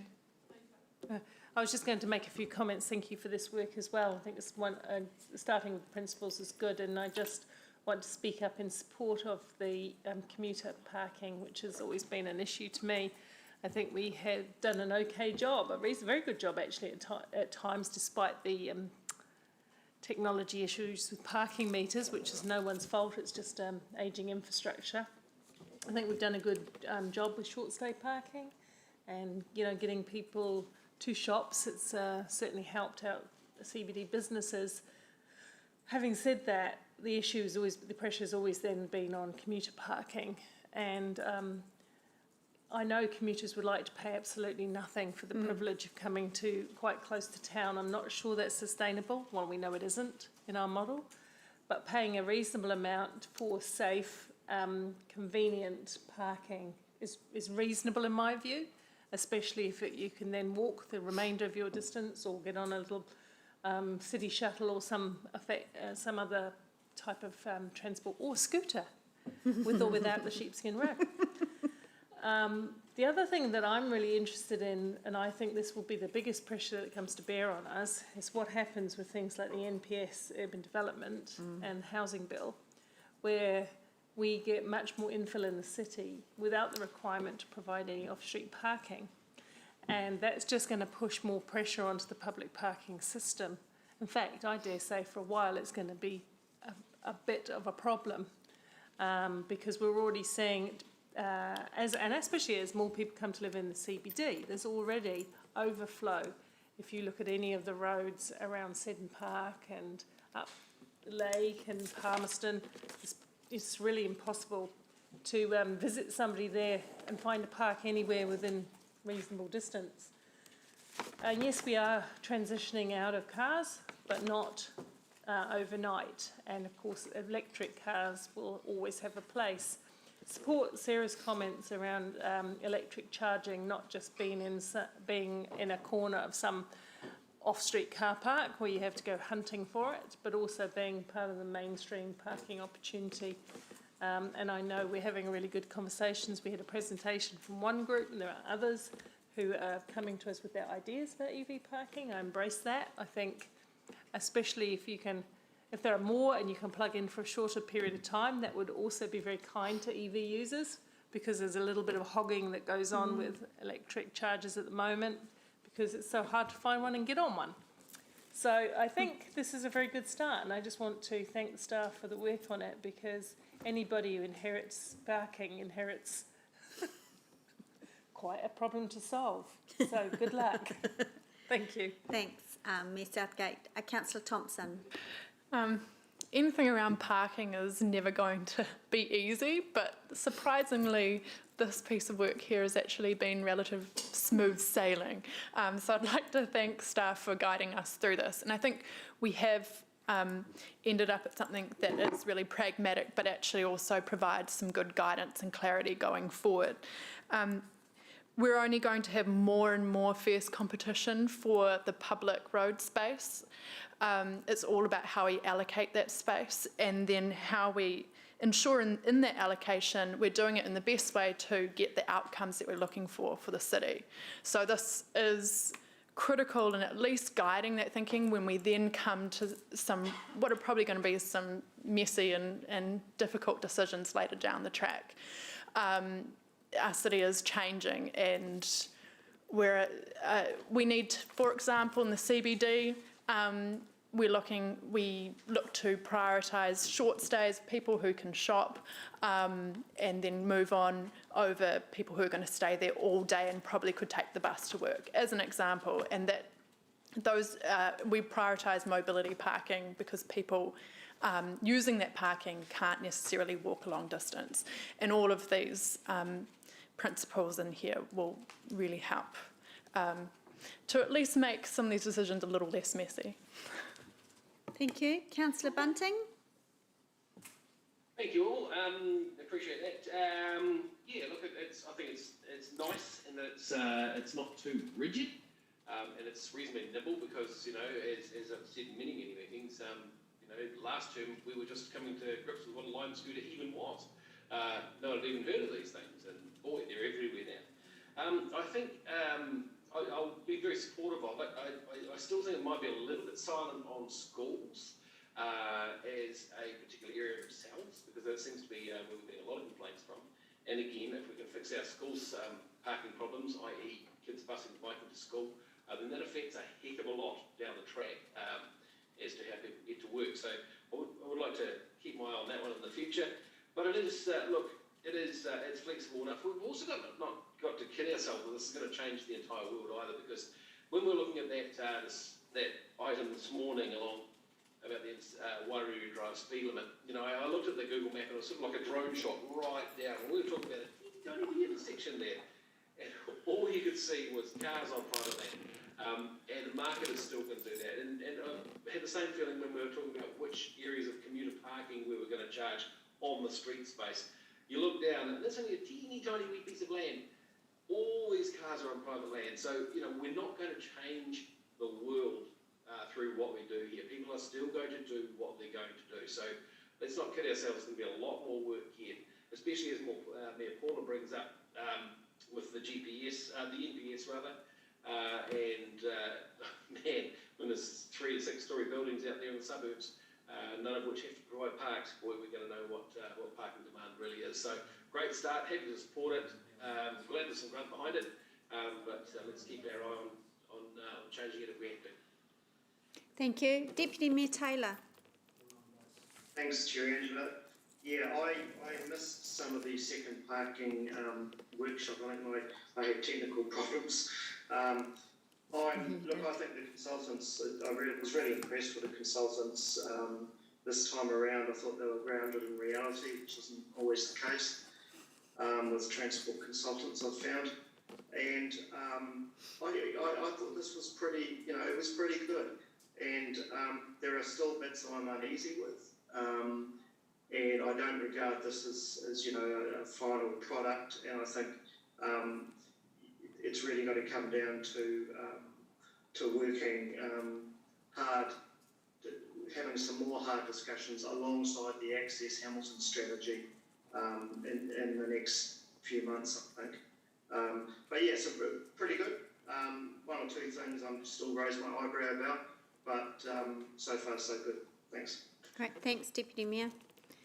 All right, look, I'll be really brief because I can see the end of the agenda is near, just in terms of right of reply. The other thing I wanted to mention as well in this piece of work was the priority hierarchy approach that we've taken for certain parts of the city, and I think that is an exceptional way to build any policy and something that we've actually lacked in the past. So, you know, as an example, in the central city, we're saying that the priority for us building infrastructure, enforcing, allowing access, etc., goes to movement and amenity, then mobility parking, and then bus stops. So I think that is critical and an excellent way, as I said. Just for elected members, look, we're not finished yet, and I hear some of those concerns and assure you that there's still plenty of time to input into this process and to have your questions answered, and I guess at the end of it we'll have a good robust debate, but I'm confident we will have an excellent refresh of Access Hamilton and an integrated parking policy as well. And then we won't have to deal with it for the next term, which will be great. So thanks everyone. Unless a ticket comes on and they're all about parking or something, I don't know, no parking anywhere, ticket. All right, so let's vote on that. So all those in favour of the, on page 320, raise your hands, the staff recommendation. Thank you, and there are none against. That's been carried, thank you. Right, so all we've got left is item 13, water stimulus, and then the remainder of GMs and a couple of items in water. So I think, does everyone want a 5-minute, let's have a 5-minute break because I need to stretch my back, and then we will be done within the hour. How's that? By 4:30. Let's have 5-minute break till 3:30.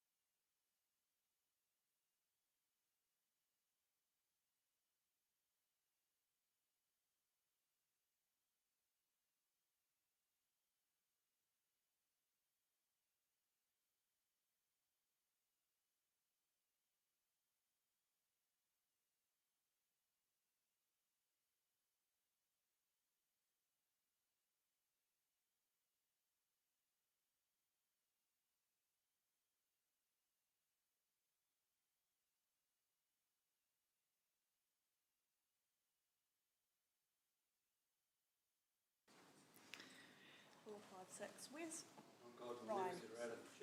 No, I'm not giving it up now.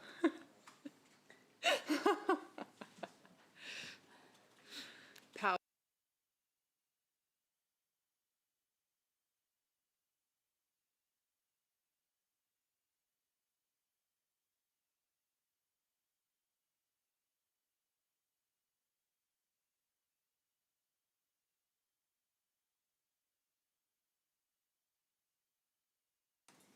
Okay, we have 7. Right, we're on to the water stimulus report. Mari, would you like to introduce us? Is a regular update on the Three Waters Reform Stimulus Program. So I will take the report as read, but I just want to provide a brief update in relation to paragraph 41 within the report. And this was in reference to a revised request for release of funding that was submitted in November to Department of Internal Affairs.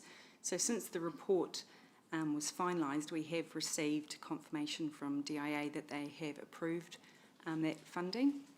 And they will be releasing a sum of $4.61 million to us. So that means that we now have access to $13.34 million, which is 76.4% of the $17.46 million funding allocation to Hamilton City Council under the government stimulus program. So I'm happy to answer any questions. Thank you. Are there any questions within the chamber on Zoom? Nope, shaking of heads. I'll give you a moment, Mayor Paula.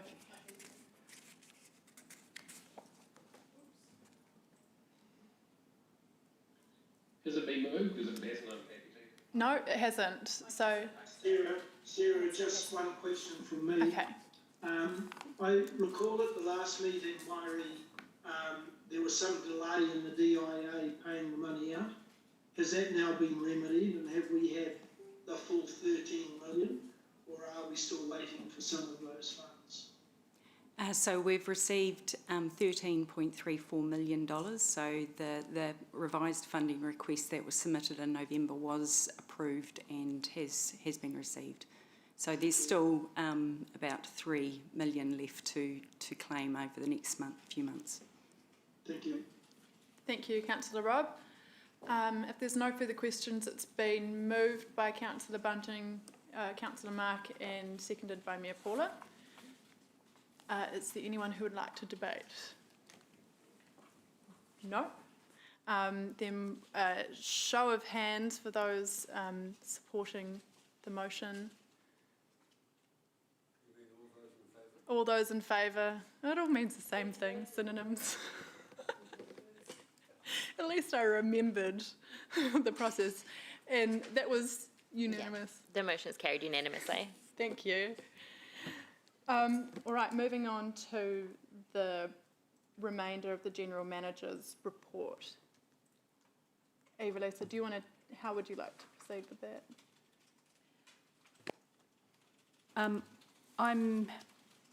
I'm happy for it to be taken as read, noting there are some recommendations within the GM's report, and that should there be any questions, we're available to answer those. Okay. If there's any exceptions to the GM report. Thank you. I'll move. Would anyone like to second? Yep.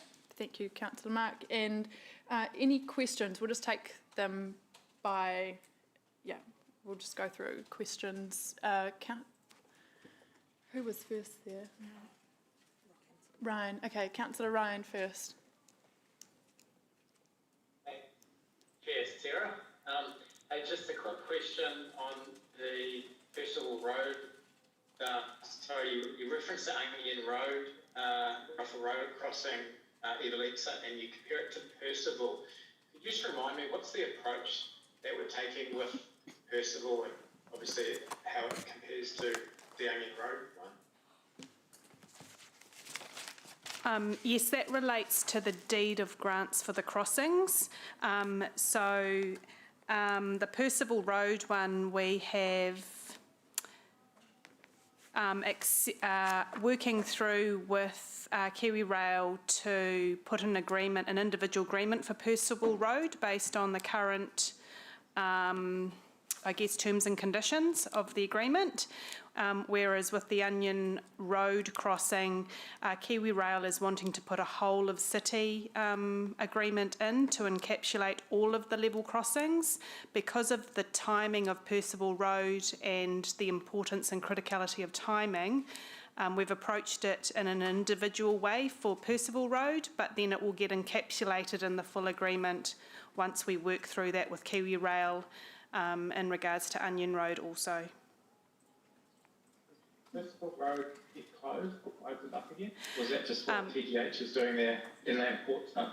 So basically, Percival Road is being relocated to another spot, and so where the existing level crossing is now is being moved to another location. So we're not wanting to state that it's a new crossing, it's just a moving of the original crossing to a different location to accommodate the development.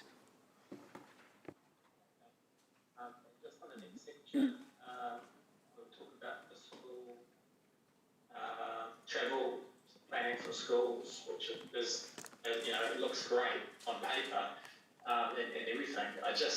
The costs, I just wonder if you can talk me through those. I mean, the first year, 380,000, then it escalates to 600,000. So in year 26, 27, it's nearly $1 million.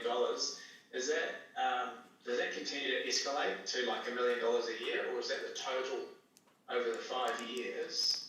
And also, related to that is, have we looked at other funding streams to support that? Because I'm just struggling to understand why it's purely a ratepayer expense. I'll hand over to Robin Denton, who has pulled together the proposal for that. But in terms of answering that escalation continuing onwards past the 960k, no, I don't believe that continues to escalate. But I'll give Robin the to answer the rest of the questions. So yes, I can confirm that once we hit that 26, 27, that's where we see the highest level of investment. The funding at this stage is the total funding. We believe that through the Waka Kotahi processes that we have a reasonable chance of getting some co-funding from them in the future. And as noted, we will continue to work with the likes of the Ministry of Transport, Ministry of Education and Regional Council to also look at opportunities for funding. So I just want to clarify, 26, 27, it's nearly $1 million. Are you saying it will continue to be at $1 million each year? Correct.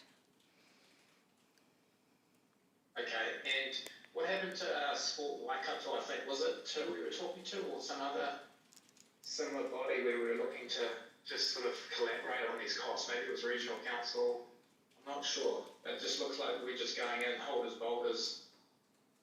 MOE, I would have thought, should be fronting a lot of this. So I have had conversations with Ministry of Ed, and they have indicated they don't have funding for this sort of thing. We'd have to probably feed into a similar sort of LTP type process that they would work through. As I said, we've got a reasonable chance, I believe, through Waka Kotahi for getting subsidy on this, and that would be 51%. And we can only continue with the Regional Council. I mean, Regional Council, it may be in kind, it may be to do with where they're running bus services, for example. So it mightn't actually be direct funding into this activity, but maybe some changes to their existing activities which would align with what we're trying to achieve and support that sort of work. So I suspect that for Regional Council it wouldn't be cash as such, but probably more likely to be what I would call in-kind or changes to services to accommodate what we're trying to achieve. Final question, I don't want to belabor this, it is a fantastic initiative. I'm really struggling with it being solely our cost. With the resolution as it stands, you're saying, let's throw this into the mix for the annual plan, lottery of funding allocation. During the next few months, have you got resource and or will you guys be looking at co-funding, so that we're looking at dropping those figures down? So I guess in the first case, we need to have an indication from elected members that they want to progress this. So today's resolution will give us something to then work on and approach others with that proposal. Certainly from the approach of going through to Waka Kotahi, that will be something that we can certainly progress quite quickly. And then we can continue working with the others. As I said, I suspect that like the Ministry of Ed and others have a 3-year program that we'd have to work into, and it may be that we are doing formal submissions to those processes in order to try and unlock some more funding. Okay, I'll leave it there for now. Thanks, Sarah. Councillor Mark, and I actually, just before you go, Mark, did you have questions around the school travel planning? Because I wonder if I've got a couple of questions there that No, you go ahead. stick on that topic first and then move on. Okay, thank you for that. Just on the school travel planning and following Councillor Ryan's questions. Firstly, Robin, are there any opportunities to reallocate resourcing within our education program at the moment where we might reprioritise what we're delivering? So this financial year we've had some programs that we haven't been able to deliver, such as the schools, the bikes in schools and that sort of thing. So we have made a small start into some of this travel planning with a couple of schools, and we'll be looking to again work with Waka Kotahi to make sure that they're happy for us to use the funding they've already provided us to move that across and do a bit more work in that area over the next 6 months. But that is only staff time. That doesn't allow for any resources and actually running campaigns and doing stuff as such. Okay. So yes, we will be trying to reallocate within our staffing resource this financial year. Okay, thank you. And the other question was just to Mayor Paula, so I understand from Councillor Andrew Strange over at the Regional Council that they have raised the issue of school travel and with relevant ministers, and there's interest in it. Is that something that we could also pursue in terms of trying to pull together some more collaboration between transport, education and council? Been there, done that several times in my life in public transport, but I'm sure we can certainly be collegial and work. It's not easy to get Ministry of Education. They removed their bus services. How many years ago now, Lisa? So when I was chair of Regional Council, a while, and then and they weren't, that helpful with the public services at that time, but sure, things change. We can certainly try. Yep, thank you. All right, are there any more questions on the school? Yeah. Okay, thank you, Councillor Ewan. Yeah, thanks, Councillor Sarah. Robin, have we, just for clarification, the 560,000 a year ongoing from year 26/27 for resources, could you, I think I've understood you to say that's campaign funding for advertising. Could you just explain slightly more exactly what that would entail? So the exact details will depend on the school and what their travel plan that they develop. So the idea is you develop it up within the school community, being the parents, etc. But that would include things like advertising reward systems. These are children that we're talking about, so what sort of giveaways, rewards you have to encourage them to carry on participating. And yeah, that's sort of those sorts of materials. So that was allowing for $70,000 per cluster of schools. So it would be spread over those schools in that area.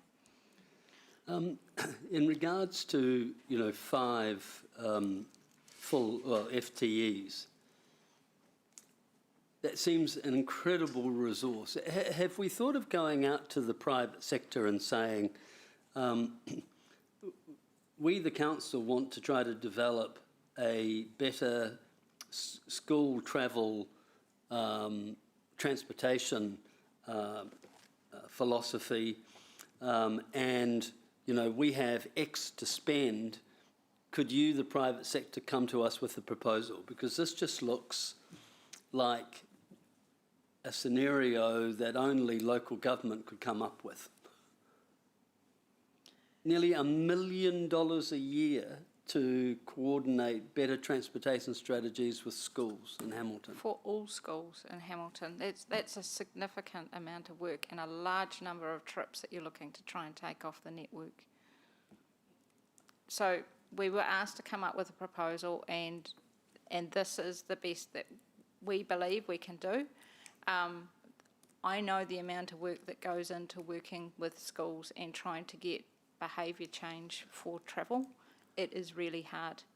And this is working with a large number of schools, some of which are really excited by this, a lot of whom really couldn't give a damn and quite frankly are not worried about what happens outside their school gates. All right, so thank you. Could you give me, say, 2 examples and maybe circulate it to elected members of examples where this model, this philosophy, has been implemented in the New Zealand context and provide a return on investment analysis where you can actually show this is what it was before, this is what happened after, say, 4 years of X amount of funding, and here are the improvements. Because as Councillor Ryan has said, over 10 years, it could be in excess of $10 million.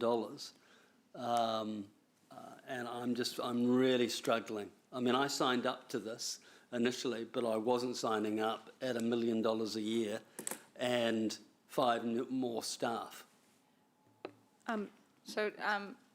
Martin Parks is actually able to talk to that because this is the sort of work that they have been doing in Tauranga for quite some time. But if you'd prefer to have a separate report, I'm happy to do that as well.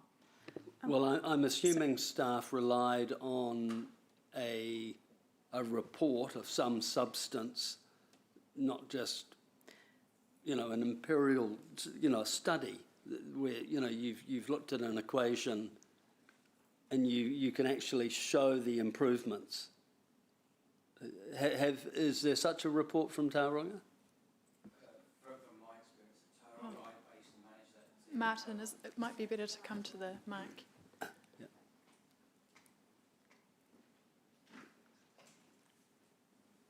Yes, so from my experience in Tauranga, I used to manage the Travel Safe team over there, and it's one of those types of work where they are resource hungry with people, so it does, the costs do start to mount up the more schools you get involved with. So the $1 million that Robin's talking about per annum is very similar to what Tauranga currently spends over there on their school travel planning, and the results speak for themselves when you actually look at the number of children that are walking or biking or using public transport to get to school over there. So the success comes after a period of time, but you need to invest to get that success. Okay. I guess what I'm asking for is, was there a formal study? Where's the business plan? Where's the proof in this proposal?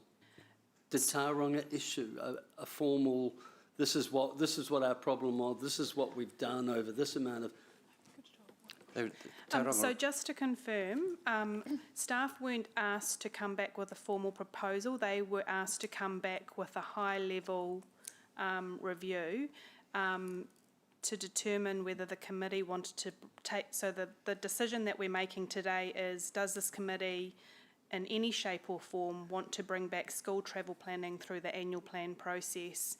So the annual plan, that proposal in time for the annual plan will take into consideration, should it be approved today, any conversations that are happening today to say, actually, $1 million is too much.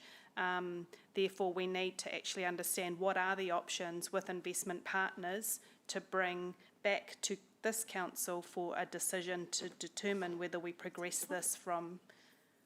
And so we can actually do that through a workshop if that's preferred, before a decision is made.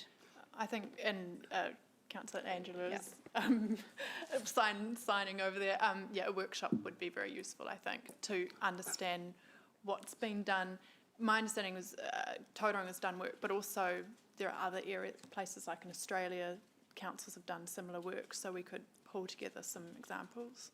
Because I think it to be helpful, Councillor Wilson, when you talked about have we gone out to the private sector, Councillor Thompson's talked just informally in discussions with me around, well, what if we contracted Enviro Schools, for example, to do this kind of work. So I think a workshop getting into the detail and understanding exactly what our options, may be is critical.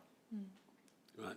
So if we I do note that as a staff action Yeah, for early next year. I do respectfully challenge the very competent General Manager on the basis of what's in front of us, because if I look at 27, it looks like a pretty well formulated strategy based over a 4-year period and growing, and there's a lot of quantum, but there is very little business case, data or articulation to justify that. And totally acknowledge everything that you've just said. Yes, I'm but really I guess desperately trying not to be disrespectful. we also haven't had any funding to do a detailed business case. So I guess we were asked to bring some high-level ideas and prices. We've done that. We need to know whether elected members want to go any further. And if you need a detailed business case, then we need to have some funding to do that sort of work. So, Madam Chair, maybe that's the first step. Rather, maybe what the first step is putting some funds into a proper analysis and business case, and for that then to come back, and then we have a more meaningful. Yes. Sorry, you and the people on Zoom have actually followed that up there as Ryan's come up with an idea which is exactly, well, it's your idea actually, but he's articulated it, so is there any way of showing that? Yeah, that would be useful. I can't see that. I was just wondering if, with your leave, Chair, I could read it out, but I wonder if the movers would amend the resolution, and it just gives us a bit more, the part I, 6I, EI, and it just says approves the travel planning for schools project in principle, but requests staff come back prior to the annual plan process that provide more options for elected members, including financial partnerships. I just said in a workshop, that doesn't cover off Councillor Wilson's. What will we need to do to put funding to get a proper business case? Or do we do that at the outcome of the workshop? I guess I have problems with the word in principle, because it's implying that that we may even be considering spending $1 million a year to this. But look, what it could say is that we approve, that we do request staff to come back to the annual plan with more detailed proposal regarding school travel planning. But the issue which has been highlighted is the resourcing to actually pull together the level of detail that elected members may be looking for. So what are the options? One option is to essentially defer everything but business case funding to annual plan, or is there another way of having that information come before us in time for annual plan? I think if it goes on the list for the annual plan workshops, proposals can be discussed there. We can decide then if we want to move forward, and then the annual plan decision would be to put funding towards it. That would be how it slows things down a little bit, but that would be how I would do it. Because then the decision to fund a business plan goes up against all the other proposals and gives us that time to work through whether we want to actually move forward with this. And an option could be to, through the annual plan, fund a business case, but also a pilot potentially to test out the idea on a smaller scale as a suggestion. So there's ways we could work through it. So if the motion essentially said, request staff to come for a workshop on school travel planning and to come back with more detailed proposal for the annual plan, something along those lines. Would you be comfortable with that? And Councillor Ryan, are you? Yeah, we're all let's have a talking look. to the same. So, yeah, so the recommendation currently is that request staff report back to council on the following proposals, including which one is travel planning for schools, a proposal for funding and time for consideration as part of the 2022-23 annual plan development process. It does not, the resolution doesn't commit this committee or council to any funding. Okay. Yeah, so all we are asking is, hey, here's some high level estimates on implementation of school travel planning, but the proposal that we're recommending is, should this committee want us to, we can bring back something for council to consider, which an option could be that we fund a business case, first step, and then you move into implementation. So just point of clarity, Yes. I mean, surely any initiative attracting that sort of spend on an ongoing basis must be underpinned by a business case. I mean, please tell me it is. It's based on knowledge and of other councils like Tauranga in terms of the actual costs that they have had with the clusters in the schools. And it is a high level estimate of, and being realistic, so we wanted elected members to actually understand eyes wide open if we were to do all the schools in Hamilton, what it would cost. Okay, thank you. Are those all of your questions, Councillor Ewan? Yep. Okay, and are you happy with actually what's in the staff recommendation, Ryan, on the premise that we do have a workshop? Yeah, look, I am. I think there's been a pretty strong message come through, so Cool. happy with that. Thank you. Are there any, so just briefly, are there any other questions on this issue? Yes, Councillor I Mark? just had one question, just for clarity. You're saying that there's been travel plans in Australia, somewhere in New Zealand, etc. Would it get to a point where we can just use other people's plan rather than writing our own for every single school? Seems to be this bit of diminishing returns going on here. I mean, I think we need, it's individually with the schools and the areas and locations that they are in. I guess it's very hard for us to deliver to a school a plan to say, here's a plan for your school, you need to implement it. So it is actually working with the schools, and Martin can add more information to that.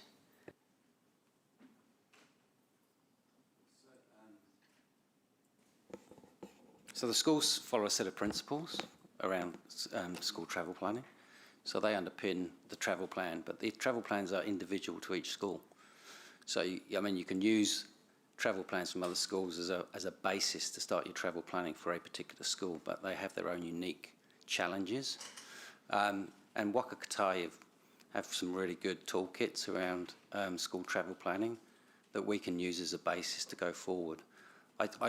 My experience, I wouldn't recommend a business case process. I think it's unnecessary. I think if you follow those principles and use those toolkits that are available, you're halfway there. And learn from the experiences from others like Tauranga. Thank you.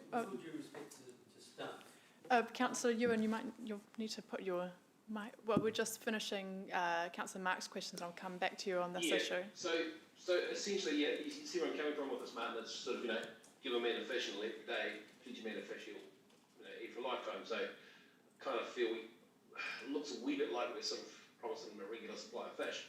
So how I guess what I'd like to find out in that workshop is how little we could do for the maximum results so that they're doing it themselves. Well, through the chair, what I'd recommend then is we get people from places like Tauranga to join that workshop and talk about their experiences, because I just think they'd be able to add a lot of value to that discussion. Yeah. Cool. Okay. Thanks, Sarah. I've got other Thank- questions, but that's all. Okay, thank you. So, Councillor Ewan, you had one other. Okay. Yep, thank you. Okay. Anything else on this topic before we move on? I'm just going to go through item by item to keep it clean. Yeah, I had a question, Chair Sarah, and I know that not every school is involved in the clusters that you talk about, Robin, but my question's really about the already established clusters that schools are in, and do the clusters that you suggest mirror those already established clusters? This was a proposal from CAM, who works with the schools. If the schools have got existing agreements in place to work with each other, we're happy to build on those as well. It was at a high level was a starting point to see if elected members had any appetite for staff to do any further work around school travel planning.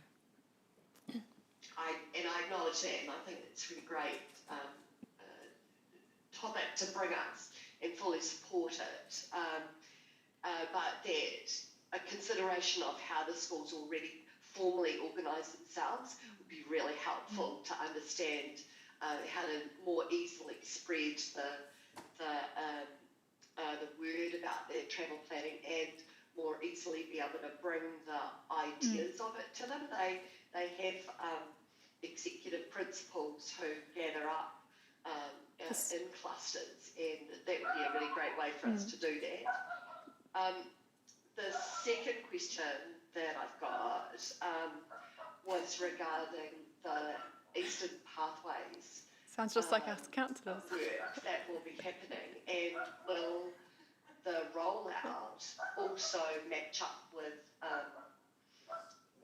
that work? Maxine, you might want to mute yourself just while staff answer.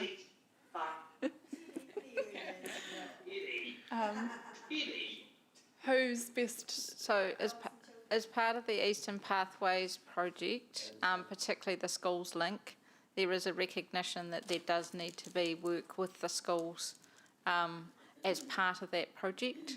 So that would be tied up with the various components as they're rolled out. So as I said, this was a high-level starting point. They wouldn't necessarily be rolled out in that order. It would be looking for those opportunities to tie in with other activities that were happening in the area, to tie up with the infrastructure, also supporting the school travel plans with the education and campaigns in the schools. Thank you, Robin. All right, we're going to move on to the next item in the GM report. So if we all thought we were going to have an easy, smooth sailing from here, we're on to Ward Street interim design. Do we have any questions on this? Just procedurally, we are going to take each of these items line by line when it comes to the voting, because I note that the recommendation specifically where there's expenditure or an indication required by staff. I'm happy to.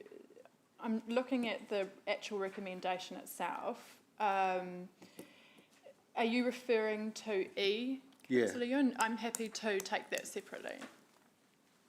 But the rest of it so far appears not too controversial. So, are you happy with that approach? Yep. No, okay. the chair. I was just asking. The other ones largely around submissions and bike parklets. So unless there's any concern around bike parklets, then we'll take that approach. Okay. Ward Street interim design, no questions. One question, Councillor Mark.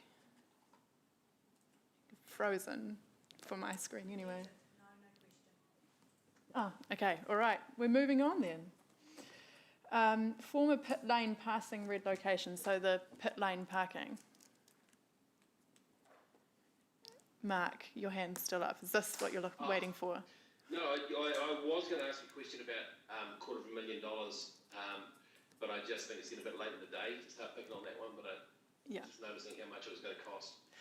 But Okay, that was my question too. So you don't want to leave it? I'll leave it for the moment, thanks, yeah.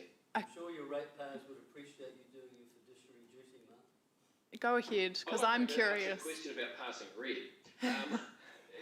It is going to cost $250,000. At the moment, it looks like we're just putting lines on there and working out a bit of an entranceway. That does seem a lot of money, Evelisa. Robin? So, Anybody? yeah, sorry, Councillor Mark, it's Robin.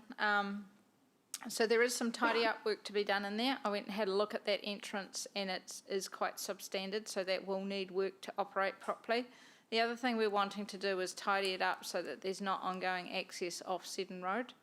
And as part of the West Town Belt, it's also raised expectations around having some green in this area as well. So we need to look at that. So I guess at this stage, it's a high level estimate. It's a worst case scenario. And again, as a starting point, if elected members want to pursue something further through an annual plan type process. Okay, and consultation-wise, have we gone anywhere near that yet? No, because at this stage, we're still looking for elected member guidance as to whether this is something they want to pursue. The West Town Belt did deal with this area being a parking area as part of that consultation.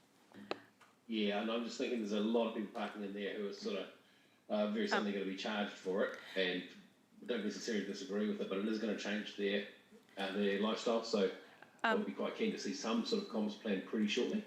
So just to confirm, through the 10-year plan process, there was a resolution that was approved for the Central City Fringe commuter parking that was to commence in year 3 of the 10-year plan, and this area was part of that location. Yeah, okay. That probably doesn't mean a lot to someone who parks their car there. Yes. I mean that respectfully. Yes, correct. We have ticked the box, but I just think this may require a little bit of extra love. Absolutely, and that's something that's we've heard loud and clear in terms of the appropriate engagement. Okay, so it could be useful to, if this is approved, to come back to us again, useful to have some more details around comms and cost breakdown to understand. Yeah, thank you, Councillor Ewan. I guess I've got a question on this after. Yes, do you have anything else? That's all I've got, Mark? actually. Thanks, all yours, Ewan. Cool, thank you. I just want verification from staff that staff are absolutely familiar with the resolution that this council has already passed regarding the Ward Street interim design and what it was to look like. And correct me if I'm wrong, did we not pass a resolution that I think the GM is so we've already been through. I can go back to it. I'm happy if there's no other question around pit parking. I'll sorry, allow you to. I was talking about Ward Street interim design. I thought Okay. that's. We did just go past. I asked for questions on that, and there weren't any at the time. Okay. But if you feel like it's Well, my question will be very particularly brief. important one, then Well, just simply, there is no additional, any variation to the motion that council has already passed and no additional funds required. my understanding is this was just to provide oversight. I just need the GM to confirm that exactly. So this was the design that was approved at the 17th of August committee that we worked through in a workshop with elected members, and now we are working through the construction and design, but there was a request to bring that design through this committee. Okay, thank you. Cool. Thank you. Right, moving on to bilingual signage proposal by Waka Kotahi. Hopefully, yes, do we have Mark? Hello, question going in, sorry. This is the last one I had a question on though. Fiduciary duty, right? So all this is Waka Kotahi asking us for our opinion on them writing the word kura underneath school. That's it. All right? Because I read all 42 pages of the report. That's all I could find in there. So, Councillor Mark, I guess that there are a number of questions that they're asking in regard to that. So they are, you know, and I guess it's very technical questions, but it's things like, is it in bold, is it in italics, and that sort of thing. Because the reality is this will be the starting point, I believe, for having bilingual signs elsewhere and used elsewhere. So whatever we set at this stage and agree to at this stage will then probably be rolled out wider. So it is, in my opinion, primarily a technical request that they have put out, but I still thought it was appropriate to bring to elected members to feed into that submission process. Great, no, that's cool, thank you, and I'm happy for Angela to go in there and fight for us. Thank you. I've got Mayor Southgate first and then Councillor Angela, as Councillor Sarah Thompson has a question. Sorry. It's loud. Just in terms of the cost of the car park versus the ability to recoup some of that through parking charges, what's the thinking there? Okay, so we're back to pit lane. Yeah, well, we were. It's gone over. That's where I was. We almost did this tidily. Okay, yep. Just in terms of what we were thinking for with the parking plan being so well formed and looking at that integrated, I mean, things cost money, therefore things need to be recouped in some fashion. Yes, so you would be looking at the charging of the car parking, which was through the 10-year plan. There was a cost which has not been confirmed of about $5 for commuter parking per day, therefore 83 spaces times $5. Would take how long to pay back? So if you worked it out in terms of over 35 weeks instead of a 52-week year, as a minimum, you'd earn about $70,000 a year. So it'll be a return on investment of about 3 years. Right. Okay, thank you. But it is capital, and yeah. Yeah, it's capital, but we would also be recouping some more money from commuters elsewhere. So overall, there'd be some swings and roundabouts in that. Yes, correct. I'm just thinking about if you supply parking, how do you recoup some of the costs of parking? Yes, and that's really important because it is there will be revenue part of the pit lane commuter parking, and so it's actually how the proposal that we would want to bring back would really show how that would occur. Okay, thank you. Thank you. Thanks. Cool, thank you. Bilingual signage, Councillor Angela. Yeah, thanks. Madam Chair, I just have a question / concern that I would need the committee's guidance on. I don't, other than our strategy, I don't feel like I have council guidance on this, and Robin quite rightly said that this is not just about school signs, this is about having bilingual traffic signs, and so I don't know that I don't know that we have had that discussion as a committee / council, and my concern is, while I support the education and the cultural aspect of bilinguality, if that's a word, I have some serious concerns when it's an instruction of law. So road signs are an instruction of law, and we are an English-speaking country with an awful lot of visitors. So I don't know the ramifications of that, and I don't feel confident enough to put forward a submission or help put forward submission on with staff's behalf. I don't think we've had that discussion yet. So, Madam Chair, I'm looking for some thank you. some guidance. Firstly, when is this due? Yeah, that's the other thing, because I'm away next week. The 17th of September. December. December. Oh, wow. Sorry, I've gone back in time. Something that can be delegated to the deputy chair, but again, I think she's still in the position of, we really haven't had that conversation as a council. Yeah. Just schools is one thing, but again, an instruction of law on our roads is quite something different. Okay, thank you. You've got a comment on that, Mayor Paula? The only piece of information I can add to that is where we have started the conversation is through Heipo Manawa Ora, where we have talked about progressing through all of our work. We had the interesting conversation about the why signs recently. So we've had that conversation about progressing, but how far and fast we're mandated or how that happens, I think is something we haven't had too much detail on. Would you, one idea, since it's on the 17th of December, we have a council meeting on the 16th, would you be open to including this in your chair's report or a verbal chair's report? Do you see my facial expression? Yes, you're saying yes. Then we can email it around and circulate it prior to for in relation just to the road signs? Or what?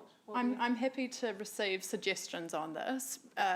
So Councillor Angela is actually away next week as well, and that would leave me to sign this off. So if I'm happy to do that. We can ensure it's circulated around. I'm just wondering if there are other preferences from elected members around how you have involvement in this submission. Well, I guess in this way, my view is that this committee would do it now, would give feedback now on this particular discrete element because it's being asked for. But in that bigger picture about bilingual signs and how staff intend to progress that body of work, that's slightly different because it seems to me that this is them consulting. So Yeah, it is. So Can I be helpful?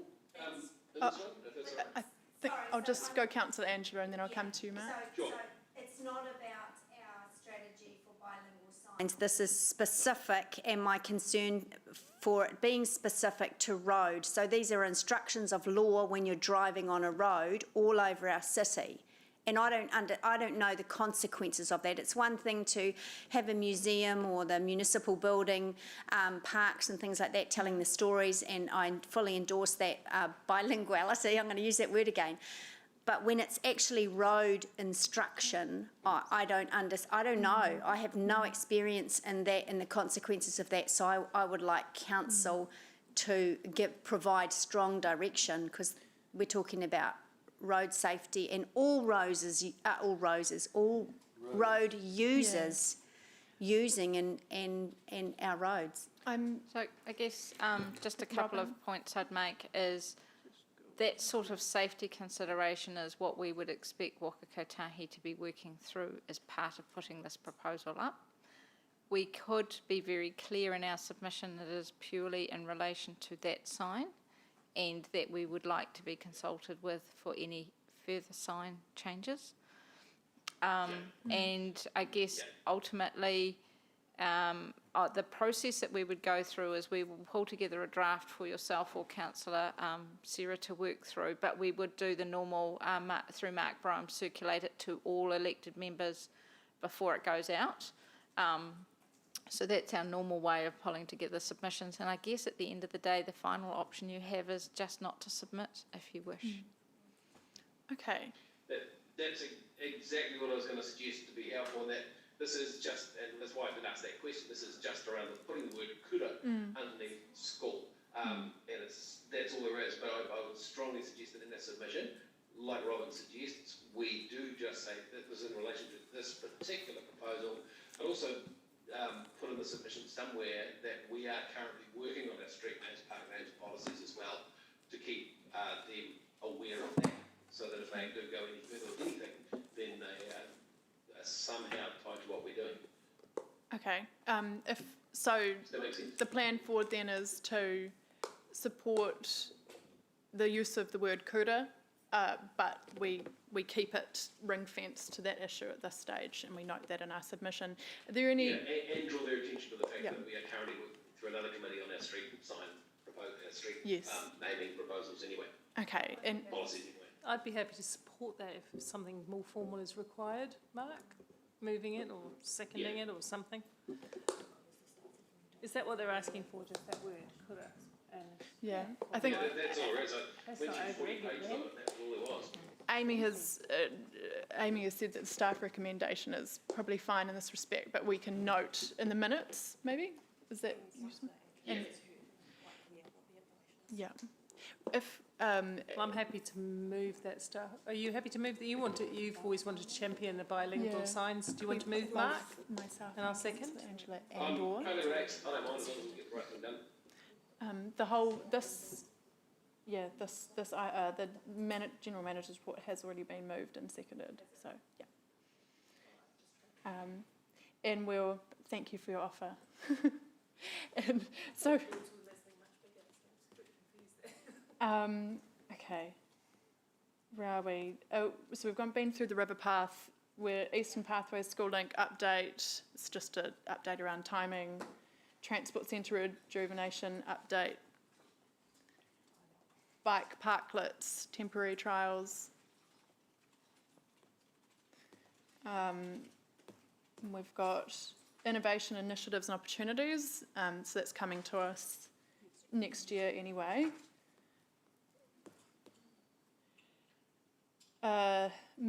The consultation on the tyres and battery product stewardship regulations, so that will be circulated before signing off as well. Rubbish and recycling communication engagement plan. That's on. Don't be a tosser. Signs. Well, the signs in there says, don't be a tosser. It's very direct. Where's this? No, I've sparked interest now. We were all asleep. Yeah. Just to make it all interesting, guys. No, it's page 435, paragraphs 99 and 100. And then, carrying on illegal dumping, there we are, 102. We aim to position our don't be a tosser signs in hotspots throughout the city. They have been used in other places. I know, I don't particularly like it. Yes. I don't think we should go to that type of language, but... I think it's brilliant. But I'm not going to sweat over it. I just think I wouldn't use it. Okay. It's kind of rude to call someone a tosser. If there are anyone feeling very passionate about this, you can... well, I'm just noting I don't like it, put that somewhere. In the minutes. Thank you. Network engineered overflows around wastewater in Delia Court. And that is it. So what we'll do, going back to the recommendations, is take A to D and then E separately, given it's the more, I guess, substantial motion there. So yeah, we'll debate all at once, and myself and Councillor Mark have moved and seconded that, so we'll just move and second both parts of that. Right, we're into debate. I start as mover. Brilliant. I guess the biggest issue here is around the travel planning and pit lane and those going as recommendations to annual plan. I 100% support us looking at some kind of solution for travel planning, but I also hear the concerns around the table, and I think that a workshop on this would be really helpful to work through concerns and questions, to understand what's been done elsewhere and what the results of that have been. I've had conversations with Regional Council, and they've indicated a real interest in working alongside of us with school travel planning, and they have some capacity to run some pilot school bus routes, particularly, which will be particularly important for schools where the public bus routes just don't serve their students well. So I think there's a real opportunity for a partnership here, but a workshop will be really helpful. So I look forward to that in the new year. And with pit lane, I'd be very keen to have a breakdown of costs, because there might be a more bronze, as Councillor Martin would put it, a bronze level of service in terms of fixing up that car parking area. So understanding our options there would be really helpful, along with the comms plan, if that ends up coming before the rollout of other areas of commuter CBD fringe parking. Right, Councillor Ryan, and then we'll go to Councillor Angela. Thanks, Chair. Really good report. There's a lot in there, so I don't want this to detract from all of that, of course. But the travel plan thing is absolutely fantastic. I think if we get that right, world class. And I appreciate that it might need a little bit of facilitation and leadership from us, organising a bit of resource. But when you think about boards of trustees, which probably many of us have been on, and PTAs and active parents and soccer mums and the works, and even principals associations, they've got massive networks and massive organisational ability. And I think the fact that if we cluster it within themselves, and even if we just have to be a catalyst to get them to organise some stuff, I think we can do something pretty special. I think as soon as we start talking about $1 million a year, we're going way out of scope for ratepayer funded core business. But certainly within the scope of our road and footpath network and safety, absolutely fundamental. The other thing I think this has the potential, which we've talked about in the past, is staggered school starts. So schools don't empty out at 3 o'clock. Maybe they could do 2:45 and 3:15. And if they work in those clusters, I think we could actually augment a lot of our network congestion issue. So I think there's a real opportunity to do something special. And I look forward to staff coming back with a little bit more, thinking energy in that space. Thank you. Thank you, Councillor Ryan. Councillor Angela. Madam Chair, just two things, and support what Councillor Hamilton's just said in terms of travel plans. Look, it irks me when we have to think about delving into ratepayer pockets to solve Ministry of Education problems, and this is one of them. We all know that if parents and caregivers put kids on buses to schools, it would be really easy for everyone to get around the city, and we see that every school holidays, don't we? Recently at a WRC, a regional transport meeting, I raised this again, or actually I think I raised it in an agenda setting meeting. We're going to be having the discussion that the problem is that the government of the day, whoever they were, removed school buses and put kids onto the public network. And parents really didn't have a choice. So to solve the problem, blimmin' well, bring back the school buses. It's as simple as that, make them fun, make them colourful. But anyway, it might be that the work we do in the workshop, one of the options might be to, lobby the ministry to do that. So I'll just park that one for now, because it really frustrates me. I'm going to repeat myself, at the risk of repeating myself, with the new Waka Kotahi road signs, because while this proposal might be the start, at the last WRC meeting, the Regional Director David Spears said Waka Kotahi is rolling out bilingual traffic signs, and that concerns me, because again, it's an instruction of law. We are a nation, a multicultural nation, and I have no experience and understanding of what that might mean when a visitor to the country, or someone where English is their second language and they maybe speak Mandarin or something else, rolls up to a stop sign that they're familiar with, and there are different words on there. So I don't understand that, and that it does worry me.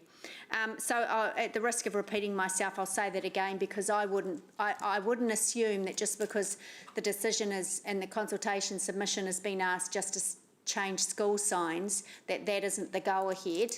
And then suddenly after Christmas we find ourselves faced with all sorts of new signage in the city. So I might be being an alarmist, but in recent experience I don't think we can assume anything.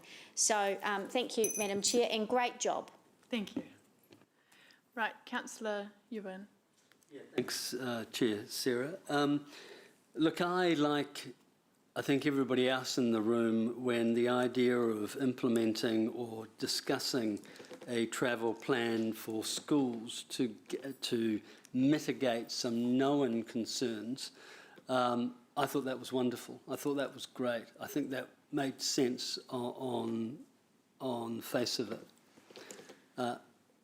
I'm horrified at what I've seen here today in the proposal, and I'm horrified at the thought that there would be anybody suggesting, when we are looking at undertaking a significant amount of spending, that there isn't a need to do a business case. Now, I'm not saying a full business case in the sense that a new startup enterprise may do, but a fully thought out return on investment plan that clearly identifies where this has worked in the past should be required, because we plan in 10-year cycles, and the reality is if we implement this, we would be spending $1 million a year for up to 10 years. That's $10 million. I mean, the cynic in me says this is a make-work project. I mean, half of it is for the 5 staff, and then the other half is for a little bit of advertising and incentives to motivate the children. Surely we can do better than that. After all, NZTA has already published, the helpful planning guide it's already done a lot of that work. So I think we've just overcooked this, and we run the high risk of being scared because I'm not going to spend the $1 million a year. So I'm sending a clear message. I'm not supporting this today. I'm sending a clear message that when this comes back in the annual plan process, I'll be expecting a business plan. And I'll be expecting some hard data, and I'll be expecting some different operating models. I don't just want to hear one narrative from staff saying, oh, this is what we've landed on. I want to see what other options, what other business models or proposals or operating models they thought of, what the finance is attached to them, and where those models have worked. Because that's what I'd expect in a governance role. And that's what I expect from our staff. So I'm really clear on that. So I've gone from being really enthusiastic to now being a real thorn in your thigh until I get that information. Thank you. Councillor Mark, have you already spoken? No, I haven't. No? All right. Councillor Mark and then Councillor Maxine. Remember if I had. I'll call you Chair Thompson from here on in. Good job with the Chair. Hey, look, I actually endorse the travel plan big time, but I very much endorse what Councillor Ewan has just said. There are plenty of travel plans around. So often I get frustrated when we tend to reinvent the wheel and come up with the same answer that other people have come up with all along. And Councillor Ryan put it well when he said, let's tap into those networks, those massive networks that those schools have, and come up with something creative. I mean, for heaven's sakes, for $10 million, we could just about put school buses on ourselves. So let's bring back to that workshop. I love the idea that Martin had to bring people over from Tauranga to tell us what's worked, what hasn't. Let's do as much of that as we possibly can, so we start as far ahead as we possibly can, and that keeps the cost down. And again, on the Kura school sign, it was slightly mischievous to sort of say 40 pages, and all that we asked for was our input on the font, but it's really, that's all it is, and I suggest strongly that we go back and say, yes, we're fine with the word Kura under school, on the understanding that that is all that we're approving at this point, because I think the words that Robin used and the concept that Councillor Angela was getting to is that this could be a thin end of a wedge. So we need to make sure that we just keep a handle on it and make sure that what we do in our community space with our street naming policies, etc., is cohesive with, or is contingent, not in time with what they're doing. So great stuff. Happy to support. Cool. Thank you, Councillor Mark. Councillor Maxine. Oh, I'm turning on my microphone very tentatively. Apologies about earlier. Sorry. Firstly, I just want to acknowledge the huge amount of work that is captured up in this report by our General Manager, and thank you to staff and to Lisa for a very fulsome and robust report. Just a couple of things that I'll comment on. I have a great deal of interest in the school travel plan and would like to see it very successfully supported and implemented. I do hold some concerns about some of the costs, of course, that others do, but acknowledge that there is some enormous benefits that will be available to all of the community if it's implemented well. Now, in terms of getting us to that, there's some already well-established and organised clusters within the schooling network that we need to understand in the first instance and then tap into to be able to use.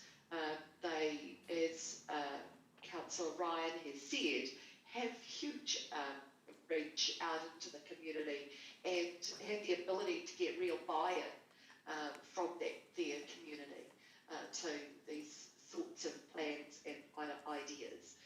Also lining that up with other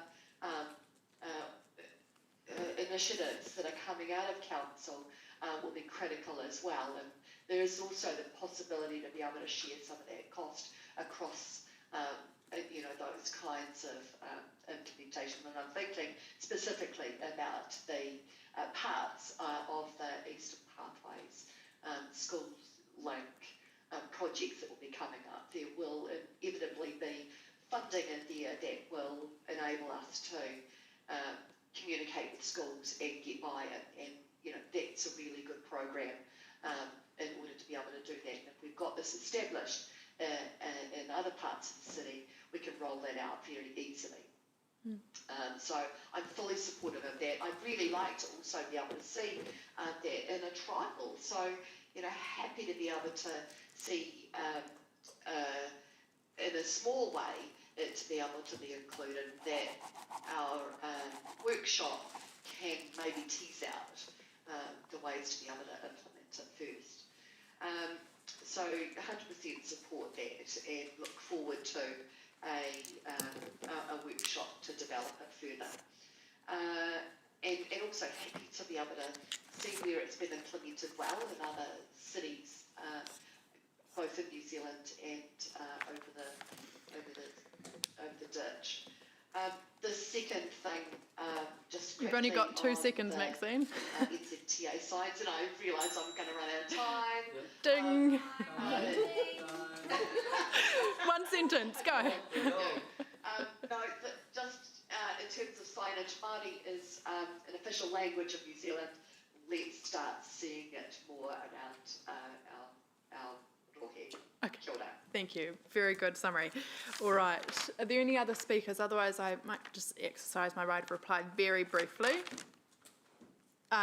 Just to say, I love the idea of staggering school starts. That's something that Andrew Wilson at WRC talks about all the time. It would help a lot with different things as well as integrated planning. I like the idea of a trial. I think that, no, we're good? I like the idea of a trial for the school travel planning, and in terms of the information that's come today, I think we have to see it in context that staff do need some direction from us before embarking on quite detailed work, given the amount of the workloads at the moment and then the amount of work that will take to actually prepare. So I think today's recommendation is important to just set direction, to say we're interested in this, but would like to work through this further. And finally, around the overall cost of the school travel planning, I think we do also need to keep in mind we're looking at 61 schools within the city, so 5 travel planners to work with 61 schools. It's actually a big workload, so just keeping that in mind. But Otherwise, great debate. Thank you, everybody. Let's move to both parts of the motion. So we'll take the first part first. Is that able to come up on the screen? So A to D. All those in favour, please raise your hands.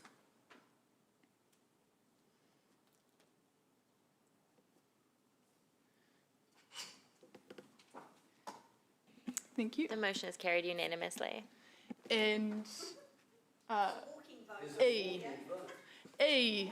All those in favour, raise your hand for E.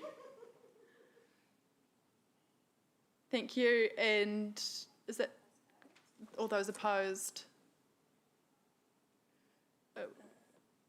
Sorry, so we've got Councillor Robb. Oh, sorry, you. Councillor Hamilton, can we just check if you're voting for or against there? Can you put your hands back into the screen for those voting in opposition? So it's just Councillor Robb, Councillor. So the motion is carried, noting that Deputy Mayor Taylor and Councillors Pascoe and Wilson are dissenting. Cool. Thank you very much. Is that us? We are moving into PX. We're not done yet, folks, but would our chair like to reclaim? Would you like to reclaim your chair?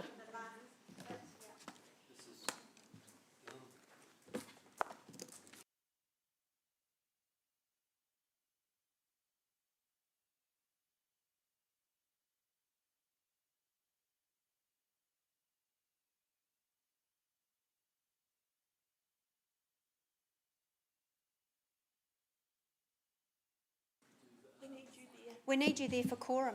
Sorry. Oh, you can walk around. We'll allow. Not out the door. You can't go out the door. No, you can't go out the door. So can we just formally resolve to... Yeah, you can Zoom. It depends where you're going. We may not want you to Zoom. Oh, can you soon? Yes, I would say so. We've only got... What's that? We're very quick, right? Could we just formally move to PX? Oh, sorry, I thought we did that. Let's move to, I'll move that we move into public excluded, seconded by Councillor Wilson. All those in favour? Are there any against? There are none. Carried. Thank you.